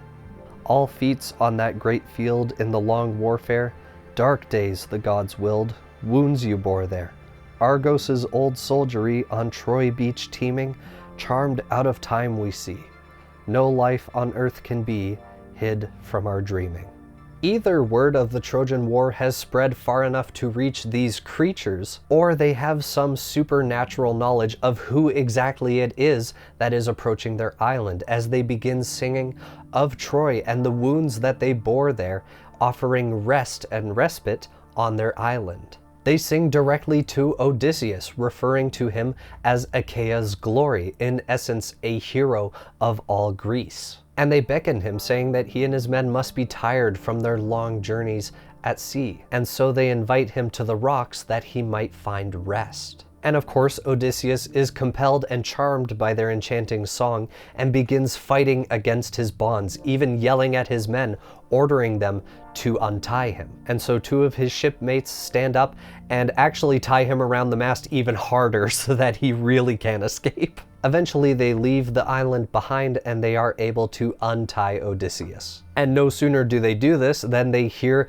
this great and terrifying sound, like the massive roiling of a maelstrom. And I didn't have room to write their names, but from the Sirens Island, they pass through this strait here between Italy and Sicily, and this is where the monsters Scylla and Charybdis reside. It's a very narrow strait, and it is blocked by a multi-headed dragon, essentially, who lives in the cliff face, and essentially a whirlpool, and at the bottom of this whirlpool is this like Cthulhu-like monster. And the sound is so massive that even these seasoned sailors are terrified into a blind panic. They abandon their oars and begin running around the ship. I like to imagine their arms are flailing like Kermit the Frog. And Odysseus is able to calm them down with his words, giving a rallying speech on how they've faced greater foes and this is just another obstacle they have to get through. And Homer makes a note of saying in the Odyssey that Odysseus does not warn his men about the monsters that lay in wait for them. This upcoming struggle is unavoidable, and if he informed his men of the trials that awaited them in the next 5 minutes, it would only make things way worse. And so his ship approaches the strait. To the left are the sheer cliffs where Scylla awaits to devour his men, and to the right is a boiling tide created by Charybdis, the behemoth below the waters. The actual story uses the directions port and starboard, but I can never remember those, and probably neither can you, so I'm just saying left and right. This maelstrom of Charybdis sucks in gallons of water at a time, and anything that is caught in its tide. And when it has its fill, it vomits this water back up in a massive geyser. A geyser so high it rivals the height of the cliffs on their left. And the crew is understandably paralyzed with fear, watching this massive mouth beneath the waters do its thing. And it is at this exact moment, faster than any of them can react, that the 6 heads of Scylla descend with lightning speed and immediately grab 6 men off of the boat and lift them screaming into the air. And their cries of help don't last long because they are immediately devoured by Scylla. As Circe had told Odysseus, there was nothing that they could do in the face of such impossible creatures. And very soon they pass through the strait, although they are now 6 men short. But they make it through, albeit with a few less heads than they had, and they make it to the island of Thrinacia, which is the island of the cattle of Helios. This is where the story takes a turn for the better. I'm lying. Having made it through the strait, albeit very traumatized probably, they see an island in the distance. It is this island that hosts the cattle of Helios. Odysseus informs his men that the cattle on this island are strictly forbidden and will bring them nothing but trouble. And so he insists that they sail onwards, ignoring this island. And at the mention of this, there is a borderline mutiny. The men are exhausted from the constant rowing, and they just lost 6 of their shipmates. And so they beg Odysseus to take them to shore so they can rest and recover. And they definitely won't mess with the cattle. Seeing that he's outnumbered, Odysseus gives in, but he doesn't like it. Homer makes a specific point of saying at this moment that Odysseus begins to feel this impending sense of dread, like the fates are already weaving a terrible fate for him and his crew, despite how hard he tries to fight it. No matter how hard he tries to avoid a terrible destiny, he just kind of is dragged along to that destiny, kicking and screaming the whole time. And he makes his crew swear that if they land on this island, they will not even touch, they will not so much as look at the forbidden cattle on this island, and they all agree. And so they make port and rest for the night, but in the morning a massive storm rolls in, making sailing impossible. And so they bring the ship further on land into a cave in order to take refuge from the storm. Thankfully, the ship is stocked with plenty of supplies from Circe, so they can hold up there a long time. And again, Odysseus strictly forbids every man from going on the island and making contact with the cattle there. And the men were perfectly content following this order while the supplies lasted, but these storms kept them locked on this island for a full month. And as supplies dwindled, the men began to attempt to fish for food, but these attempts were largely unsuccessful. Seeing that things were not improving with their situation, Odysseus went off alone in order to pray to the gods for mercy. And while praying in this private spot, he falls asleep. And while he sleeps, Eurylochos, remember he was the one who had come back screaming, crying, and throwing up from the house of Circe, he begins to try and convince the crew that surely the gods wouldn't get angry if they killed just one of the sacred cattle in order to feed themselves. Surely if they make the appropriate sacrifices to the gods, killing one of these sacred cattle would be perfectly fine. And the crew is starving at this point, so they all agree. Because of course they do. And so Eurylochos and the other men kill one of the sacred cattle of Helios, make the proper sacrifices, and begin eating. And it's at this exact moment that Odysseus wakes up. And as he makes his way back to the ship, I imagine he's quite a distance out, as he makes his way back to the ship, the wind carries to him the scent of burning fat. And in that moment, he instantly knows that his men disobeyed his orders, and he begins crying out loud, knowing that his whole voyage is now doomed. No sooner had I caught sight of our black hull than savory odors of burnt fat eddied around me. Grief took hold of me, and I cried aloud, O Father Zeus and gods in bliss forever, you make me sleep away this day of mischief. O cruel drowsing in the evil hour, here they sat, and a great work they contrived. And word quickly reaches the god Helios that one of his cattle was murdered, and he is outraged and appeals to Zeus for justice. And Zeus promises to Helios that justice will indeed be served, in the form of a thunderbolt that shatters the ship into 1,000,000 pieces. Not yet, but it's gonna happen. And then there's this really cool note made by Odysseus in the story, because if you'll remember, this is all being told to the Phaeacians after the fact by Odysseus. He says that he had heard this story of this divine conversation between Helios and Zeus. He had heard this story from Calypso while on Ogygia, who had in turn heard it from Hermes. Because otherwise, Odysseus having this cosmic knowledge of a conversation that took place would be a massive plot hole in the story. I just find it cool that Homer and or the oral tradition that preceded his writing of the Odyssey had thought of that plot hole and resolved it. And so Odysseus makes it back to the ship and screams at each and every man individually for being stupid and dumb and disobeying him. And then, as he's yelling at them, there's this brief mention. It's only 3 lines long, but it is so horrifying. It is so cosmically horrifying. And I couldn't not mention it because this is like the scariest thing in all of the Odyssey. And it happens as Odysseus is yelling at his crew. So imagine you have just done something that your captain ordered you not to do, and then he comes back screaming like, "You idiots, these were sacred cattle of the gods. What have you done?" And then this happens. The gods, moreover, made queer signs appear. Cowhides began to crawl, and beef, both raw and roasted, lowed like kidney upon the spits. And that is a horrific mention. Like, I'm getting goosebumps. I'm actually getting goosebumps as I'm talking about this. Imagine you killed and ate sacred cattle belonging to a god, and while your captain is yelling at you saying that your entire expedition is doomed, the cowhides that you skinned off the cows begin to crawl on the ground, and the meat that you have roasting on the fire lifts up and begins to moo, though it has no mouth. That's something I would have expected from like John Carpenter, not Homer. Like, this is a story about a guy who takes 10 years to get from one place in the Mediterranean to another place in the Mediterranean. And then there's 3 lines where raw meat is mooing.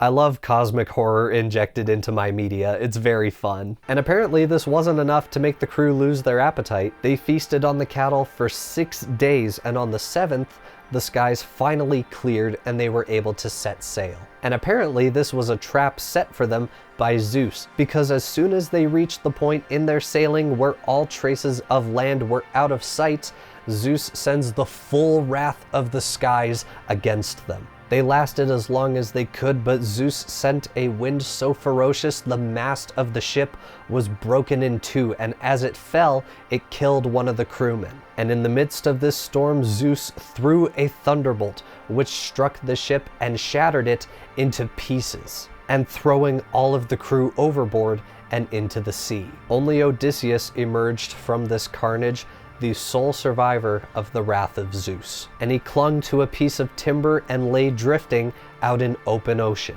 And the currents took him backwards through the strait towards Scylla and Charybdis once again. At this time he dove under the water, but still clinging on to the driftwood so that he could pass by undetected. And he drifted on the waters in such a way for 9 days, eventually landing on the island of Ogygia, the home of Calypso. Obviously, disaster strikes. His crew is killed, his ship is destroyed, and then there's this really weird thing that happens with the map. See, in Odysseus's account of what happened to him, he went adrift, like he clung onto a piece of driftwood, and from there he was dragged backwards through the strait and right past Scylla and Charybdis again. And yet, most maps that you will see place Ogygia, where he ultimately ends up, the island of Calypso, they will place that island as right here off the coast of modern-day Tunisia. Or is it Tunisia? I don't know. Any Tunisians or Tunisians in the comments, please let me know. So whatever little hiccup happened there, he somehow gets like dragged backwards and then I guess dragged forwards again and all the way to Ogygia, where he resides with Calypso for an additional 10 years. No, 7 years. Yearning to return home, but kept as hostage by the goddess. She fell in love with him in that time, but since he did not return her affections, she would charm him each night to lay beside her, though in his heart he never gave consent. And this is how things remained until finally the gods permitted him to set sail yet again. But finally the gods permit Odysseus's exile to be over, and he is permitted to sail from Ogygia and attempt to head home westward. But obviously Poseidon does not like that, capsizes his raft, buffets him with waves, the whole thing. Eventually he ends up here on the island of Phaeacia, which is of course ruled by King Alcinous and his wife Arete. And this is how he came to the island of the Phaeacians. And now his story to King Alcinous and all those gathered there is told. And we are taken once again to the present, where Odysseus is telling the story. With his whole tale told, the room is completely silent. That is, until finally King Alcinous speaks up. He reassures Odysseus that his trials are finally over, and come the next day he will be set sail to his homeland of Ithaka. And he also lavishes Odysseus with gifts, both from himself and the other lords of Sicaria. A massive wealth in gold, jewels, and other items as a final gift. And the next morning they gather for a final going away feast. The king makes offerings to the gods for safe passage, and the blind harper Demodocus plays one final time for Odysseus. And Odysseus in turn blesses Alcinous and Arete for their hospitality and generosity to him in, taking him in and giving him passage homeward. And as the sun begins to set, the ship is ready to depart. At last, Odysseus will finally be home. And as they set sail, Odysseus lay below deck and falls into a deep, peaceful sleep. Now, in my mind, when reading the story, and there's this whole fanfare about, we will finally send you home, King Alcinous finally permits Odysseus return to his homeland, and it's this huge thing, and he offers this grand ship with the best sailors in all of Greece to take him home. I was imagining that they were like going across the entire Mediterranean to take him home, because they made it sound like it was this big voyage. They sailed that. That is a 2-hour journey. Probably not 2 hours, but it's not big.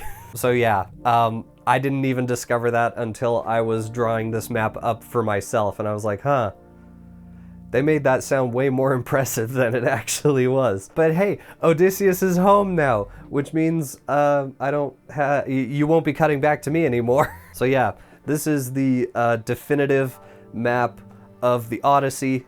Obviously drawn to scale very accurately and with impeccable writing. Back to you in the studio. And by studio, I mean me, but he's over there. The Phaeacians are incredible sailors, and they make great time, finally making port on a secluded cove on the island of Ithaka. And rather than waking Odysseus, preferring to let him rest, they carry him on a linen sheet and lay him down on the beach with all of his gifts. They take this massive wealth that he has been given and hide it so that while Odysseus sleeps, no robbers or looters will come and just be like, "Oh, sick, a cartoonishly large pile of gold coins.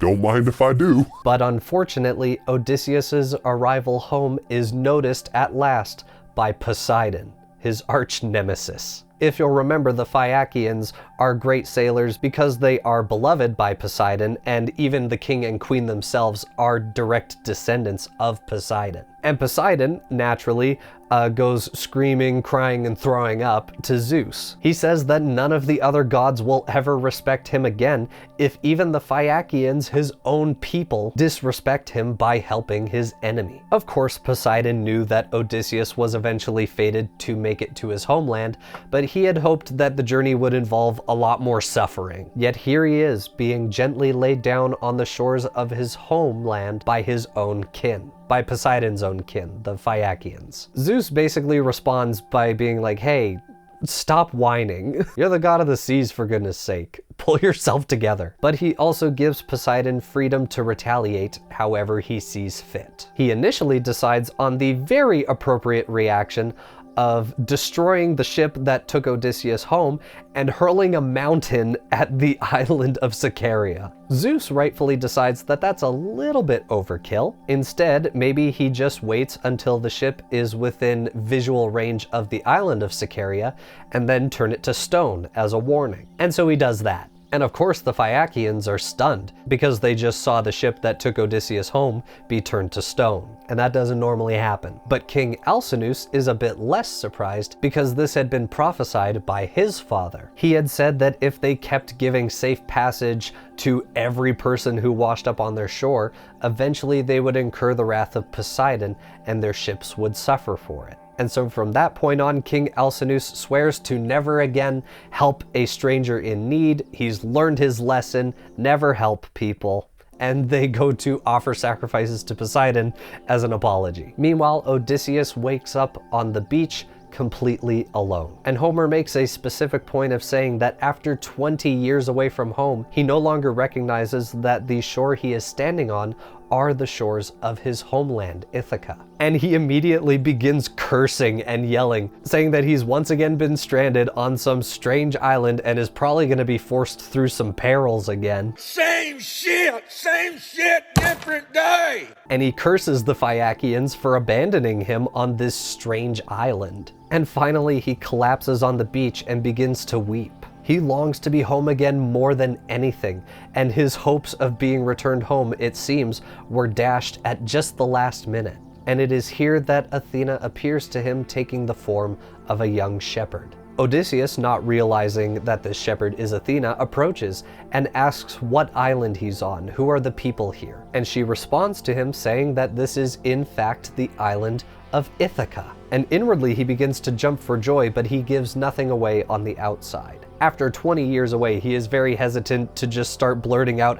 "I'm King Odysseus of Ithaka, this is my island, I'm back!" And I feel like he's also more than a little suspicious about this island actually being Ithaka. And so he begins weaving this elaborate tale to the shepherd, who is again Athena, about how he's this wealthy nobleman from Crete. And he's very intricate with his lie. He makes up the names of a bunch of people. He describes his situation in graphic detail, events that never happened, and eventually explains that his ship was off course and his men must have abandoned him here while he slept. And Athena lets this whole elaborate lie that Odysseus is spinning play out in its entirety before, in full view of him, transforming into her divine form. This is Athena, and he's been caught in a lie. Now, I'm assuming at this point Odysseus doesn't actually know what Athena looks like. She was just kind of always like a spirit guiding him and aiding him in certain matters. But in this moment, Odysseus sees this shepherd miraculously transform into a woman, and he rightfully guesses that this is Athena who has stood at his side for so long. At this, the gray-eyed goddess Athena smiled and gave him a caress. Her looks being changed now, so she seemed a woman, tall and beautiful, and no doubt skilled at weaving splendid things. She answered briskly, "Whoever gets around you must be sharp and guileful as a snake. Even a god might bow to you in ways of dissimulation. You chameleon, bottomless bag of tricks here in your own country, would you not give your stratagems a rest, or stop spellbinding for an instant? You play a part as if it were your own tough skin. No more of this, though. Two of a kind we are, contrivers both. Of all men now alive, you are the best in plots and storytelling. My own fame is for wisdom among the gods, deceptions too. Would even you have guessed that I am Pallas Athena, daughter of Zeus? I that am always with you in times of trial, a shield to you in battle. I who made the Phaeacians befriend you to a man. Now I am here again to counsel with you. But first to put away those gifts the Phaeacians gave you at departure. I planned it so. Then I can tell you of the gall and wormwood it is your lot to drink in your own hall. Patience, iron patience you must show, so give it out to neither man nor woman that you are back from wandering. Be silent under all injuries, even blows from men." She has come to warn him that his welcome back to Ithaka will be anything but warm, and she is also here to help him strategize on how to reclaim his throne and drive out the suitors. But first we need to take the gifts that the Phaeacians lavished upon him and stash those away in a cave so that no one steals them or sees them. And once he has finally achieved his ultimate victory, he can reclaim those riches along with his throne. And she of course warns him that he will need incredible patience in the days yet to come. And no matter what people say or how they treat him, he must not reveal his identity. And realizing that this woman he's speaking to is indeed Athena, he says to her that he always felt her at his side while at Troy, but it seemed to him that after the Achaean host disbanded, that she had departed from him. However, he seems now to realize that it was her indeed who appeared to him in the form of a child and led him to the palace of King Alcinous. And he also still doesn't entirely believe that he is indeed home. After 20 years away, he finds it hard to believe that it is at last over. This may be some sort of trick or test from the goddess, and it is then that she dispels the mist over his eyes that conceals the reality that he is actually home on Ithaka, and he finally recognizes this land that he is on and immediately begins to weep, and he falls down and kisses the ground underneath him. And with that settled, they hide Odysseus's treasures, and Athena counsels him on their next step. She informs him of his situation, that his palace is currently occupied by suitors who eat his livestock, drink his wine, give nothing in return. They're seeking the hand of Penelope, and they're all terrible people. She also reveals that Penelope has not even considered taking another husband because she is still consumed by grief for the loss of her husband, him. Hearing this, Odysseus gets fired up. I imagine him like shuffling on his feet, doing like the boxer thing. "We've got this, Athena. Lend me some of your power. I'll kill him. 100 men, 300 men. I don't care. I'll kill them all. I'll kill all of Ithaka." And she basically tells him like, whoa. Don't be hasty. His time for vengeance will come, but first he needs to follow her exact instructions. First, she will transform his appearance so that no one on Ithaka could possibly recognize him. He will be transformed specifically into an old beggar, bent over by years of hardship and age, and shriveled to the point where his bones are visible under his skin. A sight so tragic that the suitors in his house will see him as entirely repulsive. But first he must visit his swineherd, a man named Eumaeus, who is still loyal to Penelope and his son Telemakhos. And he is to stay with the swineherd and interrogate him on the goings-on at the palace. Meanwhile, Athena will go to Sparta in order to bring Telemakhos home. Because the last time we heard of Telemakhos, he was staying with Menelaus in Sparta. Because only now is she mentioning to Odysseus that his fully grown son is now dining with King Menelaus in Sparta. He is away seeking news of his father. Obviously, his next question is why not just simply tell Telemakhos that his father's alive. She basically says the time isn't here yet, and she wanted him to do this as a means of making a name for himself in the greater area of Greece apart from his father. But she is aware of a plot held by the suitors to kill him as he returns home. But she is visibly unconcerned, seemingly convinced that this attempt will fail, and obviously she's a goddess. She knows it's not going to work, and so she transforms Odysseus into the guise of an old beggar before flying off to Sparta to bring Telemakhos home. We're now over halfway done. Oh my goodness. He makes his way to the hills of Ithaca where the swineherd Eumaeus lives and takes care of Odysseus's pigs. The guard dogs immediately run at Odysseus poised to attack because obviously they don't recognize him. Homer specifically says that in this moment Odysseus probably would have been torn to shreds by these dogs if the swineherd hadn't noticed him and commanded them to stop. Eumaeus sees this beggar and invites him in for food and drink, obviously seeing that he has had better days, quite frankly. And Odysseus, of course, was ordered not to blow his cover immediately, so he accepts and admires the hospitality of this total stranger he's never met in his life. And while they're talking, Eumaeus immediately begins going on this tangent about the old king and his benevolence, of course referring to Odysseus. In his own words, he says if Odysseus had returned from war or never left in the first place, the swineherd would have been given a generous pension and land of his own for his faithful years of service. And he curses Helen for her actions that led to the Trojan War and Odysseus being taken away. Eumaeus then makes dinner for the both of them, a dinner using meat that is reserved for the slaves, so obviously the lesser cut of the meat. All the prize cuts are taken to the palace to be eaten by the gluttonous suitors. And so basically this random beggar shows up to the house of the swineherd and he immediately begins trauma dumping on this stranger. Like, Odysseus has been gone for so long and the palace is full of horrible people. I wish he would come back. And so he's venting about the suitors and Odysseus is just sitting there like silently brooding, probably imagining the death that he has planned for the suitors. And Odysseus begins prodding this man. He asks him who is this great king that he keeps talking about. He seems pretty cool. And maybe in his own travels and misfortunes out at sea, he has come across a man by that name. Eumaeus responds with kindness, but respectfully, Telemakhos and Penelope are probably not going to trust the word of a random stranger who's like, oh yeah, I've heard of Odysseus. Give me $1 million and I'll tell you where he is. A beggar such as this may make up these stories of Odysseus in exchange for food and shelter. Nevertheless, he does mention that every single beggar who turns up on the shores of Ithaka is questioned by Penelope for news of her lost husband. Even if she can't believe them, she wants to hear if they have heard anything. And as for the swineherd, he has all but given up hope that Odysseus will ever return. Long ago, wild dogs and carrion birds most like laid bare his ribs on land where life had left him. Or may it be, quick fishes picked him clean in the deep sea, and his bones lie mounded over in sand upon some shore. One way or another, far from home he died, a bitter loss and pain for everyone, certainly for me.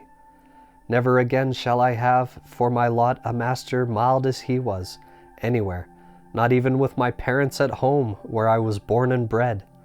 I miss them less than I do him, though a longing comes to set my eyes on them in the old country. No, it is the lost man I ache to think of, Odysseus, and I speak the name respectfully, even if he is not here. He loved me, cared for me. I called him dear, my lord, far though he be. Now royal Odysseus, who had borne the long war, spoke again. Friend, as you are so dead sure he will not come, and so mistrustful too, let me not merely talk as others talk, but swear to it. Your lord is now at hand, and I expect a gift for this good news when he enters his own hall. Till then, I would not take a rag, no matter what my need. I hate, as I hate hell's own gate, that weakness that makes a poor man into a flatterer. Zeus be my witness, and the table garnished for true friends, and Odysseus' own hearth, by heaven, all I say will come to pass. He will return, and he will be avenged on any who dishonor his wife and son. Odysseus tells the swineherd in this moment not to give up, but obviously he still doesn't really have a hope that Odysseus will ever return. And so they kind of just change the subject. And so Eumaeus asks for the story of this beggar who now finds himself at this house. And Odysseus, being an absolute savant at improv, begins weaving this long and elaborate tale. And since this story is entirely made up, I'm just going to give you the spark notes. Odysseus says that he is originally from Crete. His mother was the concubine of a wealthy nobleman, and he talks about how he became very skilled at war, preferring the art of violence and seafaring to the humble agricultural life. And so when the Trojan War broke out, of course he and his men enlisted. And after the war, he and his company sailed to Egypt, and he told them to guard the ship, but instead of doing that, they raided a city in Egypt. And of course, that city retaliated and began slaughtering his men, forcing them to retreat. All of them were killed except for this beggar, and the only reason that he survived was because he was able to make it to the chariot of the king of the city and embrace his knees and basically surrender. And he lived there for 7 years and amassed a great fortune until he was swindled by a Phoenician man who had actually planned to sell him into slavery, and so he was sold into slavery. But on the journey to wherever he was being taken, Zeus struck the ship they were on, leaving him the sole survivor. And he drifted to this kingdom where he was the guest of the king there, and the king had said that previously, very recently, Odysseus had also been a guest in his house, and he had been sent away to his homeland not long before this. And this beggar was also set out with a ship and a crew to be taken home, but the crew conspired against him to once again sell him into slavery. And this ship passed close to Ithaka, and he was able to loosen his bonds enough to jump overboard and swim to shore, and the men who were going to sell him into slavery also landed and looked for him, but couldn't find him. It's a very elaborate tale and entirely made up, except for the part about Zeus destroying the ship, leaving him the sole survivor. That's kind of true. But Odysseus could teach a masterclass in BS. The swineherd believes this man's story and pities him. Well, he doesn't believe the Odysseus part. He still thinks Odysseus is dead, and he's just kind of adding that as like a garnish on the story. Many strangers have come to the island with false news of Odysseus's whereabouts. One in particular, a man from Crete, had fooled Eumaeus to the point where he genuinely believed that Odysseus was indeed coming home. But when that did not come to pass, he became distrustful of these strangers. Which is very understandable, but Odysseus swears again by Zeus and all the other gods to this swineherd that Odysseus is near at hand. And then they have dinner together too, and night falls on the island of Ithaka. And it is then that cold winds from the sea begin to blow through the house. And Odysseus, in his rags, begins to feel the cold take hold of him, but instead of just asking for a blanket, he decides to weave this elaborate story as a way of provoking the generosity of Eumaeus to see if he'll do it. He tells this story about he was laying one day in ambush at Troy with Odysseus and King Menelaus. And it was cold that night, and he had forgotten a cloak for warmth. And so he woke Odysseus and told him his problem, that he was very chilly, to which the clever tactician that was Odysseus sprung into action. And so Odysseus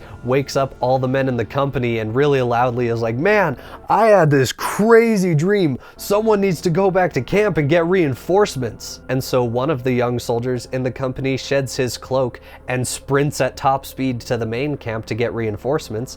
And Odysseus just kind of takes the guy's cloak and is like, "Here you go." Hearing the story, Eumaeus, in response, gives him a cloak for the night as well. And he promises this stranger that when Telemakhos returns from his journey at sea, he will be given all that he desires: food, clothes, and safe passage to wherever this beggar wants to go. And so Odysseus lays down to sleep, and Homer says that the swineherd Eumaeus takes up his weapons and goes to stand in the field, dutifully watching over the herds of Odysseus as if he would return at any moment. So there Odysseus dropped off to sleep while herdsmen slept nearby. But not the swineherd. Not in the hut could he lie down in peace, but now equipped himself for the night outside. And this rejoiced Odysseus' heart to see him care for the herds so, while his lord was gone. He hung a sharp sword from his shoulder, gathered a great cloak round him, close to break the wind, and pulled a shaggy goat skin on his head. Then, to keep at a distance dogs or men, he took a sharpened lance and went to rest under a hollow rock where swine were sleeping out of the wind and rain. Day 4. We now return to the story of the prince Telemakhos. If you recall, he previously sailed to Sparta for news of his father. First, he visited the court of Nestor in Pylos, and now with a son of Nestor, he has traveled to the realm of King Menelaus. And he still remains there in the palace, and although it is nighttime, he finds himself unable to sleep, and it is there that Athena appears to him. It is now time for the prince to go home before the suitors decide to do something drastic, like attempt to kill him and force Penelope to marry one of them. They wouldn't do that, would they? And don't worry, Athena does tell him about their plot to murder him. He's not going in blind. And so she tells him to take his ship and sail to the islands, but wait for darkness to fall, and only then can he sail to port. He is to disembark somewhere on the beach, just anywhere on the island, and then the ship is to make their way to the actual harbor without him. And before he can return to the palace, Athena tells him to visit the house of the swineherd Eumaeus. And as we know, Odysseus is there at the house of Eumaeus in his beggar disguise. And with that, she flies away. And so Telemakhos is there, just awake in bed, and Nestor is in the room with him, fast asleep, and he just kind of like kicks him. He's like, come on, we gotta go. And Nestor's son rolls over and looks at him and is kind of like, bro, it's 4 a.m. Can this wait until morning? And so they do end up waiting until the morning when King Menelaus comes to wake them, and Telemakhos tells the king that it is time for them to go home. But before he can go home, Menelaus, of course, lavishes him in gifts, treasures, all that kind of stuff. And I mentioned this briefly before in the story, but Menelaus may very well be the richest person in all of the Odyssey. So I can bet you that Telemakhos is going back to Ithaca just loaded. And before they leave, we get yet another example of bird sign. Babe, wake up, new bird sign just dropped. That was a joke, I have no one. Before the two can leave, everyone gathered there witnesses an eagle flying through the sky with a goose caught in its talons. And the people ask their king, what could this mean? But before he can respond to them, Helen steps forward. She says that this is a portent that Odysseus will return home very soon and wreak horrible death upon the suitors. Telemakhos is of course encouraged by this sign and returns with horse and carriage back to Pylos. And as they approach the city, Telemakhos kindly asks the son of Nestor to just drop him off at his ship.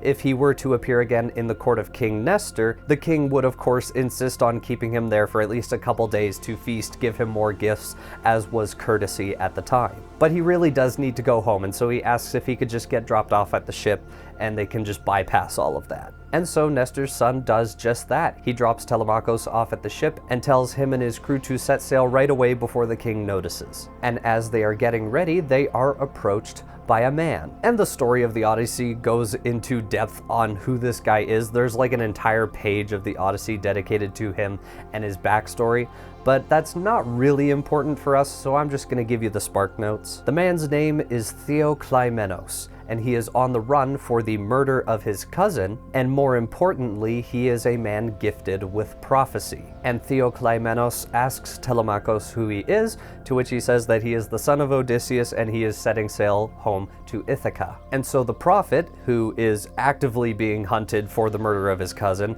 asks if he can stow away on their ship, to which Telemakhos agrees. And then the narrative jumps back to the story of Odysseus. We are just left to know that Telemakhos is on his way home. And back in Ithaca, Odysseus decides to test the hospitality of the swineherd yet again. He asks Eumaeus to point him in the direction of the nearest town so that he may go there and beg for his food. He even mentions maybe visiting the palace at some point and trying to curry favor from Penelope or one of the suitors. Eumaeus outright rejects this idea and tells him to stay in the house and wait for Telemakhos to return, and when he does, he will be given anything he needs. And he also implies that he'd be risking his life if he tried to curry favor with the suitors, which he probably would be. Given how disrespectful they are to the house of a king, I tremble to think how they would treat a homeless man. And then Odysseus, very casually of course, asks about the whereabouts of Odysseus's parents. Now, of course, he already knows that his mother is dead because he met her in the underworld, but in this moment, he's asking for the swineherd's read of the entire situation. To which the swineherd says that Odysseus's mother died long ago of a broken heart,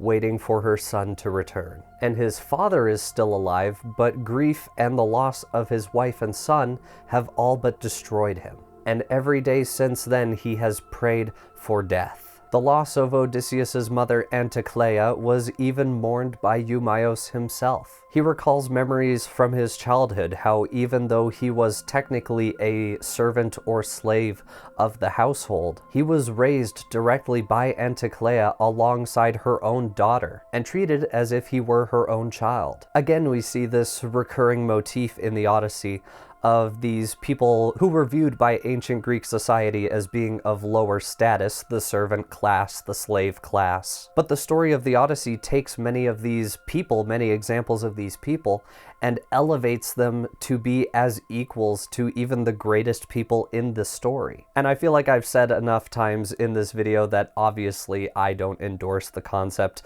of slavery and servitude. I think that it was a very cruel practice of ancient humans. And really it isn't so ancient because it kind of did carry on until very, very, very recently. But I do think the fact that they exist in the story presented an opportunity for the author to have a powerful moment like this and several others where they take these lower class people and elevate them. Eumaeus and Odysseus in this scene are viewed largely as equals, even though Odysseus is king of Ithaka and Eumaeus is technically a servant, a swineherd of the royal household. I just think it's a really cool device that we see several times in the story. And so Odysseus's mother raised Eumaeus as if he were her own son, and when the princess he was raised alongside grew up and was married off to a prince from the island of Samos, the swineherd was given a cloak and sandals and was charged with overseeing the livestock of the royal family, a very tremendous responsibility. But now Anticlea is long gone, and these suitors eat the livestock and storehouses of the house like vultures. And after this, Odysseus asks the swineherd how he came to Ithaka, to which he says he is from an island named Syri, I believe. It was a peaceful island where the problems of the greater world were not known. Either that or Eumaeus was just a child and naive to the evils of the world. But in his words, the island had no such thing as disease, and the only death ever experienced on the island was of old age and natural causes. The island was small, only hosting 2 towns with farmlands on either end of it, and Eumaeus's father was lord over all of it. And then one day, a Phoenician ship landed on their shores looking to trade. And as it happened, Eumaeus's father had in his household a Phoenician woman. It is unclear in my translation at least what her profession was, but it is very likely that she was a servant or a maid of the house. But one of the Phoenician sailors seduced this woman and lay with her one night. And she explained to this man afterwards that she had been abducted by pirates and sold into slavery, and it had been Eumaeus's father who had paid the ransom to free her. And this man offered to take her back to her father's house, to which she happily agreed. She told them to carry on their trading as usual, but before they are about to set sail, to let her know so that she can arrive along with payment for safe passage home. And so after a year of these Phoenician sailors being on the island trading, they sent word to the Phoenician woman in Eumaeus's father's household, and as payment for her voyage, she stole 2 goblets from the royal household, along with Eumaeus. She abducted him as part of the price for her freedom in order to presumably sell into slavery. And so they sailed for 6 days with their hostage. And on the noon of the 7th day, it is said that Artemis herself shot this Phoenician woman through the heart with an arrow, likely as punishment for her abduction of the swineherd. I mean, he wasn't a swineherd at the time, he was a child. She stole a child to sell into slavery. The sailors, not wanting to be caught with a dead body on their ship, threw her over the side to be eaten by fish. And the Phoenicians then sailed onwards to Ithaka, where the king at the time, Laertes, purchased Eumaeus. Odysseus is moved by the swineherd's story, and the two talk late into the night. Meanwhile, Telemakhos and his ship arrive at Ithaka, coming ashore in a secluded place. He informs the crew that they are to continue to port, but he will carry on foot. To which Theoclymenos, the prophet who stowed away on their ship, asks, what do I do? And Telemakhos responds saying that if things were different, he would invite the man to the palace straight away, where they would lavish him with gifts, clothes, anything he could need. But Penelope is still in mourning for Odysseus, and the political situation is a little tight, so it's best that he just doesn't go. And as they talk, a hawk flies overhead with a dove clutched in its talons. That's right, new bird sign drop, baby! And even though this bird sign is the exact same as the last one we saw in Sparta, the story still feels the need to clarify what this one means. And so Theoclymenos, being a prophet, obviously is probably adept in as well, interprets the scene for Telemakhos. The words were barely spoken when a hawk, Apollo's courier, flew up on the right, clutching a dove and plucking her, so feathers floated down to the ground between Telemakhos and the moored cutter. Theoclymenos called him apart and gripped his hand, whispering, "A god spoke in this bird sign on the right. I knew it when I saw the hawk fly over us. There is no kinglier house than yours, Telemakhos. Here in the realm of Ithaka, your family will be in power forever."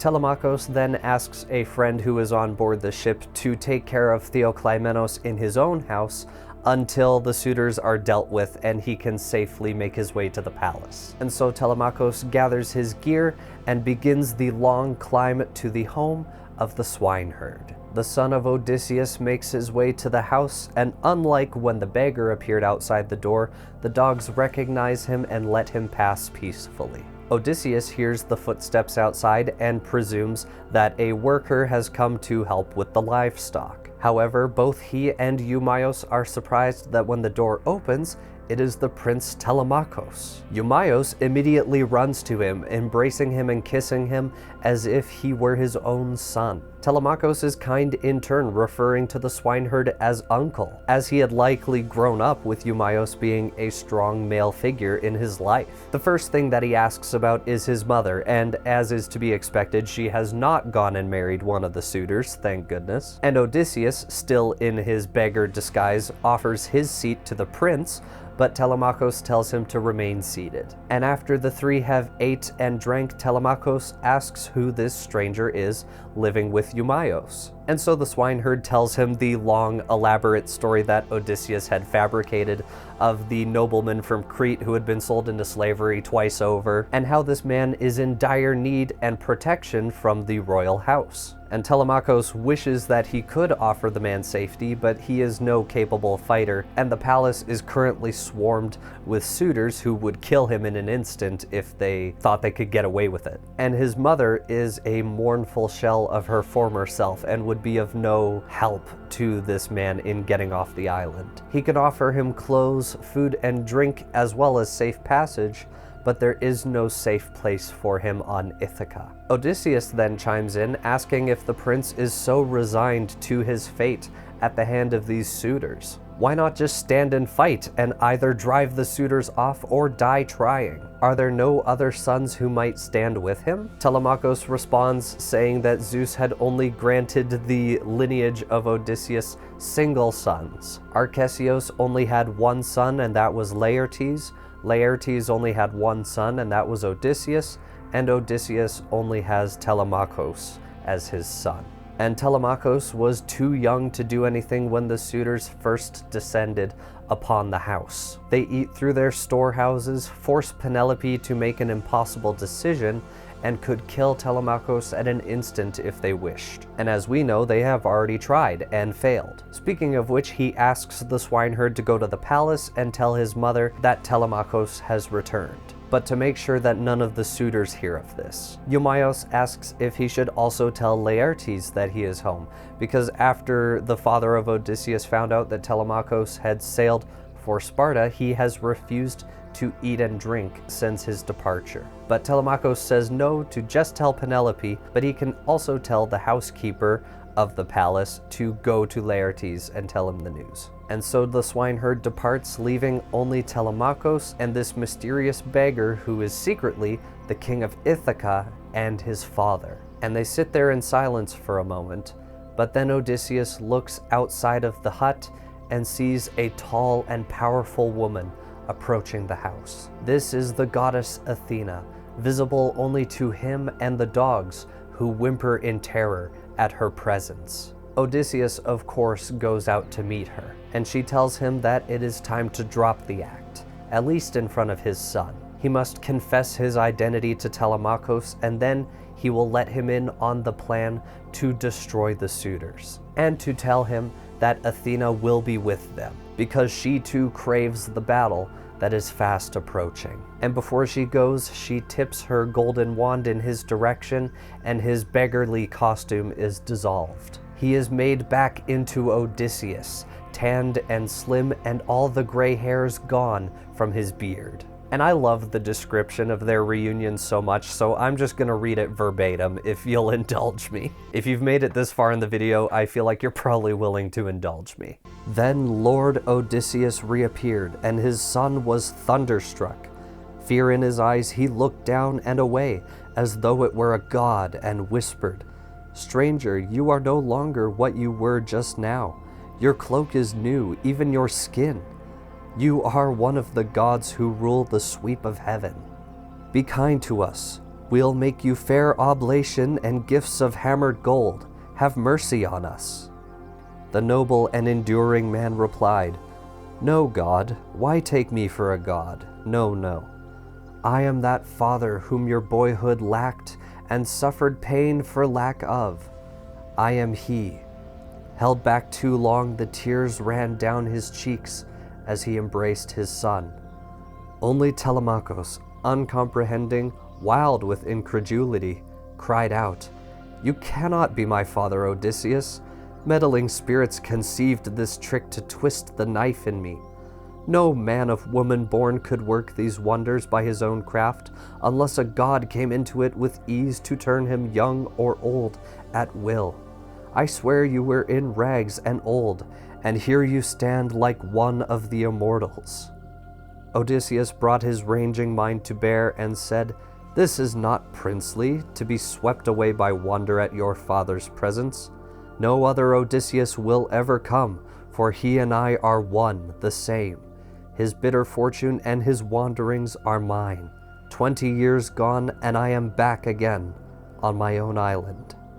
As for my change of skin, this is a charm Athena, hope of soldiers, uses as she will. She has the knack to make me seem a beggarman sometimes, and sometimes young with finer clothes about me. It is no hard thing for the gods of heaven to glorify a man or bring him low." When he had spoken, down he sat. Then, throwing his arms around this marvel of a father, Telemakhos began to weep. Salt tears rose from the wells of longing in both men, and cries burst from both as keen and fluttering as those of the great-taloned hawk, whose nestling farmers take before they fly. So helplessly they cried, pouring out tears, and might have gone on weeping so till sundown, had not Telemakhos said, "Dear father, tell me what kind of vessel put you here ashore on Ithaka? Your sailors, who were they? I doubt you made it walking on the sea." Odysseus tells his son that it was the Phaeacians who gave him passage back home, and Athena had guided him here for the purpose of bringing horrible death to the suitors. And he asks his son how many they number. Can they kill all the suitors themselves, or will they need reinforcements? And Telemakhos has this great comment in response about how ever since he was a child, he grew up hearing tales of his father and his gift for strategy. And he tells his father that in total the suitors number 108 men. Even with his father present, he still feels hopeless. How are 2 men supposed to take on 108?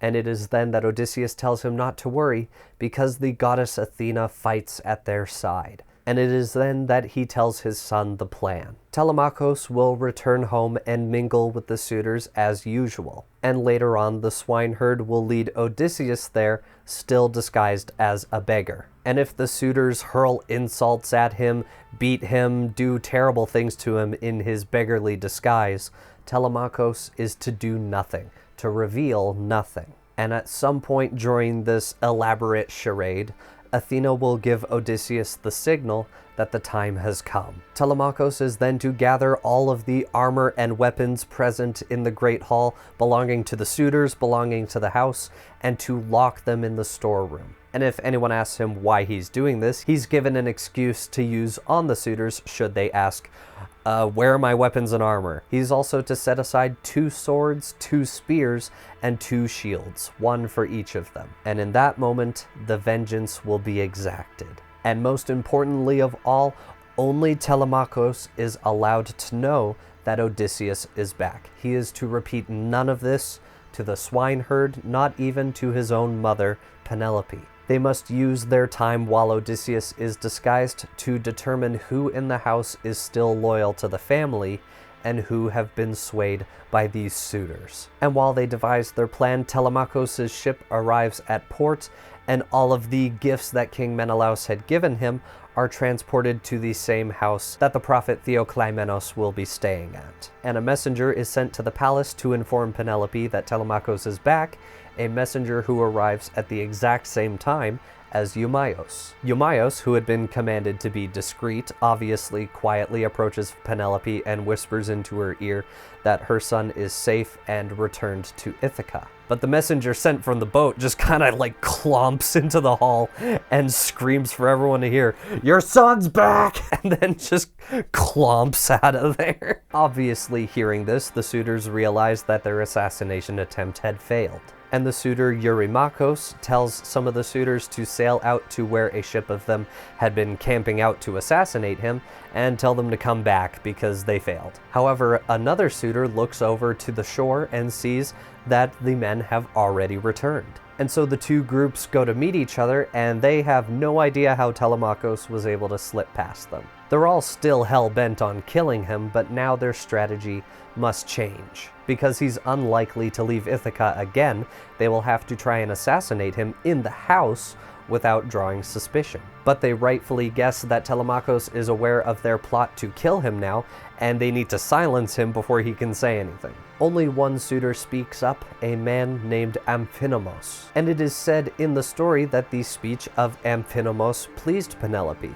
not because she preferred him to the other suitors, but because his speech carried no ill will or veiled malice underneath it. He spoke with no ulterior agenda. And he's very vocal about not wanting to kill Telemakhos. He thinks that that's a bad idea. He requests that they consult the gods over whether they are to kill Telemakhos or not. Because obviously if Zeus wants Telemakhos to die, then he's down for it. But Penelope overhears this conversation of them plotting her son's murder and decides it is time to make an appearance before the suitors. And so she enters the hall herself and singles out the suitor Antinous. If you'll remember, Antinous was kind of the ringleader of the suitors. Eurymachos is also one of them, but he's kind of below Antinous in the pecking order. She demands to know why they are plotting her son's murder. Long ago, when Antinous' father had had the entire island turn against him, it was Odysseus who gave him refuge, and it's heavily implied that this was an act of incredible mercy. Like, Antinous' father had betrayed the people of Ithaka, and they rightfully demanded justice, but it was Odysseus who had spared him. And now this is how they repay him. And Eurymachos speaks up in this moment, basically saying, "What? No, you're crazy. We wouldn't kill him. We love Telemakhos." And so she returns to her chambers and once again begins weeping for Odysseus until Athena mercifully puts her to sleep. If you're watching this video and decided to take a shot for every time she goes into her room and starts crying for Odysseus until Athena puts her to sleep, I am very sorry for the state of sobriety you're going to be in for the rest of this video. Back at the swineherd's hut, Odysseus and his son are roasting a pig when they hear Eumaeus returning. Athena quickly waves her wand and turns Odysseus back into a homeless person. I can only imagine what that looked like to Telemakhos, but the story makes it a point of saying that Athena does this so quickly because she knows that if Eumaeus were to discover that Odysseus was indeed home, he would be unable to resist just turning around and running back to the palace and telling Penelope. And it is important at this point in the story that Penelope not know that Odysseus is back.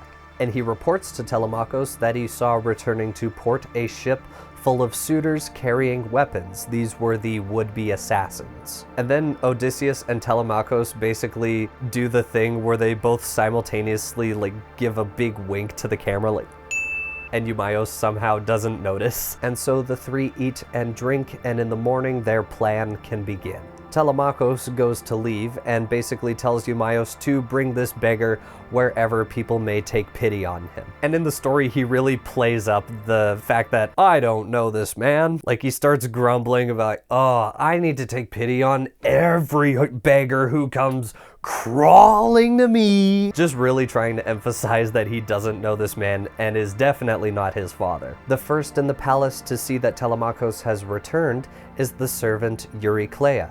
She is the elderly servant of the house who raised Telemakhos as if he were her own son, and she immediately begins to cry and runs forward to embrace him. And right behind her is the Queen Penelope, who is of course relieved that her son is alive and not in Sparta anymore. She asks him to tell all about her travels, but he says that he is too tired to talk right now. And now that he's returned, he must go and fetch the prophet who had set sail with him. And as he emerges in the great hall, flanked by 2 dogs, he is empowered by Athena so that when the suitors see him, they look on him with complete awe. But he completely ignores them, instead walking over to where a group of older men are standing, one of them being Mentor, this time not a god, just the actual guy Mentor. And they ask him of his travels, and he answers all of their questions. And as they talk, his friend brings to the household the prophet Theoclymenos. This friend asks Telemakhos if he would send maids to the house to bring back the treasures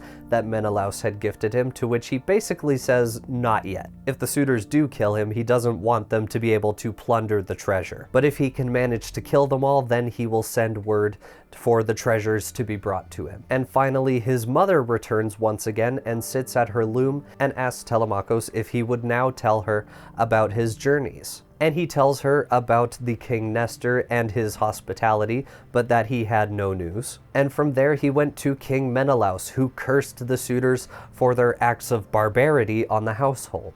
And he vowed that one day Odysseus would return and set them all straight. And finally he tells his mother the words spoken to him by the seer that Athena had instructed him to go and visit as well. I don't actually know if I talked about him in this video. Did Telemakhos go and see a seer? Is he talking about Menelaus hearing a word from Proteus?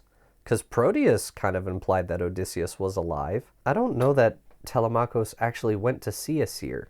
Only now, filming this video, am I discovering that I may have left a huge hole in this video, or there's a plot hole in the Odyssey. I'm not sure. Any historical literature experts, let me know in the comments below. You probably hated all of this video if you are actually educated in the Odyssey. Nevertheless, this seer, or the god Proteus, I'm not sure, but they said that they had seen a vision of Odysseus trapped on an island, a prisoner of the nymph Calypso, still alive, but with no method of returning home available to him. And this word alone is enough to ignite a spark of hope in Penelope, but it is then also that the prophet Theoclymenos speaks up. He says that the seer only saw part of the picture. This prophet here and now swears by Zeus and all of heaven that Odysseus is here, on the island, right now. And while she is more hopeful than before, she doesn't entirely believe this claim. It has been 20 years at this point.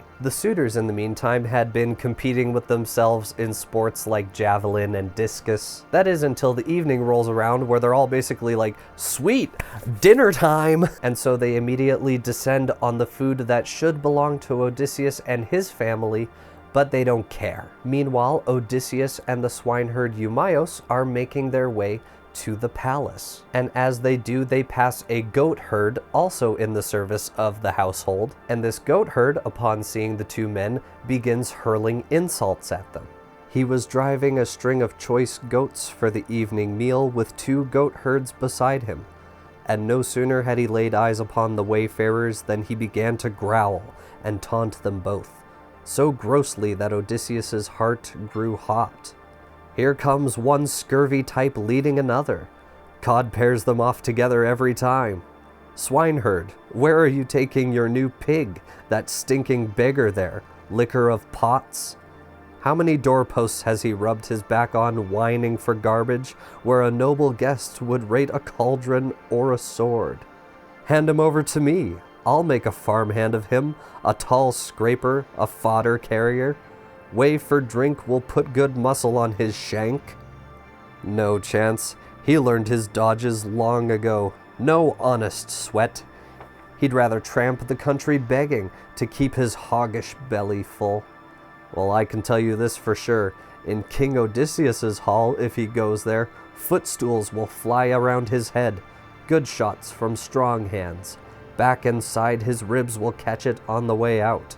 And as he passes, the man kicks Odysseus in his side. And internally, Odysseus is furious not only at this kick in the ribs, but also at the betrayal of the goat herd who is in service of his household. It seems that this man is content feeding and pleasing the suitors rather than his own family. But for the sake of keeping his disguise and keeping the bit up, he just sits there and grits his teeth. Eumaeus is equally outraged, and he prays to Zeus that one day Odysseus would return and separate the good shepherds from the bad. The goat herd rebukes him, insults him, and even threatens to sell Eumaeus in exchange for a herd. He is certain that Odysseus is dead, and he hopes that Telemakhos will soon be next. The goat herd continues up the hill and takes his place beside the suitor Eurymachus. And eventually the two men make their way to the gates of Odysseus's great hall. And the two decide that Eumaeus will go ahead, and then the beggar will arrive separately and begin to beg from the suitors. And it is then that we get one of the saddest moments in the entire Odyssey. If you've seen any videos about the Odyssey, even on like Instagram Reels or something, then you probably know at least a little bit about Odysseus's dog. And if you do, then you know where this is going. I apologize. As the two men are discussing who's gonna enter the hall first, a dog perks its head up, hearing a very familiar voice. While he spoke, an old hound lying near pricked up his ears and lifted up his muzzle. This was Argos, trained as a puppy by Odysseus, but never taken on a hunt before his master sailed for Troy. The young men afterwards hunted wild goats with him and hare and deer, and he had grown old in his master's absence. Treated as rubbish now, he lay at last upon a mass of dung before the gates, manure of mules and cows piled there until field hands could spread it on the king's estate. Abandoned there and half destroyed with flies, old Argos lay. But when he knew he heard Odysseus's voice nearby, he did his best to wag his tail, nose down with flattened ears, having no strength to move nearer his master. And the man looked away, wiping a salt tear from his cheek, but he hid this from Eumaeus. Then he said, "I marvel that they leave this hound to lie there on the dung pile. He would have been a fine dog from the look of him, though I can't say as to his power and speed when he was young. You find the same good build in house dogs, table dogs landowners keep, all for style." And you replied, Eumaeus, "A hunter owned him, but the man is dead in some far place. If this old hound could show the form he had when Lord Odysseus left him going to Troy, you'd see him swift and strong. He never shrank from any savage thing he'd brought to bay in the deep woods. On the scent no other dog kept up with him. Now misery has him in leash, his owner died abroad, and here the woman slaves will take no care of him. You know how servants are without a master. They have no will to labor or excel. For Zeus, who views the wide world, takes away half the manhood of a man. That day he goes into captivity and slavery." Eumaeus crossed the court and went straight forward into the Megaron among the suitors. But death and darkness in that instant closed the eyes of Argos, who had seen his master Odysseus after 20 years. Before he left for Troy, Odysseus had owned a puppy named Argos, and he had begun to train him, but while Argos was still a puppy, he had set sail for Troy, and of course, never returned. But in his owner's absence, he had been taken hunting with many of the other men in the house, and through the years he became a fierce and loyal dog, unmatched by any other hound they could muster. But now Argos is over 20 years old, and if you know dogs, that is an incredibly long life. He is now unable to move, and he sits there in a pile of manure, uncared for by any in the house. And despite his disguise, Argos still, after all this time, recognizes his master's voice. And with the last of his energy, the dog lifts its head and begins wagging his tail, excited that his master is once again home. And as soon as he realized that Odysseus had returned, he closed his eyes and died there. I just love that in this grandiose mythological tale about a guy circling the entire Mediterranean, desperate to return home. And as we get closer and closer to the divine retribution that we have been begging for since the very beginning of the story, we get this little portrait of a dog who waited 20 years for his owner to return one day. Who's cutting onions in here? In the hall, Eumaeus joins the side of Telemakhos. And a little while later, a beggar enters the hall, bent over from years of age, limping around the room feebly. Telemakhos orders that a portion of his food be given to the stranger, but if he wants more, he will have to beg for it from the suitors at the table. And Athena, presumably invisibly, hovers over Odysseus and tells him to beg from the suitors. If he gets closer to them, he will be able to weed out the noble from the ignoble, even though the fate of all of them at the end of the day is the same. Whether they are more righteous than others or not, all have been condemned by the gods. And so he begins begging at the table, and curious murmuring begins to pick up from all the suitors. And the first to actually speak out loud is the goat herd, saying that he passed this man on the road, though he has no idea who he is. But he definitely thought that kicking him in the ribs was a good idea. Like, imagine if that was Zeus that you kicked in the ribs. I think I made that joke, like, days ago at this point. It was earlier in this video. I've been recording this video for like a month. And Antinous snaps at Eumaeus for bringing this homeless person to the table. Haven't they all had their fill of gross poor people? Telemakhos glares at him and basically tells them to show some charity for once in their lives. And so the suitors give to this beggar, and Odysseus has the chance to assess each one individually. Finally, he gets to Antinous, and he can't resist just poking and prodding him a little further, and he makes this whole elaborate speech about surely the great Antinous will give far more generously than his fellow countrymen. And he launches into his whole tale about how he used to be mighty and powerful once until the gods laid him low. And finally Antinous snaps, basically telling him to shut up. And he claims that the whips he suffered in Egypt will be nothing compared to what Antinous will do to him. And he rightfully points out the only reason that the other suitors were so generous with their food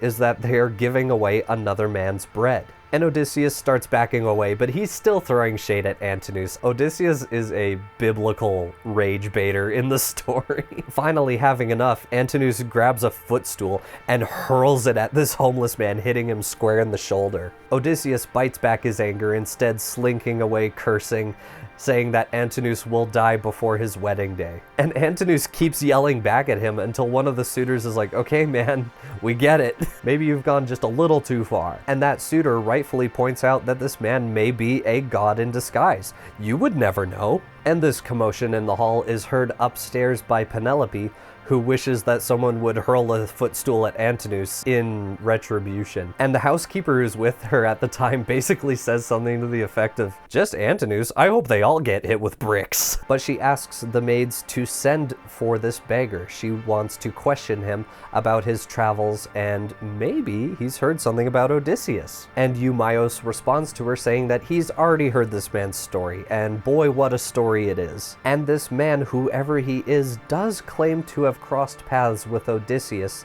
at one point. And then there's this moment in the story that's not really important, but is also just incredibly funny to me. Funny in the sense of, like, I have no idea why this was included. From all the way in her chambers, up at the top of the palace, Penelope's sitting there, and she hears from down in the Great Hall, she hears her son sneeze really loudly. And the exclamation, in my translation at least, that he makes when he sneezes is, I kid you not, ka-chow.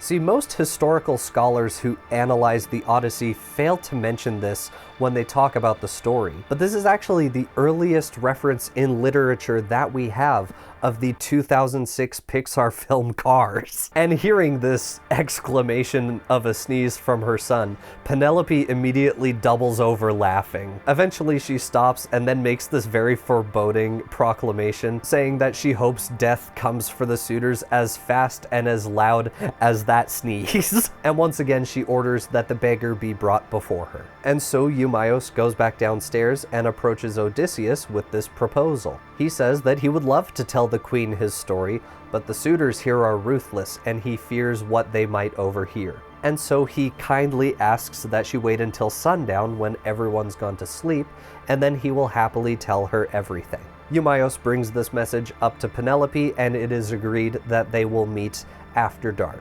And with that, the swineherd leaves, but first he says goodbye to Telemakhos. And he, very forebodingly, tells the swineherd to bring the best of his livestock for feasting tomorrow. It is clear, at least to the swineherd, that he's plotting something. And so the festivities continue into the night. Odysseus takes a seat in the doorway of the hall, as was customary for beggars at the time. They would sit in the doorway and hope that any passerbys might, give them something, money, food, anything. It is then that a real beggar makes his way up to the palace, a man named Arnaios.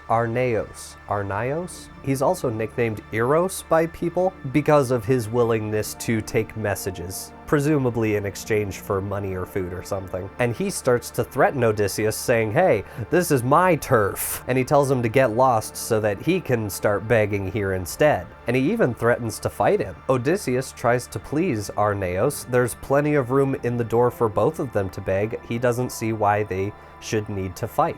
And even though he's trying to defuse the situation, he can't help but implying that he is much stronger than he may look. He doesn't want to fight Arnaios, but if Arnaios wants a fight, it will probably not go as he expects it to. But Arnaios continues to taunt Odysseus, clearly wanting a fight. Antinous sees this and basically starts giggling with joy at the prospect of two homeless people about to fight for the privilege of begging to him. And so the suitors all gather to watch the spectacle. I imagine Antinous turns to all the other suitors and is like, "Hey everybody, these two bums are about to fight!" Antinous even ups the stakes, quite literally, offering a delicious meal to the victor. Odysseus sees no way out of this at this point, and so he makes the suitors swear that they will not intervene on the part of Arnaios. In other words, if Odysseus starts winning the fight, they won't begin fighting dirty. And so they all swear, and even Telemakhos promises that he will not interfere. And with that, Odysseus prepares to fight. Specifically, he ties his shirt around his waist and ropes his rags about his loins. In other words, he's transforming his beggarly tunic into like wrestling tights. And the suitors at this sight become nervous because, empowered by Athena, this stranger suddenly appears to have a bulking chest with powerful legs, a level of strength and bulk that had been hidden under his beggarly clothes that they had not noticed before. Arnaios sees this and immediately tries to back out of the fight, but it's far too late for that, and the suitors basically shove him back into the ring with Odysseus. And as they're sizing each other up, Odysseus essentially starts calculating what he should do. Should he lash out with all of his strength, attempting to kill this man in one blow? Or does he pull his punches so that the suitors might not know the true extent of his strength? In the end, Odysseus sends out a single blow, which immediately shatters the jawbone of Arnaios. And the suitors immediately start laughing, because watching poor people fight is the pastime of the wealthy. No comment. Odysseus then picks the man up and throws him towards the gate of the house, and basically tells him, "There you go, the spot's all yours." And for once, the suitors all congratulate Odysseus, because yay, the homeless person just beat up the other homeless person. This is the best day ever. And they say that they will have this beggar Arnaios shipped off to a king on the island called Epeiros, a king who is notorious for flaying people alive. In other words, skinning them, removing their skin. They be giving him the Saint Bartholomew treatment. Antinous, true to his word, brings Odysseus the prize meal, all his. And another suitor by the name of Amphinomus brings Odysseus a gift of wine. It is said in the story that Amphinomus is nowhere near as wicked as the other suitors. Amphinomus offers him the wine and even gives a toast to this stranger. Odysseus accepts this, but immediately turns to Amphinomus, his voice suddenly gravely serious. I imagine in this moment, like, the scene is very lighthearted, like, here's some wine, man, cheers. And then all of a sudden this homeless person looks at him like, You have to listen to me. Amphinomus is not like the other suitors. He has a kind soul. But he and the rest of the suitors have dishonored this house, and the gods have taken notice. And the master of the house is returning. In fact, he is almost here. Amphinomus must leave now before that happens, or death will be dealt to him and all the others. And this is such a cool scene to me, especially from Amphinomus's perspective. Like, imagine you're just here trying to find a wife. There is an eligible bachelorette literally upstairs, and it's your job to maybe win her hand in marriage. And admittedly, you have not been a great guest, although nowhere near as bad as the others. And then one day, a homeless guy shows up to the palace and you give him some food. And then suddenly, He looks directly at you and recites a prophecy of your demise and the demise of all others. if I had been in that exact situation and heard those words from just the random homeless man who had just beat up another homeless man, society would never hear from me again. You fought well, stranger. Here's some wine. You will die, and all of your brothers will die. You must flee now before the master returns to his house. Like, that's so funny. I love it. Sadly, Amphinomus did heed this warning, but found himself unable to leave the place. It is said that Athena had already bound him to the same fate as the rest. Try as Odysseus might, Amphinomus would meet his end with the other suitors. And we are told in this moment that the suitor Amphinomus would be killed by a spear thrown by Telemakhos. Athena then places it in Penelope's heart to appear before the suitors. Unbeknownst to her, this will be the first time in 20 years that Odysseus is allowed to look upon his wife. The housekeeper politely and respectfully tells her that maybe she should bathe first because her face is streaked with tears, as they are most days. Penelope refuses, saying that the gods took her shine away years ago when her husband sailed for Troy. But when the housekeeper leaves, Athena once again casts a sleep over Penelope. And as she sleeps, the goddess endows her with heavenly beauty and grace, even washing her face in ambrosia, the liquid of the gods. And after she is done, Athena disappears and her maids re-enter. She wakes slowly and sighs to herself, wishing that death would come as sweetly and as peacefully as that sleep had come upon her. And so she appears before the suitors endowed with godly beauty by Athena. And the knees of all the men present in the room are made weak at the sight of her. And each one silently in their heart vows to one day lie with her. Romantic, I know. Like, imagine you're just seeing like a literal goddess walk down the stairs in front of you and all you can think to yourself is would. She looks to Telemakhos and essentially asks him why he allowed two homeless people to beat each other up in their house. He apologizes, again still having to cover for the fact that one of the strangers is his father and her husband. He basically brushes it off, saying that he was being young and impulsive, but that the suitors didn't get what they want because the stranger had won. I imagine the whole time she's descending the staircase, and it's very graceful, very powerful image, but all the suitors are at the bottom just like, awooga, awooga. Their eyes are bulging out, their jaws are dropping to the floor, and Eurymachos begins flirting with the queen Penelope. And she brushes his advances off, saying that much of what was good about her was lost when Odysseus left for Troy. And then she recounts in this great speech their final moments together before he had left. Can I forget the day he left this island, enfolding my right hand and wrist in his? He said, "My lady, the Achaean troops will not easily make it home again full strength, unhurt from Troy. They say the Trojans are fighters too, good lances and good bowmen, horsemen, charioteers, and those can be decisive when a battle hangs in doubt. So whether God will send me back or whether I'll be a captive there, I cannot tell. Here, then, you must attend to everything. My parents in our house will be a care for you, as they are now, or more, while I am gone. Wait for the beard to darken on our boy's cheek, then marry whom you will, and move away." And then Penelope begins insulting the manners of these suitors. She was told by Odysseus to wait until their son had grown up to finally remarry.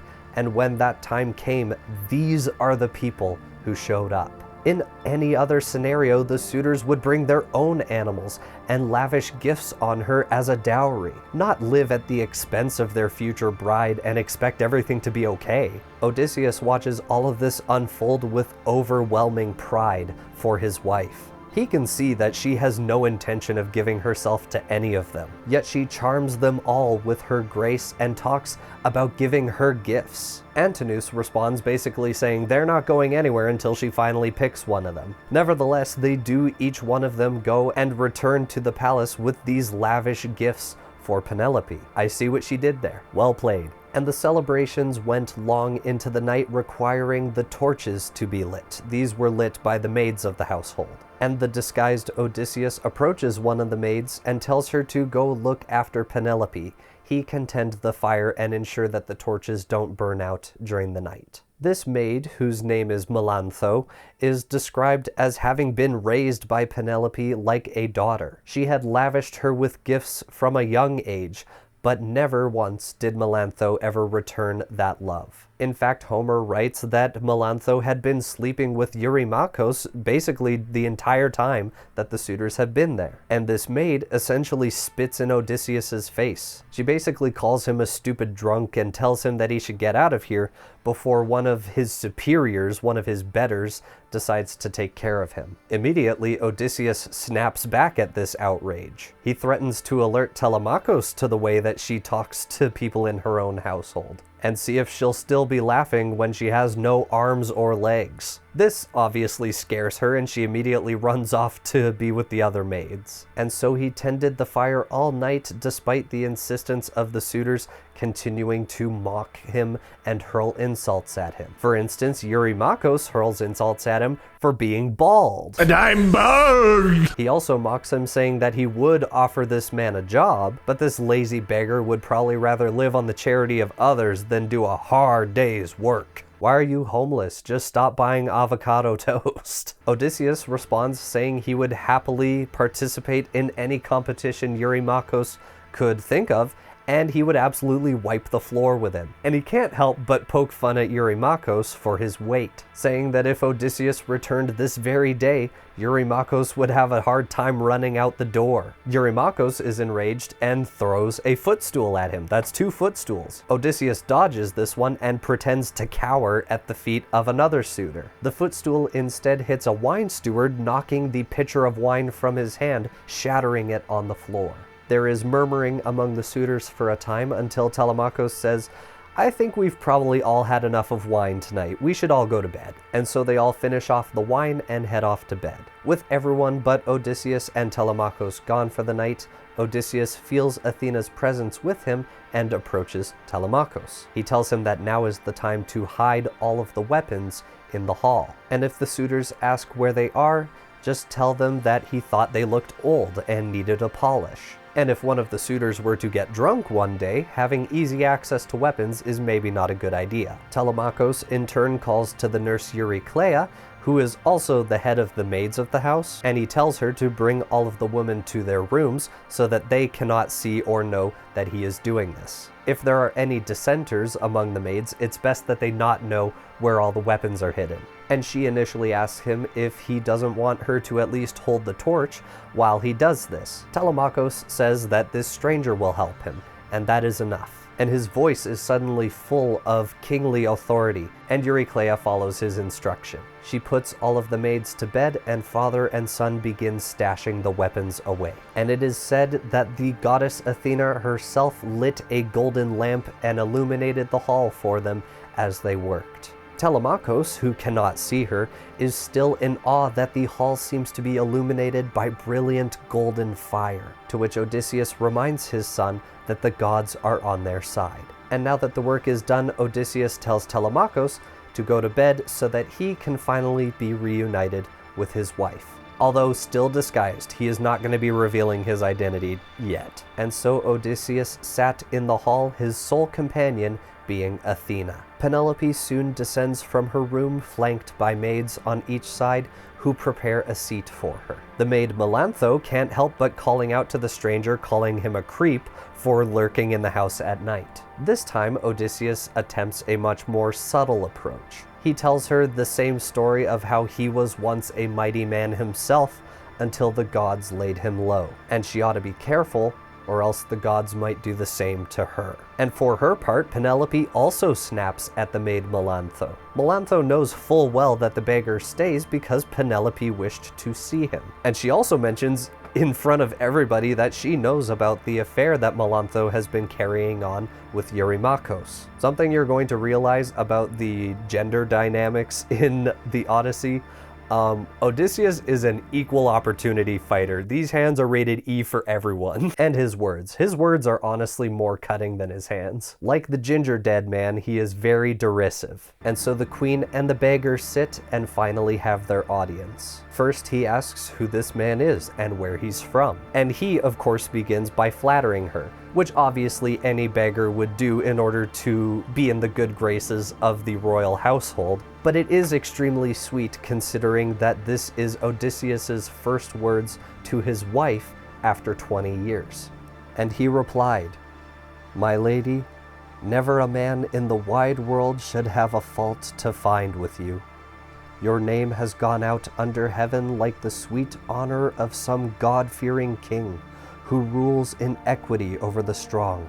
His black lands bear both wheat and barley, fruit trees laden bright new lambs at lambing time, and the deep sea gives great hauls of fish by his good strategy, so that his folk fare well." She thanks him for this flattery, but she has not felt complete herself since Odysseus left 20 years ago. And of course, she as well outlines the situation she finds herself in with her house, her suitors, her son, and she even tells this stranger of the trickery she employed against the suitors. The whole story about her weaving a shroud for Laertes, but then unraveling her work at night so that it would stall her decision. And again, she asks where this stranger is from. And he says he doesn't wish to go into his long, tragic backstory, but long story short, he is a man from Crete. And one day, a man named Odysseus blew to Crete, and this beggar himself played host to him and his men. He weaves a lie so convincing that she is moved to tears. Now all these lies he made appear so truthful, she wept as she sat listening. The skin of her pale face grew moist, the way pure snow softens and glistens on the mountains, thawed by south wind after powdering from the west, and as the snow melts, mountain streams run full. So her white cheeks were wetted by these tears, shed for her lord, and he close by her side. Imagine how his heart ached for his lady, his wife in tears, and yet he never blinked. His eyes might have been made of horn or iron for all that she could see. He had this trick, wept if he willed to, inwardly. While she is moved by his story, she isn't fully convinced and asks this stranger for proof that Odysseus had visited him. Unfortunately, this story is not true, but fortunately, the storyteller is Odysseus himself. He proceeds to describe what Odysseus was wearing at the time, his cloak, his brooch, his tunic, and these details are able to convince her because it was Penelope herself who had dressed him in this regalia before he sailed for Troy. But she is still despairing, doubting that she will ever see her husband again. It is then that he tells her not to despair. He has heard that Odysseus is near at hand, amassing a fortune to bring home to his family. He heard it himself from the king of Thesprotia that Odysseus was on his way home at that exact moment. The king even showed him the fortune that Odysseus had amassed, a treasure store enough to last 10 generations. And he swears that before sunset tomorrow, The king will return. Viggo Mortensen, is that you? She is, of course, still doubtful. She hopes that it may be true, but after 20 years, she finds it hard to believe. Nevertheless, she stands and tells the maids to prepare a bed and to wash this man. She will sit tomorrow with Telemakhos, and if any suitor gives him trouble during the day, then that suitor has no further purpose here. Odysseus tries to resist her offer. He is, at least in disguise, a beggar, and he prefers to lie on the ground like a beggar. And as for the wash, he will only accept it if he is washed by the oldest maid in the house, the maid who has the most experience like him. And so Penelope calls on the maid Eurycleia, who had watched over Odysseus since he was just a boy. And when she tells Eurycleia to wash this stranger, she almost has, not a Freudian slip, but a slip of the tongue nonetheless. And she says that she almost commanded her to wash the feet of this stranger as she would have if Odysseus himself had needed a wash. Eurycleia sees this stranger and begins weeping at the sight of this man laid low by the gods and abused by the suitors. She pours a bowl and gets ready to wash this stranger's feet. And only then did Odysseus remember that he has a very noticeable scar on his thigh, an old wound he got on a hunting trip when a wild boar had stuck him in the thigh, a scar that his lifelong maid would absolutely notice. Odysseus tries to twist away quickly, but Eurycleia immediately notices the scar. This makes her the first person aside from Telemakhos to know that Odysseus has returned. This was the scar the old nurse recognized. She traced it under her spread hands, then let go, and into the basin fell the lower leg, making the bronze clang, sloshing the water out. Then joy and anguish seized her heart, her eyes welled up with tears. Her throat closed and she whispered, with hands held out to touch his chin, "Oh yes, you are Odysseus. Ah, dear child, I could not see you until now. Not till I knew my master's very body with my hands." Her eyes turned to Penelope with desire to make her lord, her husband, known, in vain, because Athena had bemused the queen so that she took no notice, paid no heed. At the same time, Odysseus's right hand gripped the old throat, his left hand pulled her near, and in her ear he said, "Will you destroy me, nurse who gave me milk at your own breast?" Oh. Well, that's a fun little detail. Now with a hard lifetime behind, I've come in the 20th year home to my father's island. You found me out as the chance was given you.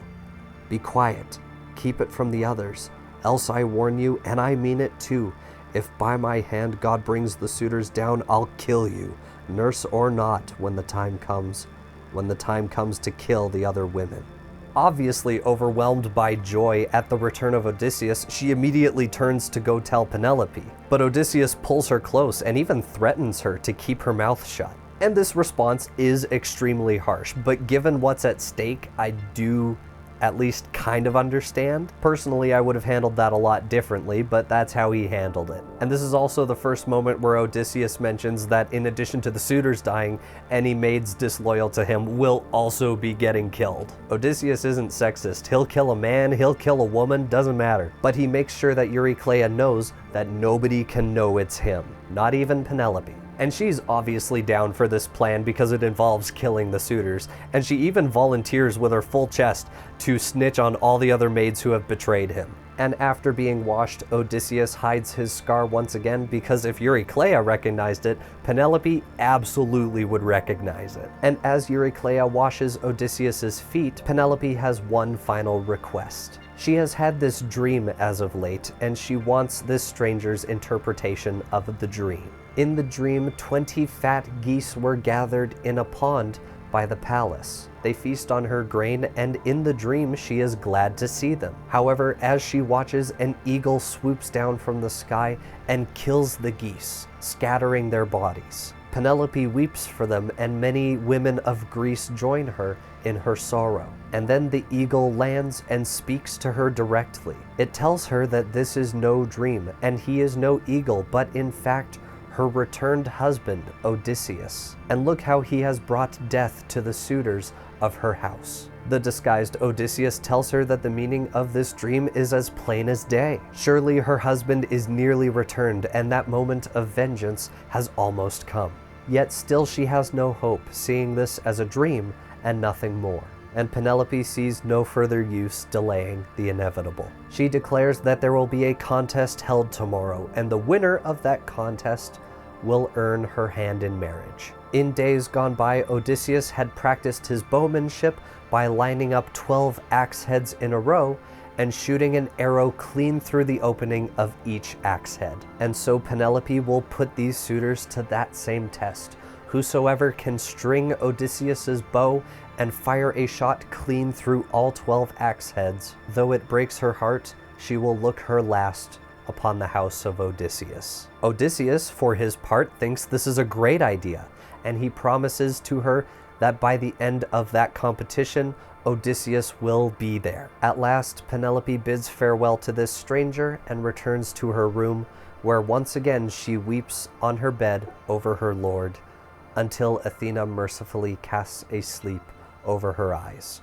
And we have finally come to the 5th and final day of recording. And since we're coming to the end of this classical story, and of course I'm going to have an analysis section at the end going into this piece of classical literature, and so I decided to go for a little bit more of an academic look today, just as a bit, so enjoy this last bit of the video. Odysseus lays to sleep in the entryway of the palace, laying on just a simple ox hide. And as he tries to sleep, he both sees and hears many of the maids of the house sneaking out at night to lie with the suitors. This, of course, greatly angers Odysseus. These maids have betrayed his household and lay with his enemy. And he lays there thusly, tossing and turning for hours, his mind bent on the murder that is to be enacted in the morning. Not necessarily in the morning, but just the next day. And as he tries to find sleep, the goddess Athena visits him once more. And for the first time since his arrival back on Ithaka, he expresses to her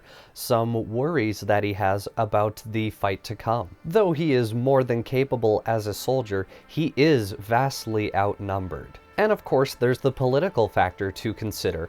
Murdering the sons of every nobleman and king on the island and surrounding islands is probably not the best idea. Athena responds to this very simply, saying that the gods are on his side, and as long as they are, he cannot lose. And if it is truly to be hundreds of suitors against one man, then it will be a dark day for those suitors. One last time she tells Odysseus not to worry before casting him into a deep sleep. He will need all of his strength for the day to come. But while he sleeps, Penelope wakes again in her bed, her heart heavy. She has awoken from a dream, the kind of dream that once you wake up and realize it is a dream, it breaks you to the very core. Something that I would know absolutely nothing about. I have very normal and happy dreams. But in the dream she had seen Odysseus, her beloved husband, exactly as she remembered him. He was clad in glorious armor, an army of troops at his back, the great and powerful commander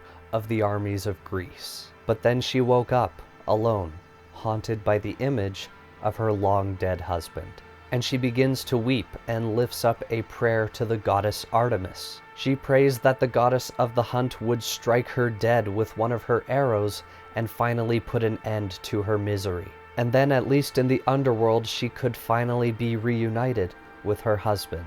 Her cries echo through the hall, reaching the ears of the half-awake Odysseus. And to him in this moment, it's as though she lays weeping right beside him in their bed together. He prays to Zeus that if it is true that he should be victorious this next day, as Athena has told him, then he asks that some sign be given to him that things will transpire as Athena has told him. And Zeus hears this prayer, and as if in confirmation, he sends a great peal of thunder booming over the household, though the skies outside are clear. Odysseus, of course, hears this, and in the house he can also hear a woman of the house, a maid of the house. She is at her station grinding flour. She also heard the thunder, and seeing that there is not a single cloud in the sky, she offers a prayer to Zeus. She divines that this thunder was indeed a sign from Zeus of Olympus. Stricken with prophecy, this older woman makes a declaration which is heard by Odysseus. She stopped, stayed her hand, and her lord heard the omen from her lips. Ah, Father Zeus, almighty over gods and men. A great bang of thunder that was, surely, out of the starry sky, and not a cloud in sight. It is your nod to someone. Hear me then, make what I say come true. Let this day be the last the suitors feed so dainty in Odysseus's hall. They've made me work my heart out till I drop grinding barley. May they feast no more. Hearing this, Odysseus knows that his day of vengeance has finally come. And in the morning, Telemakhos awakens and asks the maid Eurycleia if the beggar was given accommodations during the night, to which she says that he was offered a bed, but he preferred to sleep on ox hides on the floor. And in the courtyard, the maids and servants of the house go about preparing for a day of entertaining and feeding the suitors. And from the countryside approaches the swineherd Eumaeus, who checks on the beggar to make sure he has not been mistreated.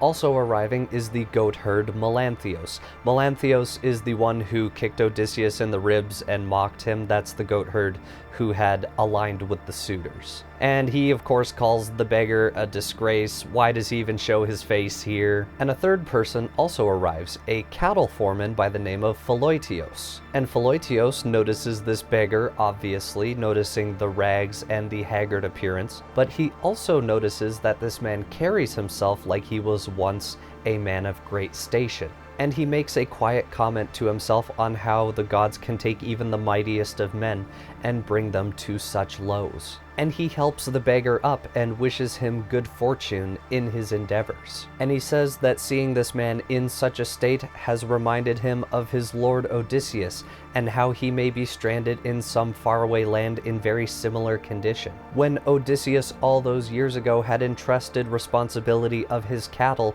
to this man, to Pholoitios, he was just a boy.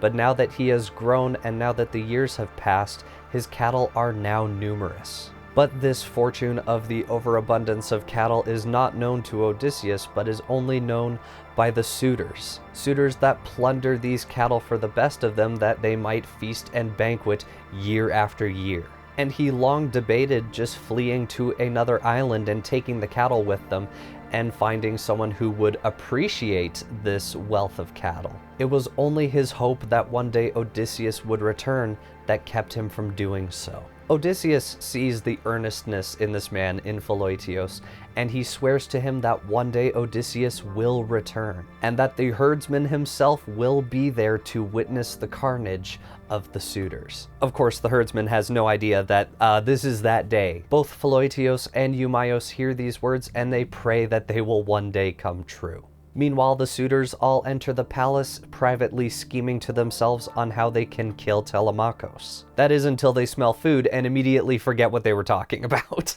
The feast begins, and Telemakhos seats this beggar so that Telemakhos stands between him and the suitors. And this beggar is given an equal portion to what the suitors are given, much to their chagrin. One suitor in particular, a man named Ctesippos, maybe the K's silent, or maybe the T's silent. He sees this and says to the rest of the suitors, you know what?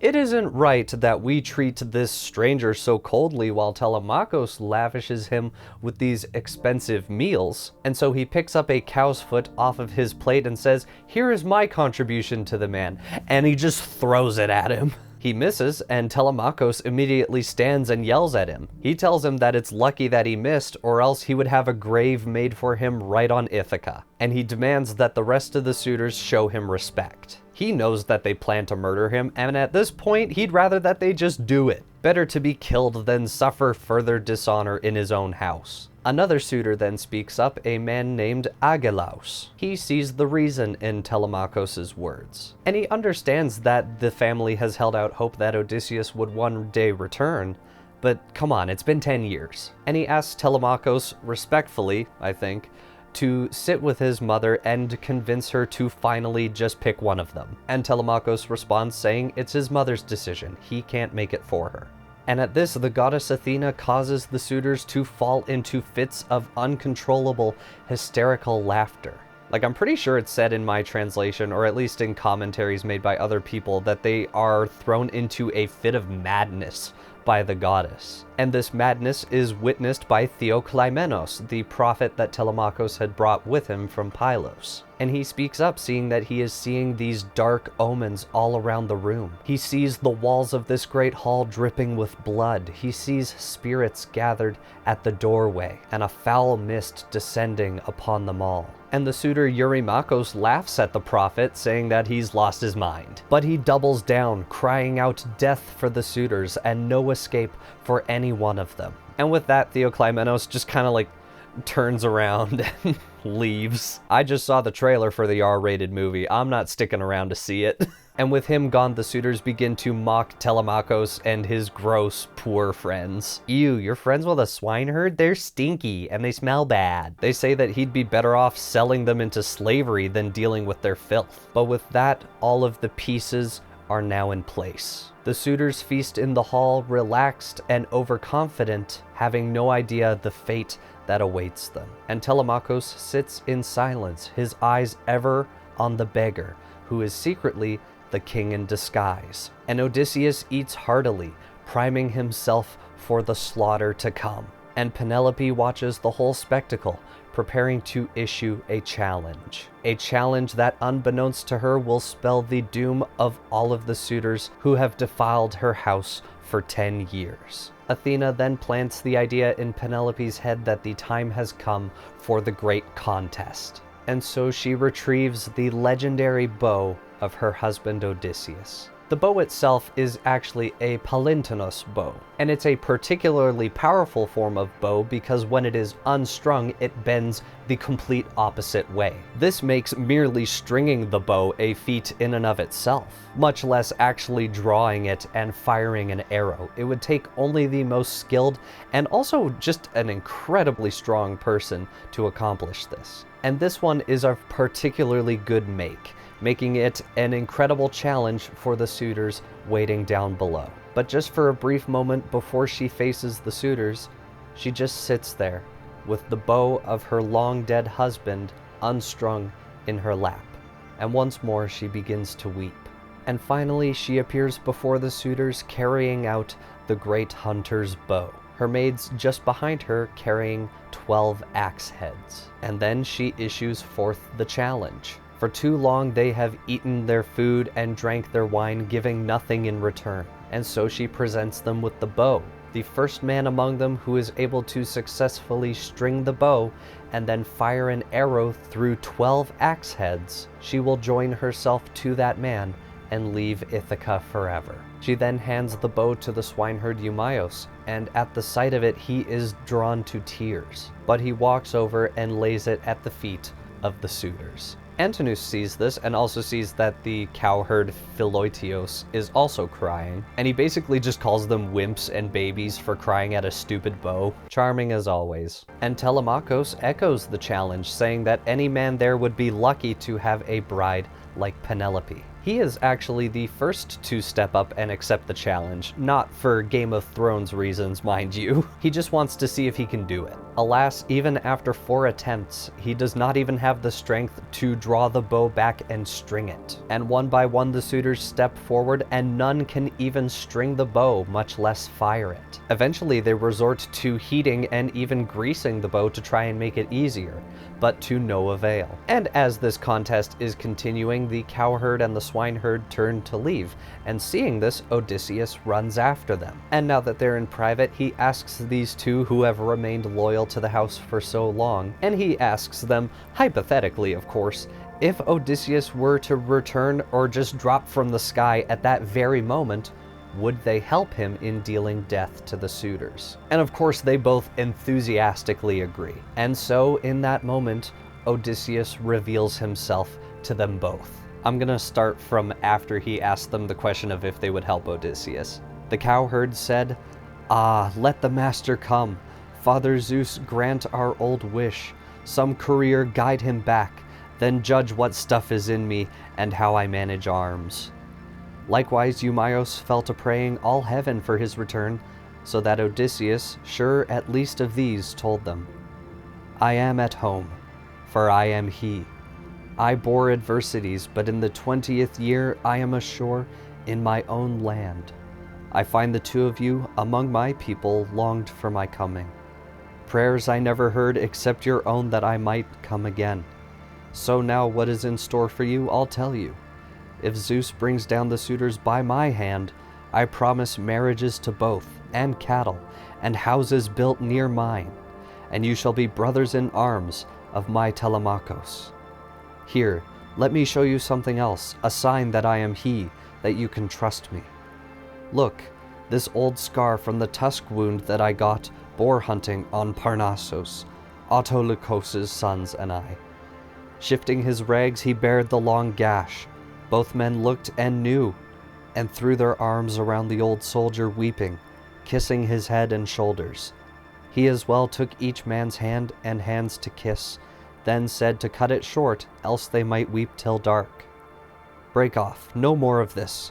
Anyone at the door could see and tell them. Drift back in, but separately at intervals, after me. And so Odysseus gives them a sign that it is indeed him, showing them the scar on his thigh, that old hunting wound he got all those years ago. And recognizing this wound, they embrace each other, kiss each other. It's a really happy reunion. And with this reunion out of the way, he tells them the plan. Odysseus is currently disguised as a beggar, and the suitors will be loath to have him participate in this contest of the bow. But Eumaeus is to defy their orders and give the bow to Odysseus. And he's also to tell the women to lock their doors and ignore the screams coming from the hall. And with that, the three of them make their way back in. Finally, the contest has come to the two greatest of the suitors. Greatest. These, of course, being Antinous and Eurymachus. Beginning with Eurymachus, who, much like the others, cannot even string the bow. And he speaks aloud, saying that he's really depressed now. And he's not even depressed because he won't get to marry Penelope, because he's a tough, manly man who could get any woman he wants. Yeah, those kinds of people existed even back in ancient Greece. They never left. He's sad because now these men, who seem to be the finest men in all of Greece, now seem like children compared to Odysseus. Even the strongest of them is but a pale reflection of the old king. And then Antinous suggests that they pause the contest so that they can eat Penelope out of the house once again. This contest saddens me. Let's eat her food and drink her wine without any regard to her or the gods. They truly are the most delightful of guests. She literally declared the contest, saying that she's sick of them eating her food, and then they're just all like, this contest is boring. Let's go back to eating her food. And as they sit to eat, Odysseus speaks up, asking timidly if maybe he could give it a try. Antinous says, no, you're stupid and poor. Shut up. And he says that if this beggar had showed up to his house, he would have just shipped him off into slavery without a moment's hesitation. And Penelope snaps at Antinous for being rude to Telemakhos' guest. While it's unlikely that this beggar would succeed, it's not up to the suitors whether he does this or not. They just don't like the idea of being shown up by a homeless person. And so Penelope insists that he try. While obviously socially she cannot marry a beggar, if he does succeed, she will give him clothes, give him food, and safe passage wherever he wishes. And then Telemakhos turns to his mother and says that it's up to him to decide who will do this and who will not, and tells her to return to her room. And to be clear, in the story, this is meant to be a great character moment for Telemakhos. It's meant to signify the kingly authority that Telemakhos has now grown into. This is kind of a coming-of-age story for Telemakhos. But in 2025, it just kind of sounds like a son turning to his mom and being like, go to your room. It's a story about a guy coming of age, but it's just him being like, shut up, mom, get out of here. And so once again, she returns to her room, proceeds to cry over Odysseus until Athena casts her into sleep. If you did genuinely start doing a drinking game anytime Penelope does this, I apologize. Eumaeus begins taking the bow forward to Odysseus, and the suitors begin shouting and screaming at him. They insult him and threaten him to the point where he panics and drops the bow. But Telemakhos tells him to ignore this and bring the bow to this man. And he also insults the suitors and wishes them death in return, but they just laugh this off. Their hubris has now become too great for any of them to see what is about to happen. Eumaeus gives Odysseus the great bow and then instructs the maid Eurycleia to lock the doors of all of the maids' quarters. And as she does, the cowherd Pholotios sprints to the gates of the palace and bolts the door, trapping them all inside. Odysseus, who hasn't touched this bow in 20 years, begins running his hands along the surface of the bow, checking for signs of wear and damage, but also because he just missed it and it's great to hold it again. And the suitors again hurl insults, saying that this beggar is taking his sweet time with this contest. And then, as effortlessly as a harper plays their instrument, Odysseus draws the string about the bow with ease. The suitors are instantly awestruck, and in that moment Zeus sends another peal of thunder cracking down the side of Olympus, though there is not a cloud outside.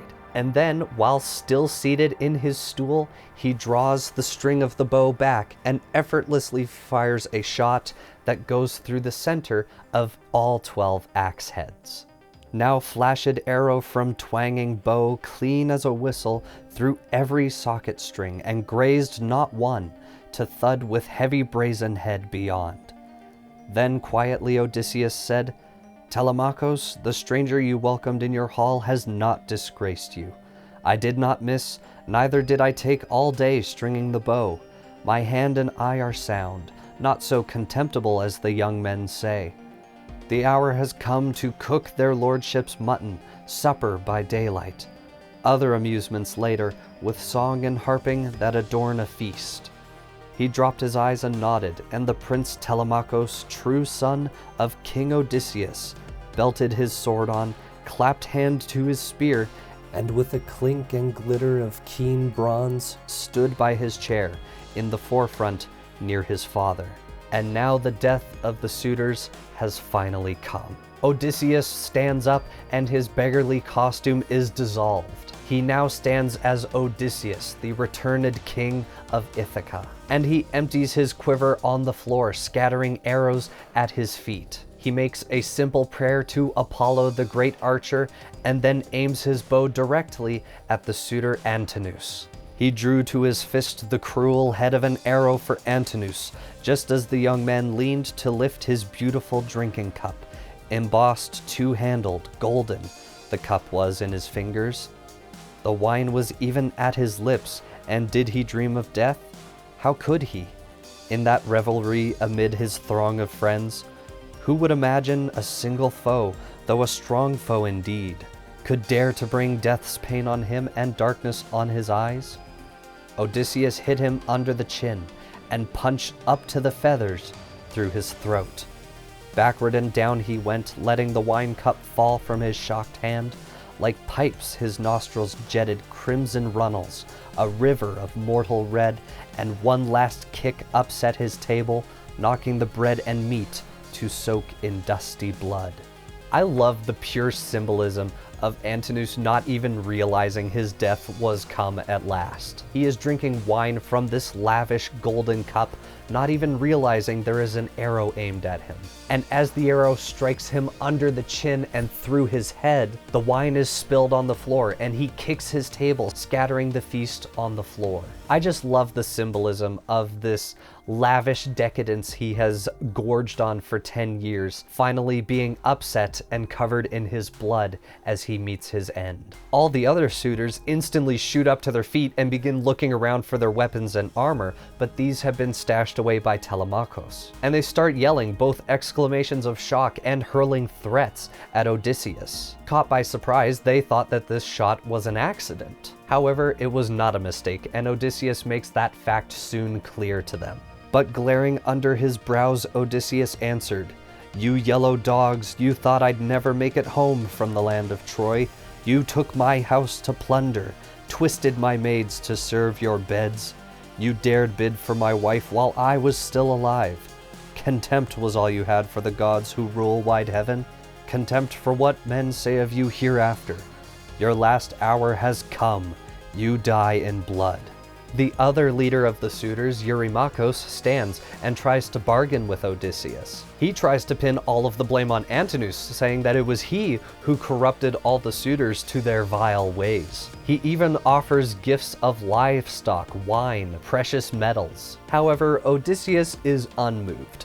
None of these men are leaving here alive. He dares them to try and fight back, take up arms against him, but they are all marked for death. Many of the suitors despair, crumbling to their knees. It is only the words of Telemakhos that are able to rally them. He tells them to lift tables up to provide cover from his arrows. And together, if they rush them, surely 107 men are more than a match for just one. And rush he does, but Telemakhos stands alone, and Odysseus's bow is thirsty.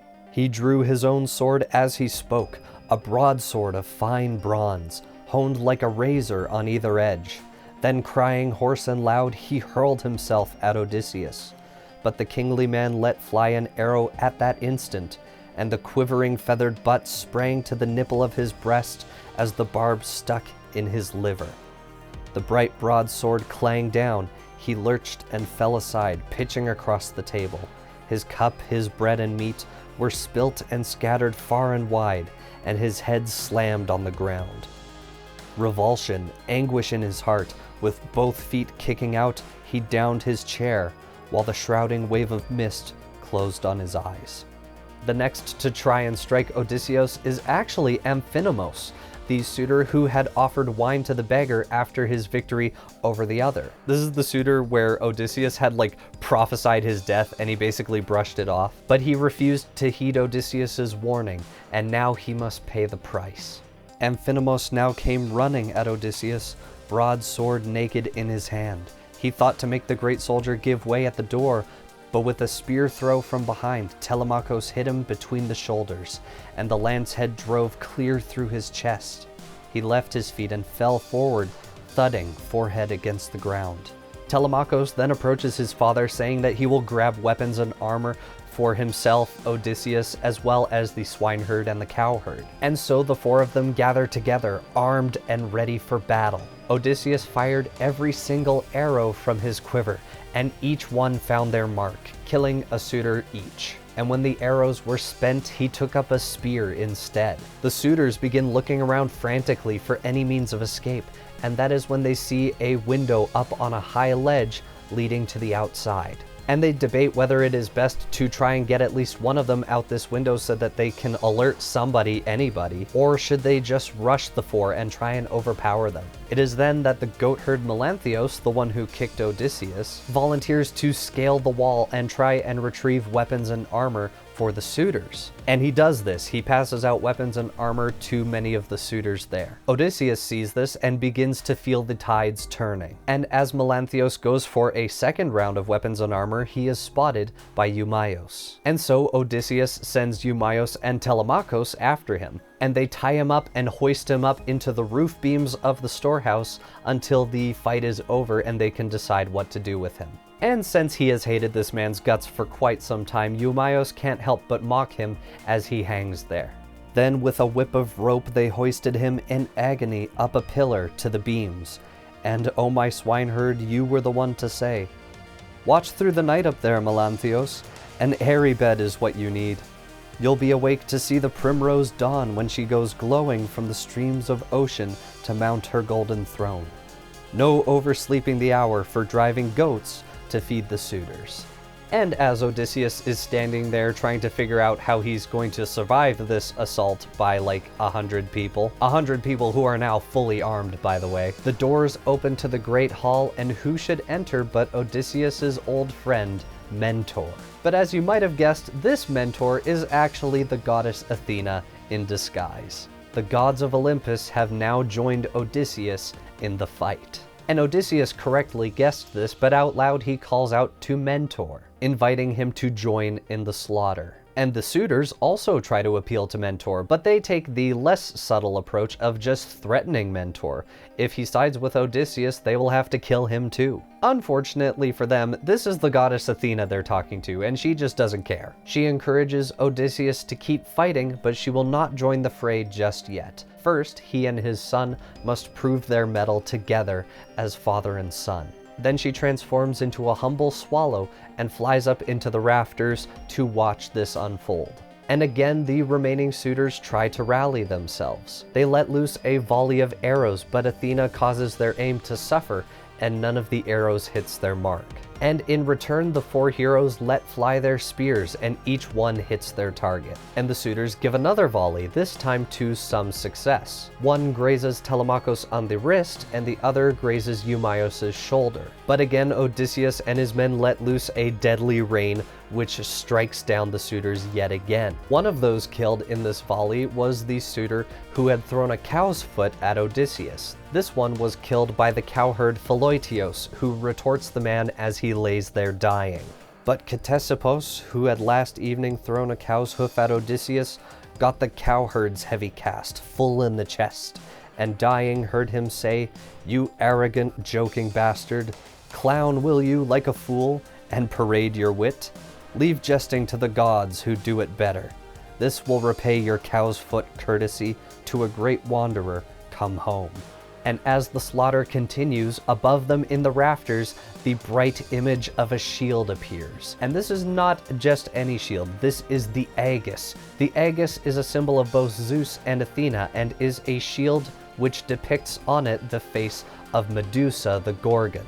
At this, the remaining suitors are driven mad with fear. They now realize that the gods have turned against them. They try desperately to flee, but the swords and spears of Odysseus and his men are unavoidable. By this point in the day, the entire floor of the Great Hall of Odysseus runs thick with the blood of the suitors. And as a last-ditch attempt to save his own life, one of the suitors named Leodes throws himself at the feet of Odysseus and begs for mercy. He tries to swear, saying that he had no involvement in the frivolities of wine and women in which the suitors were partaking. He was merely the diviner of the group, reading signs in the sacrificial smoke of the offerings that they burned to the gods. But Odysseus is unimpressed. The shrewd fighter frowned on him and said, "You were diviner of this crowd? How often you must have prayed my sweet day of return would never come, or not for years, and prayed to have my dear wife and beget children on her. No plea like yours could save you from this hard bed of death. Death it shall be." He picked up Aegialaus's broadsword from where it lay, flung by the slain man, and gave Leodes' neck a lopping blow, so that his head went down to mouth in dust. Another suitor tries the same strategy, this one the minstrel of the group.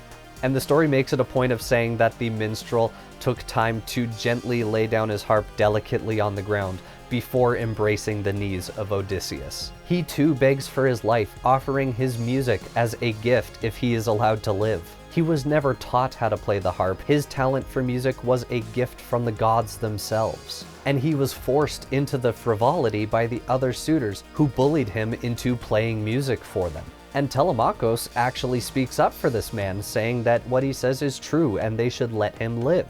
And he also makes the same case for Medon, the herald of the house, who at this point is either cowering on the floor or has died a horrific death. But as it turns out, Medon had survived, and he rises up out of his cover and prostrates himself in front of Odysseus, begging for mercy. I don't know why he needs to do this. He didn't really do anything in the story that would warrant his death. He was just like the royal herald of the house. I don't think he actually did anything harmful, unless I'm forgetting something. At this, Odysseus smiles, and he actually allows these two men to leave in peace. And with that, the deed is done, and all the suitors but one lay dead in a heap on the floor. And Odysseus looked around him, narrow-eyed, for any others who had lain hidden while death's black fury passed. In blood and dust he saw that crowd had fallen, many and many slain. Think of a catch that fishermen haul in to a half-moon bay, in a fine meshed net from the white caps of the sea, how all are poured out on the sand in throes for the salt sea, twitching their cold lives away in Helios's fiery air. So lay the suitors heaped on one another. But his task is not yet complete, and he asks his son to fetch the maid Eurycleia. And an entire stanza of the poem is dedicated to her reaction to the carnage in the hall and how glorious her king looks covered in the blood of the suitors. His call brought no reply, only the doors were opened and she came. Telemakhos led her forward. In the shadowy hall full of dead men she found his father, spattered and caked with blood like a mountain lion, when he has gorged upon an ox, his kill with hot blood glistening over his whole chest, smeared on his jaws, baleful and terrifying. Even so encrimsoned was Odysseus up to his thighs and armpits. As she gazed from all the corpses to the bloody man, she raised her head to cry over his triumph, but felt his grip upon her, checking her. He grabs her arm and tells her not to cry or cheer out for these men who lay dead, for it is their own actions that have led them there. But now the time has come for her to tell him which of the women in the house were innocent and which had lain with the suitors. And so she tells him that of the 50 who serve in the house, 12 had dishonored him and his wife. And speaking of his wife, Eurycleia is very eager to wake Penelope and tell her the good news. But Odysseus stops her, saying that the work is not yet done. First, the servants are to be dealt with, and then Penelope will know everything. And so death not only comes to the suitors, but to the maids who had lain with them. And so I'm gonna put a huge disclaimer here before we continue. This story is quite ancient, and while I do think that it holds many female figures and many servant figures in a very positive and in a very high esteem in this book, to the ones that the story views as immoral, it holds nothing back. Like I said, Odysseus's hands are rated E for everyone. If you have betrayed his household, you are gonna die. Does not matter your station or your gender. But the 12 maids who had betrayed the house are summoned into the great hall, and they begin to wail at the sight of the carnage. They are made to dispose of the bodies and clean the hall of blood and other unmentionables that probably now scatter across the floor. Even Telemakhos and the herdsmen help to clean the grounds, and Odysseus observes the whole time, supervising the work. And when the work is done, the women are forced out of the palace at sword point. Telemakhos has been tasked with overseeing their deaths, and he does not intend on giving them an end as merciful as that of the sword. And so there, outside the palace, the 12 traitorous maids are hanged. And then finally there is the goatherd Melanthios, who is still hung in the rafters of the storeroom. Out of all those killed that day, his fate is decidedly the worst. And it is not specified in the text who kills him. It is only specified the manner of his execution. From storeroom to the court they brought Melanthios, chopped with swords to cut his nose and ears off, pulled off his genitals to feed the dogs, and raging hacked his hands and feet away. It isn't specifically said in the text that he was killed, but given the severity of the mutilation, I'm going to assume that he's dead, because if he was allowed to live in that state, that is horrifying. With his final task complete after 10 years at war and 10 years at sea, Odysseus has returned. He orders the hall be purified with perfumes and for the fires to be lit. And of course that Penelope and all of the servants of the house be summoned for this great reunion. And so all the servants are gathered, and he has a very tear-filled reunion with each and every one of them. The fires are lit and the hall is made ready for the long-awaited king. And now comes the moment 20 years in the making. The old maid Eurycleia runs up the stairs at top speed and bursts into Penelope's room, crying with joy. The old nurse went upstairs, exulting, with knees toiling and patter of slapping feet, to tell the mistress of her lord's return, and cried out by the lady's pillow, "Wake, wake up, dear child. Penelope, come down. See with your own eyes what all these years you longed for. Odysseus is here. Oh, in the end he came. And he has killed your suitors, killed them all who made his house a bordel and ate his cattle and raised their hands against his son." Penelope still cannot believe that these words are true. She thinks that either the old maid has gone mad or is playing a cruel joke on her. And she tries to tell her to leave and let her rest. But Eurycleia insists that she isn't lying. That beggar that had come to the house days ago was in fact her husband. It was Odysseus in disguise, and only Telemakhos knew of the ruse. Hearing this, Penelope springs out of her bed and demands to know how one man had the strength to strike down over 100 suitors. The maid does not know of Athena's intervention, of course. All she knows is what she saw, and what she saw was Odysseus standing there in his glory, covered in the blood of the suitors. But now the cold corpses are all gathered at the gate, and he has cleansed his hall with fire and brimstone, a great blaze. Then he sent me here to you. Come with me. You may both embark this time for happiness together, after pain, after long years. Here is your prayer, your passion granted. Your own Lord lives. He is at home. He found you safe. He found his son. The suitors abused his house, but he has brought them down. Even so, Penelope doubts. After 20 years, she finds it hard to believe that something good has actually happened. And Eurycleia actually chastises her for being so hopeless. Even now, her king sits tending the fire downstairs, and she won't even go see him. And she also recounts to her that days ago when she had washed this beggar, she had noticed the scar on his thigh, the old hunting wound of Odysseus. And she vows to Penelope on her life that Odysseus is downstairs right now.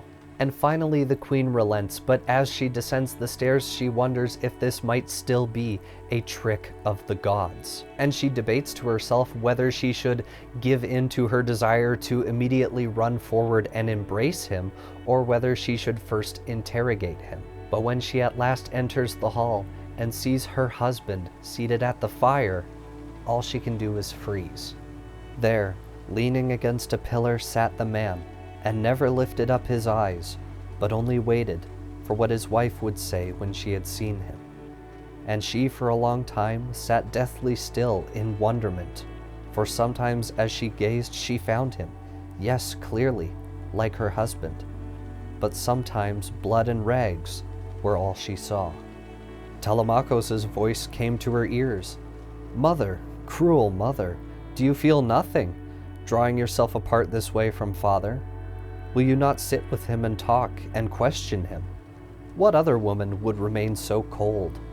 Who shuns her lord and he come back to her from war and wandering after 20 years? Your heart is hard as flint and never changes." Penelope answered, "I am stunned, child. I cannot speak to him. I cannot question him. I cannot keep my eyes upon his face. If really he is Odysseus truly home, beyond all doubt we two shall know each other better than you or anyone. There are secret signs we know, we two." A smile came now to the lips of the patient hero Odysseus, who turned to Telemakhos and said, "Peace. Let your mother test me at her leisure. Before long she will see and know me best.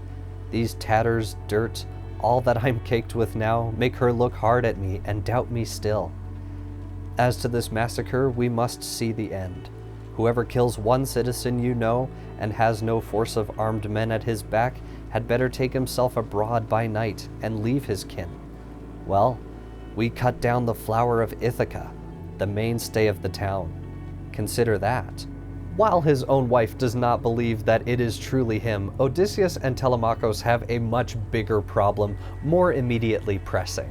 And that is that they have just murdered the majority of the nobility of Ithaka and beyond. And Telemakhos knows this too, but he also trusts now that the gods fight at their side. And so everything's gonna work out. The plan is to freshen the hall and begin playing lively music so that any who walk past must assume that they are having a party or a banquet of some kind. And the deaths of the suitors must not be revealed to anyone until they can consult the gods on how on earth they're going to survive this with their lives intact. And so everything is done exactly as he says. And Odysseus is at last bathed in his own house. And Athena lends him beauty too, making him appear as he was in his prime, young and golden. Now sitting again in this hall fresher than ever, he asks if his wife will continue to doubt him. But she continues to act aloof in his presence. And I actually read a really great point about this when I was doing research for this video. One of her stated reasons for being so doubtful that this is her husband is that this may in fact be a god in disguise. A god taking the form of her husband in order to seduce her. something that has absolutely happened in the greater Greek mythos before, and so she has a right to be suspicious. And if this were the case, then her two options are to be unfaithful to her husband or to stand in defiance of the gods, which is historically not a good thing to do. And so in this moment, her apathy is actually an expression of truest love for her husband. She would rather openly reject and defy the gods than be unfaithful to her husband. But here in the Great Hall, while she is being aloof to her husband being returned, she decides to put him to the test. A test that only he would know the answer to, and it is a test that requires a little bit of explanation. When Odysseus and Penelope were first married, Odysseus had constructed for them a marital bed, and the bed, as well as their bedroom itself, was built around the trunk of this massive old olive tree. It is a representation of their marriage, strong with age and with roots that go deep.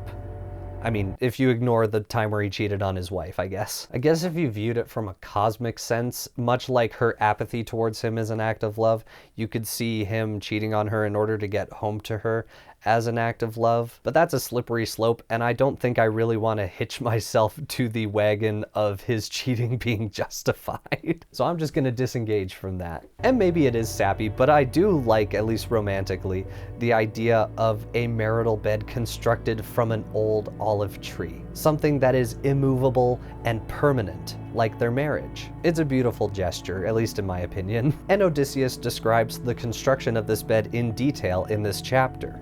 No builder had the skill for that, unless a god came down to turn the trick. No mortal in his best days could budge it with a crowbar.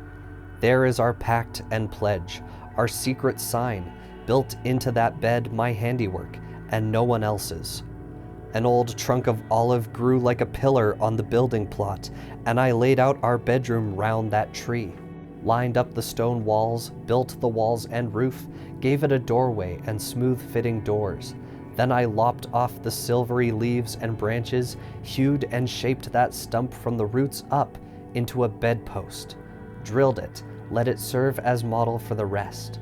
I planed them all, inlaid them all with silver, gold, and ivory, and stretched a bed between, a pliant web of oxhide thongs dyed crimson.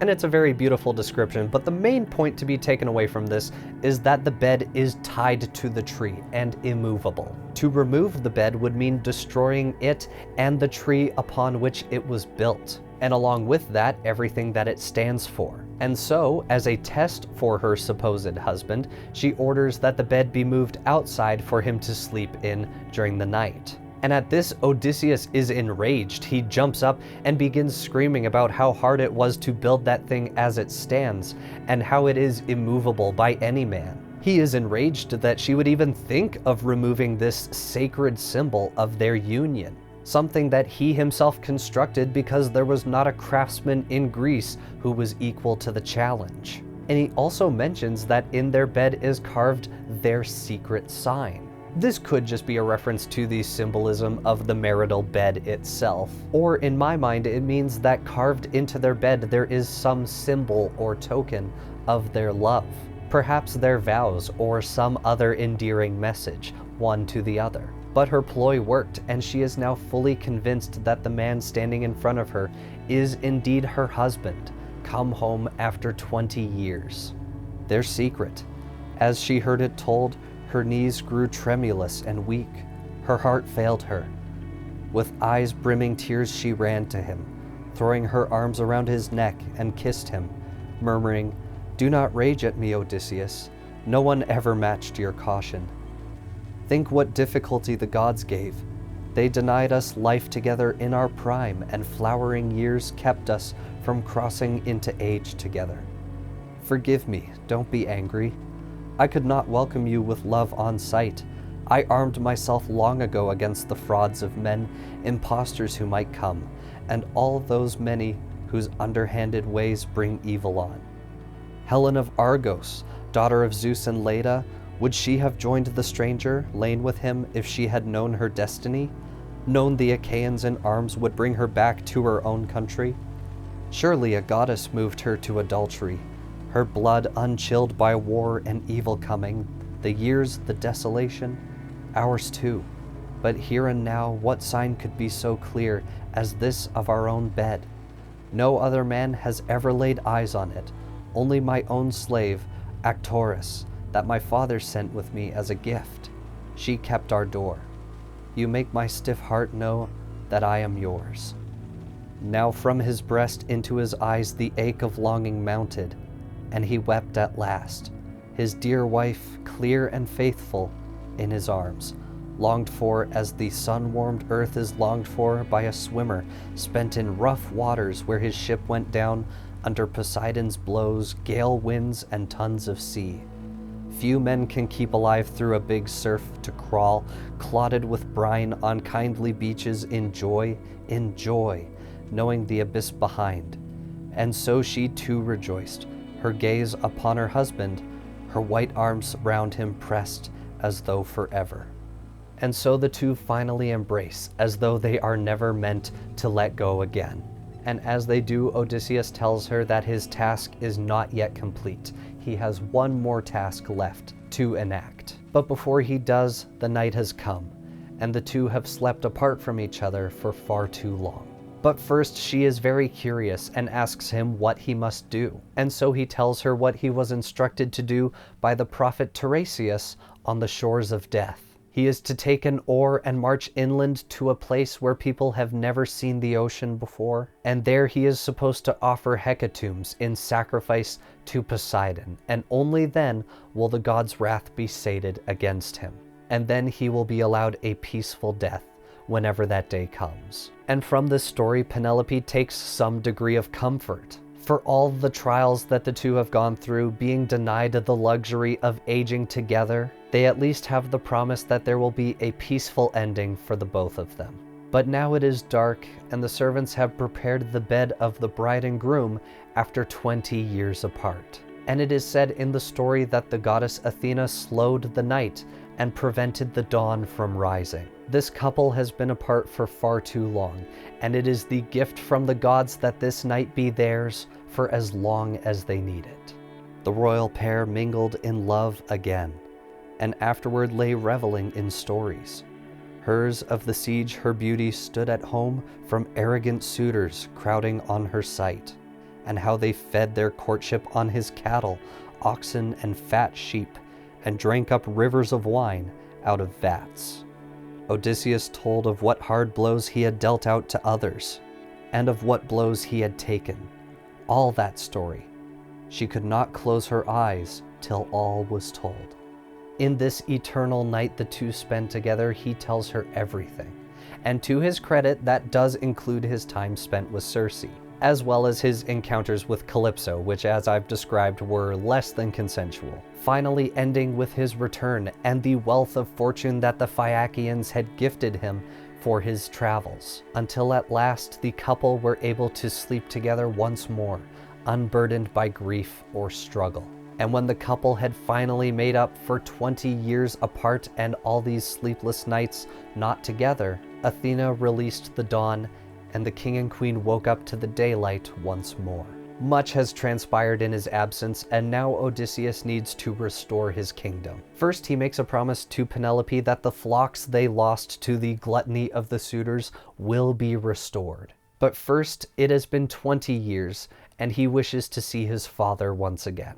And of course he knows that word will get out eventually that he murdered every single nobleman in Ithaka. And so he wants Penelope and the maids to take cover in the upper levels of the house until he can face the consequences of his slaughter. And so one last time, he, Telemakhos, and his two loyal herdsmen take up their armor, take up their weapons, and Athena goes before them into town. We are now on the final book of Homer's Odyssey. And this book starts with the souls of the suitors who were killed being guided by Hermes to the underworld. There they are greeted by the spirits of Achilles, Agamemnon, and Ajax. I'm assuming Ajax the greater, not the lesser one who did the horrible stuff. And in this conversation, Achilles is actually surprised to see Agamemnon there because to his recollection, Agamemnon had survived the War of Troy. And Agamemnon, for his part, is jealous that these two were allowed to die in battle while he was betrayed in his own home. and then Hermes arrives with the spirits of the suitors. And Agamemnon pauses because he actually recognizes one of the souls that is among them. The spirit is named Amphimedon, and he is the son of Melanius, who was a good friend of Agamemnon. And it is mentioned in this moment that when Menelaus and Agamemnon had come to Ithaca in order to persuade Odysseus to join them in the Trojan War, they had also visited this man's father, just to say hi, I assume. And so Agamemnon asks him how he has died at such a young age. And so the Shade explains the whole situation. He mentions Odysseus's presumed death and how all of Ithaca's nobility had come crawling to the palace for the hand of Penelope. And he mentions her trickery in order to forestall her decision. And finally, though he knows not how, Odysseus had returned, although in disguise as a beggar. And in this way, none of the suitors would recognize him. He and the other suitors had mocked and even beat him, but never once had Odysseus cried out or fought back. And finally, in a contest proposed by Penelope, he had at last been revealed and brought horrible death to them all. And now their bodies lie untended, and none of their families even know of their death. But as he tells his tale of woe, Agamemnon's spirit jumps up and begins to cheer. He praises Penelope for her lasting loyalty to her husband, even after all this time. You see, as you go through the story, it becomes pretty obvious that Agamemnon's wife Clytemnestra and Penelope are character foils of each other in the story. Both of them had lost their husbands for 10 years as they set sail to Troy, and Penelope for even another 10 years. The difference between the two is that Penelope had remained faithful to her husband and the hope that he would return one day. And in contrast, Clytemnestra was unfaithful to her husband and ultimately had him killed. And again, the story does kind of ignore the fact that her betrayal was probably his fault, but I digress, I guess. Because the character foil only really works if you ignore that fact. Nevertheless, he praises Penelope, who brings honor to all of womankind, unlike his traitorous wife, who killed him because he killed their daughter. And thus ends the story of Agamemnon, the king of Mycenae, as well as the king of being a really great husband and father. We now return to Ithaca, where Odysseus and his men are approaching the house of his aged father Laertes. For years now, he has lived in a self-imposed exile, bent over by grief and years of loneliness. Grief had killed his wife, who worried day after day about Odysseus and his journey home. And he too has been wasting away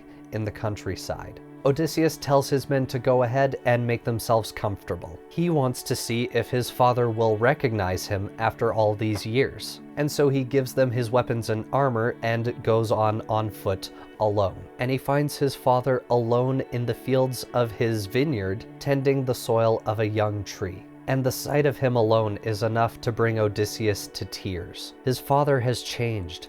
The years of grief and worry have weighed heavily on him. Losing his wife and his son have left him a shell of his former self, hunched over and weary. And much like Penelope did to him, he wonders whether the best course of action is to just run up to him and hug him, or if he should test him first. And much like his wife, he decides that feigning apathy is the best way to provoke a response of genuine love. And so he approaches his father, being in appearance a complete stranger. And he speaks up to Laertes, praising him for the quality of the trees here. He speaks to him as if he has mistaken him for a servant. However, Odysseus also offers criticism on Laertes' appearance. He looks after what appears to be a lordly estate, and yet he seems to be dressed in rags. He then asks this man if he is truly on the island of Ithaca and begins weaving this elaborate tale as Odysseus is ought to do. He claimed to hear of the island of Ithaca from a friend abroad, a friend who had said that his father was Laertes of Ithaca. He had played host to this man who claimed to be Laertes' son years ago, given him gifts and treated him well during his stay, and then sent him on his way. And hearing this tale, Laertes breaks down in tears. He tells this stranger that this is indeed Ithaca and that he is Laertes. And he tells his story of how his son has been gone for years, likely dead upon some strange shore. And he says how the loss broke his mother who died in her grief. And now his wife is besieged by suitors in her own home, not even allowed the mercy of a burial shroud for her husband. And Laertes in turn questions this stranger. Who is this man? Where is he from? And of course Odysseus has planned responses to these as well. He tells him that it had been 5 years since he last saw Odysseus, but that he had been on his way home. And hearing this, Laertes lets out a cry of pure grief and despair. And he grabs a handful of dirt and grime from off the ground and showers it on his head. This was a common practice back in ancient times when people were in mourning. They would dress in rags and they would, pour ashes and dirt on their heads to just make themselves look really bad. Seeing this expression of genuine grief, Odysseus can hold back the truth no longer. A cloud of pain had fallen on Laertes. Scooping up handfuls of the sunburnt dust, he sifted it over his gray head and groaned, and the groan went to the sun's heart. A twinge prickling up through his nostrils warned Odysseus he could not watch this any longer. He leapt and threw his arms around his father, kissed him, and said, "O father, I am he. 20 years gone, and here I've come again to my own land. Hold back your tears, no grieving. I bring good news, though still we cannot rest. I killed the suitors to the last man. Outrage and injury have been avenged." Laertes turned and found his voice to murmur, "If you are Odysseus, my son, come back, give me some proof, a sign to make me sure." His son replied, "The scar then, first of all.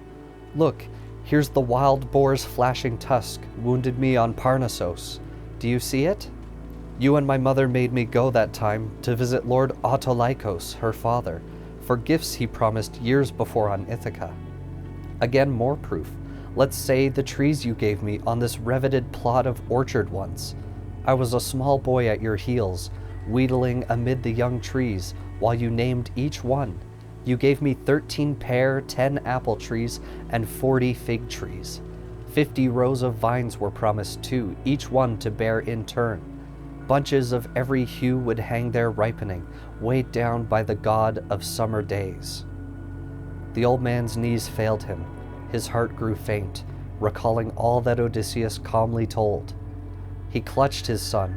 Odysseus held him swooning until he got his breath back and his spirit and spoke again. "Zeus, father, gods above, you still hold pure Olympus if the suitors paid for their crimes in deed and paid in blood. But now the fear is in me that all Ithaka will be upon us. They'll send messengers to stir up every city of the islands." As relieved and overjoyed as Laertes is to see his son again, he knows that they now risk the wrath and the retaliation of all of Ithaka. Odysseus tells him to take heart because everything's gonna work out in the end. The two return to Laertes' house, and Telemakhos and the two herdsmen prepare a meal for them. Laertes is bathed and adorned in a new cloak, and Athena adorns him with power and stature like he had in his prime. He is no longer a feeble old man bent over by grief, but he is the father of Odysseus and former lord of Ithaka. And Odysseus takes note of this, saying that only the gods could have worked this magic. And as they eat, the gardener of the house named Dolios arrives at the door. He is an old man who has served the family for decades and helped to raise Odysseus. And he sees Odysseus at the door and freezes, unable to speak or move. And Odysseus decides that after 12 years away, it is not too soon to crack a joke. He sees Dolios standing there and is essentially like, "Well, thank goodness, we've been waiting forever for you to arrive." And then they are, of course, allowed a happy reunion as well. Meanwhile, the public has officially found out that all of the suitors were brutally murdered. Proper burial rites are given and the bodies are sent back to their families. And then there is a gathering of all of the grief-stricken fathers of these suitors. At the head of the assembly is a man named Eupeithes. He is the father of Antinous. While he acknowledges that Odysseus performed heroic deeds at Troy, he just killed all of their sons, and he absolutely needs to die for that. And so they resolve to march on the house before he has the opportunity to run away or seek asylum. And as they're hyping themselves up to kill Odysseus, two other men appear in their midst. these men being the two survivors of the massacre at Odysseus's hall. The crier of the house of Odysseus, Medon, and the minstrel of the suitors who was made to play for them day after day. The crier appeals to these men, saying that Odysseus was aided in the slaughter by the gods themselves. He himself witnessed an immortal disguised as Mentor who had brought horrible death to many a suitor. And at this, the assembly is terrified, because if they don't retaliate, they will be disgraced forever, but if they do retaliate, they risk going against the gods, which is historically a bad thing. The next to speak up is a prophet named Halitherses, I think. He, long ago, had warned these men to call off their sons, saying that he foresaw horrible death coming for them all. All the time, the suitors continually dishonored Odysseus's house, and these men assembled here did nothing to stop them. And again, he urges them to give up their quest. Many do agree with him, but others are swayed by Eupeithes. These men all dress in armor and gather up weapons, preparing to go to war with Odysseus. And these actions are noticed by Mount Olympus, and Athena appeals to Zeus, asking why he allows this to continue. Is it more war and death that he craves? To which Zeus looks at her and is like, Hold on. This whole operation was your idea. Athena started this, and Zeus gives her permission to end it however she sees fit. And as a piece of advice, Zeus advises, what if they just wipe the memories of all of these men of their sons? That way Ithaka can be at peace, and these men will stop trying to kill Odysseus. And so Athena flies out of Olympus just as Odysseus, his father, son, and everyone gathered there are finishing their meal. And Odysseus asks one of the men's sons to peek out the window and see if there are people marching on the house with torches and pitchforks yet, to which he gets up and is like, yep. And so all of the men in the house begin arming themselves for a fight against all of the nobility of Greece. All of the nobility of Ithaca, not Greece. And Athena appears before them all in the room, again disguised as Mentor. And she tells Telemakhos to take heart for what is about to happen. And together, grandfather, father, son, and a goddess march out to meet the angry mob at the door. And as the two sides approach each other, Western style, it's at high noon, there's tumbleweeds going through the town. Divine power flows out of Athena and into the old warrior Laertes. And then picking up his spear, he hurls it with such force that it passes right through the helmet of Eupeithes, killing him instantly. Odysseus and Telemakhos, taking that as the signal, draw their swords and charge the angry mob. And they would have cut down every last one of the men standing there had Athena not stopped both sides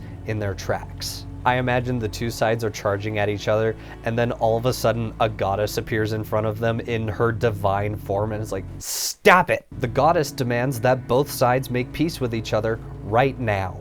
Many from the town begin to turn and flee, and Odysseus starts to run after them, except he is stopped by a thunderbolt from Zeus that strikes at the feet of Athena. She warns our hero not to give chase because the gods would not look too kindly on that. And boy has he had enough trouble from the gods for a lifetime. He yielded to her, and his heart was glad.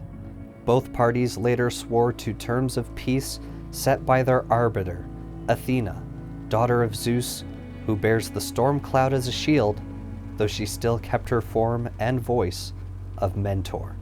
And that is the end of Homer's Odyssey. And so we come at last to the end of our tale, the great tale of the hero Odysseus. And to peel back the curtain a little bit, this is a video that has been a long time in the making. I first read the Odyssey in the summer of last year, and that was when I began writing the script for the video that you are seeing now. And the filming of this video in and of itself has taken over a month to accomplish. And the filming itself probably could have been done sooner, but I would take the chunk that I had shot, edit that down as part of the video, and then shoot the next segment. And so as I'm recording this part, it is now the beginning of February. This is the background that you saw in the map portion of the video, although it has drastically changed since then. And while we wrap up this story together, I am going to celebrate the conclusion of this video. With this is a bottle of Lagavulin 16 year. This is a bottle that I reserve specifically for special occasions, and considering how monumental this video has been, I think this is as special of an occasion as any. But to anyone watching, please drink responsibly, and only if you're legal age. There we go.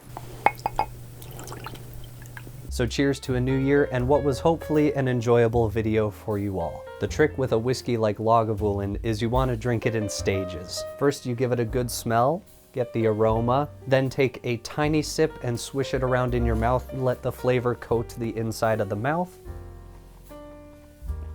It's nice and smoky, I love it. And then from there you can drink as you please, but drink responsibly. And with that said, let's get into the end analysis. The Odyssey is one of the oldest surviving stories that we have. It is nearly 3,000 years old. And there is a good reason that it has survived as long as it has. It is a tale of struggle, a tale of revenge, of a near impossible journey against all odds. And Odysseus's obstacles are so monumental that it makes his overcoming these obstacles and the final conclusion of the Odyssey extremely cathartic. All of his perils and exiles and near-death experiences are worth it because at the end he is reunited with his family. And for the people of Greece at the time, the story of the Odyssey gave them a very unconventional idea of a hero. He is not a demigod, and he is not known for his athletic prowess, at least not to the degree that Achilles was. His greatest trick was his cunning and his patience and his inexplicable talent of words. And the same can also be said of his wife Penelope, making them a force to be reckoned with apart, much less together. And for us looking back on the story, Odysseus is also an unconventional hero, although in an entirely different way. And what I mean by that is while we can go back and we can admire this mythical tale of the hero Odysseus, we must also reckon and confront aspects of his character that maybe we would rather ignore. Stuff that in our modern sensibilities we would disapprove of. He is a hero not in the conventional sense, but in the classical historical sense. He raids cities, plundering riches and taking slaves. And just because he treats them well in his household, it doesn't excuse the fact that he quite literally owns them, whether by means of capture or purchase. Now, the Odyssey does look kindly on some characters of lower station, primarily the maid Euryclea, who is given a very reverent position in the story. And it even shows some sympathy for how beggars and people of lower station were treated. We see all of the abuses that Odysseus suffers at the hands of the suitors while in his beggarly disguise. And in a way, it would confront the people of Greece at the time and force them to reckon with how they themselves treat people who they might deem as people of lower station. And so in that way, this story is a very odd mix of being socially conscious, but also very much not. And this is especially true in its treatment of women, and I've talked about that before in this video. It praises Penelope for being faithful to her husband, and just kind of glances over the fact that he does cheat on her in the story. And yes, technically there is more nuance to it, but it did happen. A lot of women in the Odyssey, at least in my translation, are regarded most primarily through the lens of their physical beauty. Like the sorceress Circe is a very beautiful woman, whereas the queen of the cannibal Laestrygonians is incredibly hideous. And that's usually the only detail that we get to know about these characters. But with Penelope, of course she is described as very beautiful in the story, but much more emphasis is placed on her cunning mind and her capacity for trickery, deception, like how she would unravel her loom each night in order to stall her decision of which suitor to marry, or appearing before the suitors and manipulating them into giving her gifts even though she has no intention of marrying any of them. Much like her husband Odysseus, she is extremely crafty and intelligent, making them a very excellent pair. And of course, the Odyssey is only really respectful of women who are loyal to Odysseus and his family in the Odyssey. I didn't use any direct quotes from my translation of the Odyssey, but there are many words used to describe the women who are disloyal to his family, that I personally wouldn't use to describe women, and the same can be said for Agamemnon's wife Clytemnestra. She is demonized in the story primarily for her promiscuity, when I think the more likely source of her betrayal is the fact that Agamemnon killed their daughter. And of course, who can forget the characterization of Helen of Troy in the story? The entire Trojan War is started with her running away with Paris to Troy, and her stated excuse or reason for doing so was basically just like, I'm just a girl. She saw a big, strong man and was like, awooga, awooga, and that led to thousands of deaths. And the source of the betrayal of the 12 maids of Odysseus's house is that they were sleeping with the suitors. Women are demonized for their promiscuity, whereas the men are often either ignored or praised for it. And there are so many more examples I could think of in the Odyssey. It's a very common through thread, and it is a nuance that I am very curious to see how Nolan tackles in his adaptation, especially with the casting of Mia Goth as, what's that maid's name? The one that Odysseus yells at directly. But Mia Goth was cast as her in Nolan's adaptation, and to me this feels very intentional. I'm curious to see what he's gonna do with that. And one of the main character arcs that you see in the story is the character arc of Telemakhos and his coming of age. He goes from a boy who is helpless to do anything about the suitors in his household to being a man who helps his father drive them out of the house. And by drive them out of the house, I mean kill them. He is a man now, and the story sees him taking on not just his father's legacy, but also his own responsibilities as a man. But when you look at the actual events of the story, a lot of the moments in which you're supposed to be like, wow, he's a man now, basically just boil down to him yelling at his mother. He'll just be like, shut up and go to your room, and the story will be like, wow, he's so wise now. Nevertheless, the Odyssey is a very important epic and work of classical literature, and it has impacted Western culture for thousands of years. On the real-world island of Ithaka, there exists an ancient ruin known as the School of Homer, or the Agios Athanasios. This is an archaeological site that dates back from the Middle Helladic period to the Late Helladic period, also known as the Mycenaean period. And this is just one ancient structure of about 7 or 8 that point to evidence of early urban activity on Ithaka. And the architecture of these ruins in particular is very reminiscent of ancient palatial architecture. While obviously the story of the Odyssey is a work of mythology, a work of epic fiction, there are theories that some of these stories were based on real people or maybe a real person. And these discoveries definitely threw fuel on the fire of that. Now, I don't want this video to turn into like a History Channel after 10 p.m. thing where I'm like, was Odysseus real and did everything he did in the story actually happen? Here's some archaeological evidence that doesn't exist or doesn't prove it at all. But there certainly could have been stories of one person or a bunch of persons that were collected, compiled, and told through the years as the Odyssey. And as is typical with oral tradition, these stories could have been exaggerated over time, becoming the stories of one epic man who was brought home with the aid of the gods. But in June of 2025, a really cool discovery was made on the island of Ithaka. Several inscriptions were discovered in the School of Homer, inscriptions made by ancient visitors to the site, all referencing the character of Odysseus. One inscription being the name Odysseus in the Greek genitive, meaning whoever carved this inscription viewed the building that he was standing in as the true house of Odysseus. And several artifacts have also been discovered there, including a bronze bust of Odysseus. And another such inscription was found in a cave on the island of Ithaka, an inscription that simply reads, Eukain Odyssey.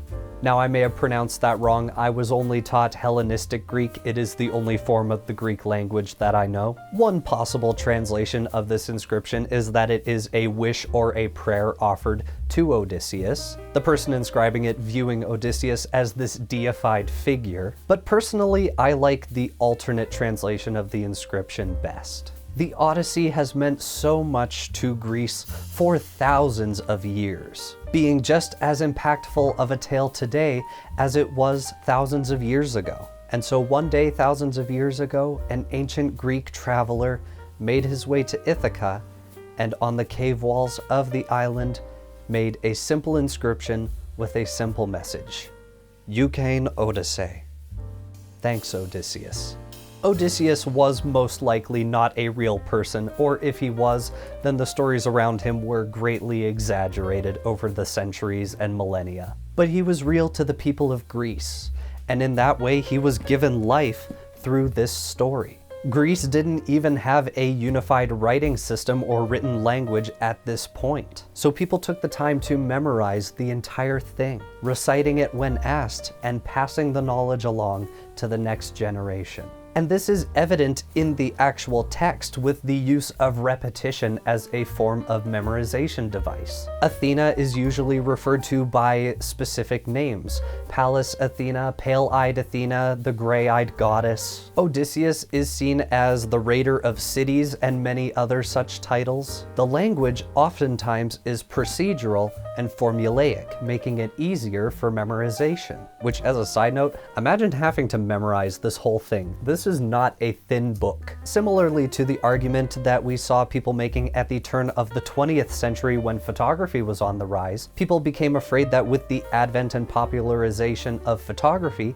that the medium of painting would become obsolete. And in the exact same way, there were people in ancient times who feared the advent of writing and written language, seeing this as a threat to the importance and the need for memorization. One of these people being the Greek philosopher Socrates, who absolutely abhorred the idea of written language. And even after a writing system was brought over to the Greeks by the Phoenicians, they still continued to memorize this story. The Odyssey is divided into 24 books, each corresponding to a different letter of the 24-character Greek alphabet. And so if people asked to hear the great story, they may call out to the speaker Book 5 or Epsilon, and then the speaker understood that and would carry on from there. In an age that is so dependent on technology, and not just digital technology, but also technology like books, it's hard to imagine even being capable of memorization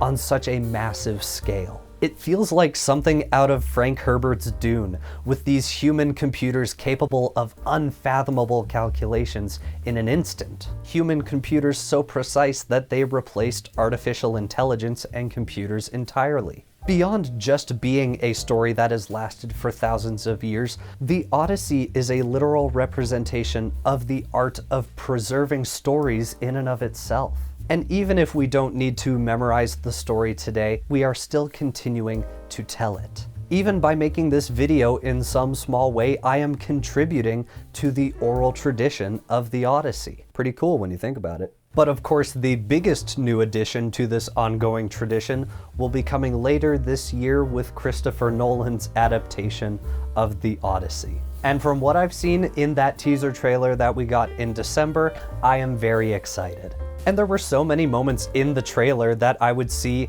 and be like, oh, this is that moment from the story. I did an entire video breaking down the trailer. You can check it out if you want. It is not monetized. I tried to appeal the copyright claim that Universal put on it. But no, they did not like that. I think it was transformative, but what do I know? I'm just a YouTuber. But I got especially giddy at the sight of the scenes in the trailer of the Cyclops Polyphemus and his cave, because it looked exactly how I always imagined that scene would look.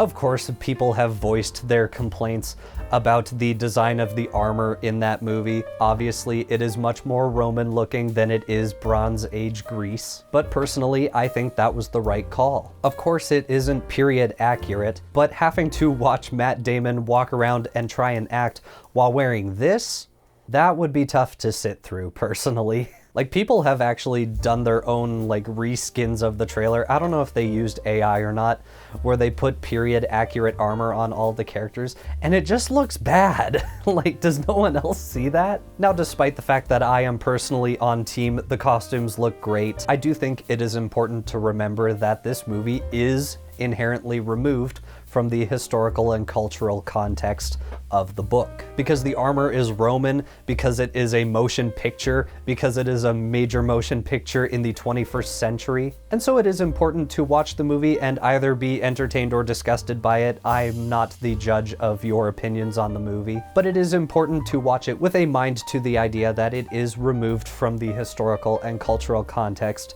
that the original Odyssey was written and narrated in. But in its scope, even the trailer feels as grandiose and epic as the tale is in itself. And Nolan seems to be aware of that fact because the entirety of the movie is shot on IMAX film, a feat that has not been seen before.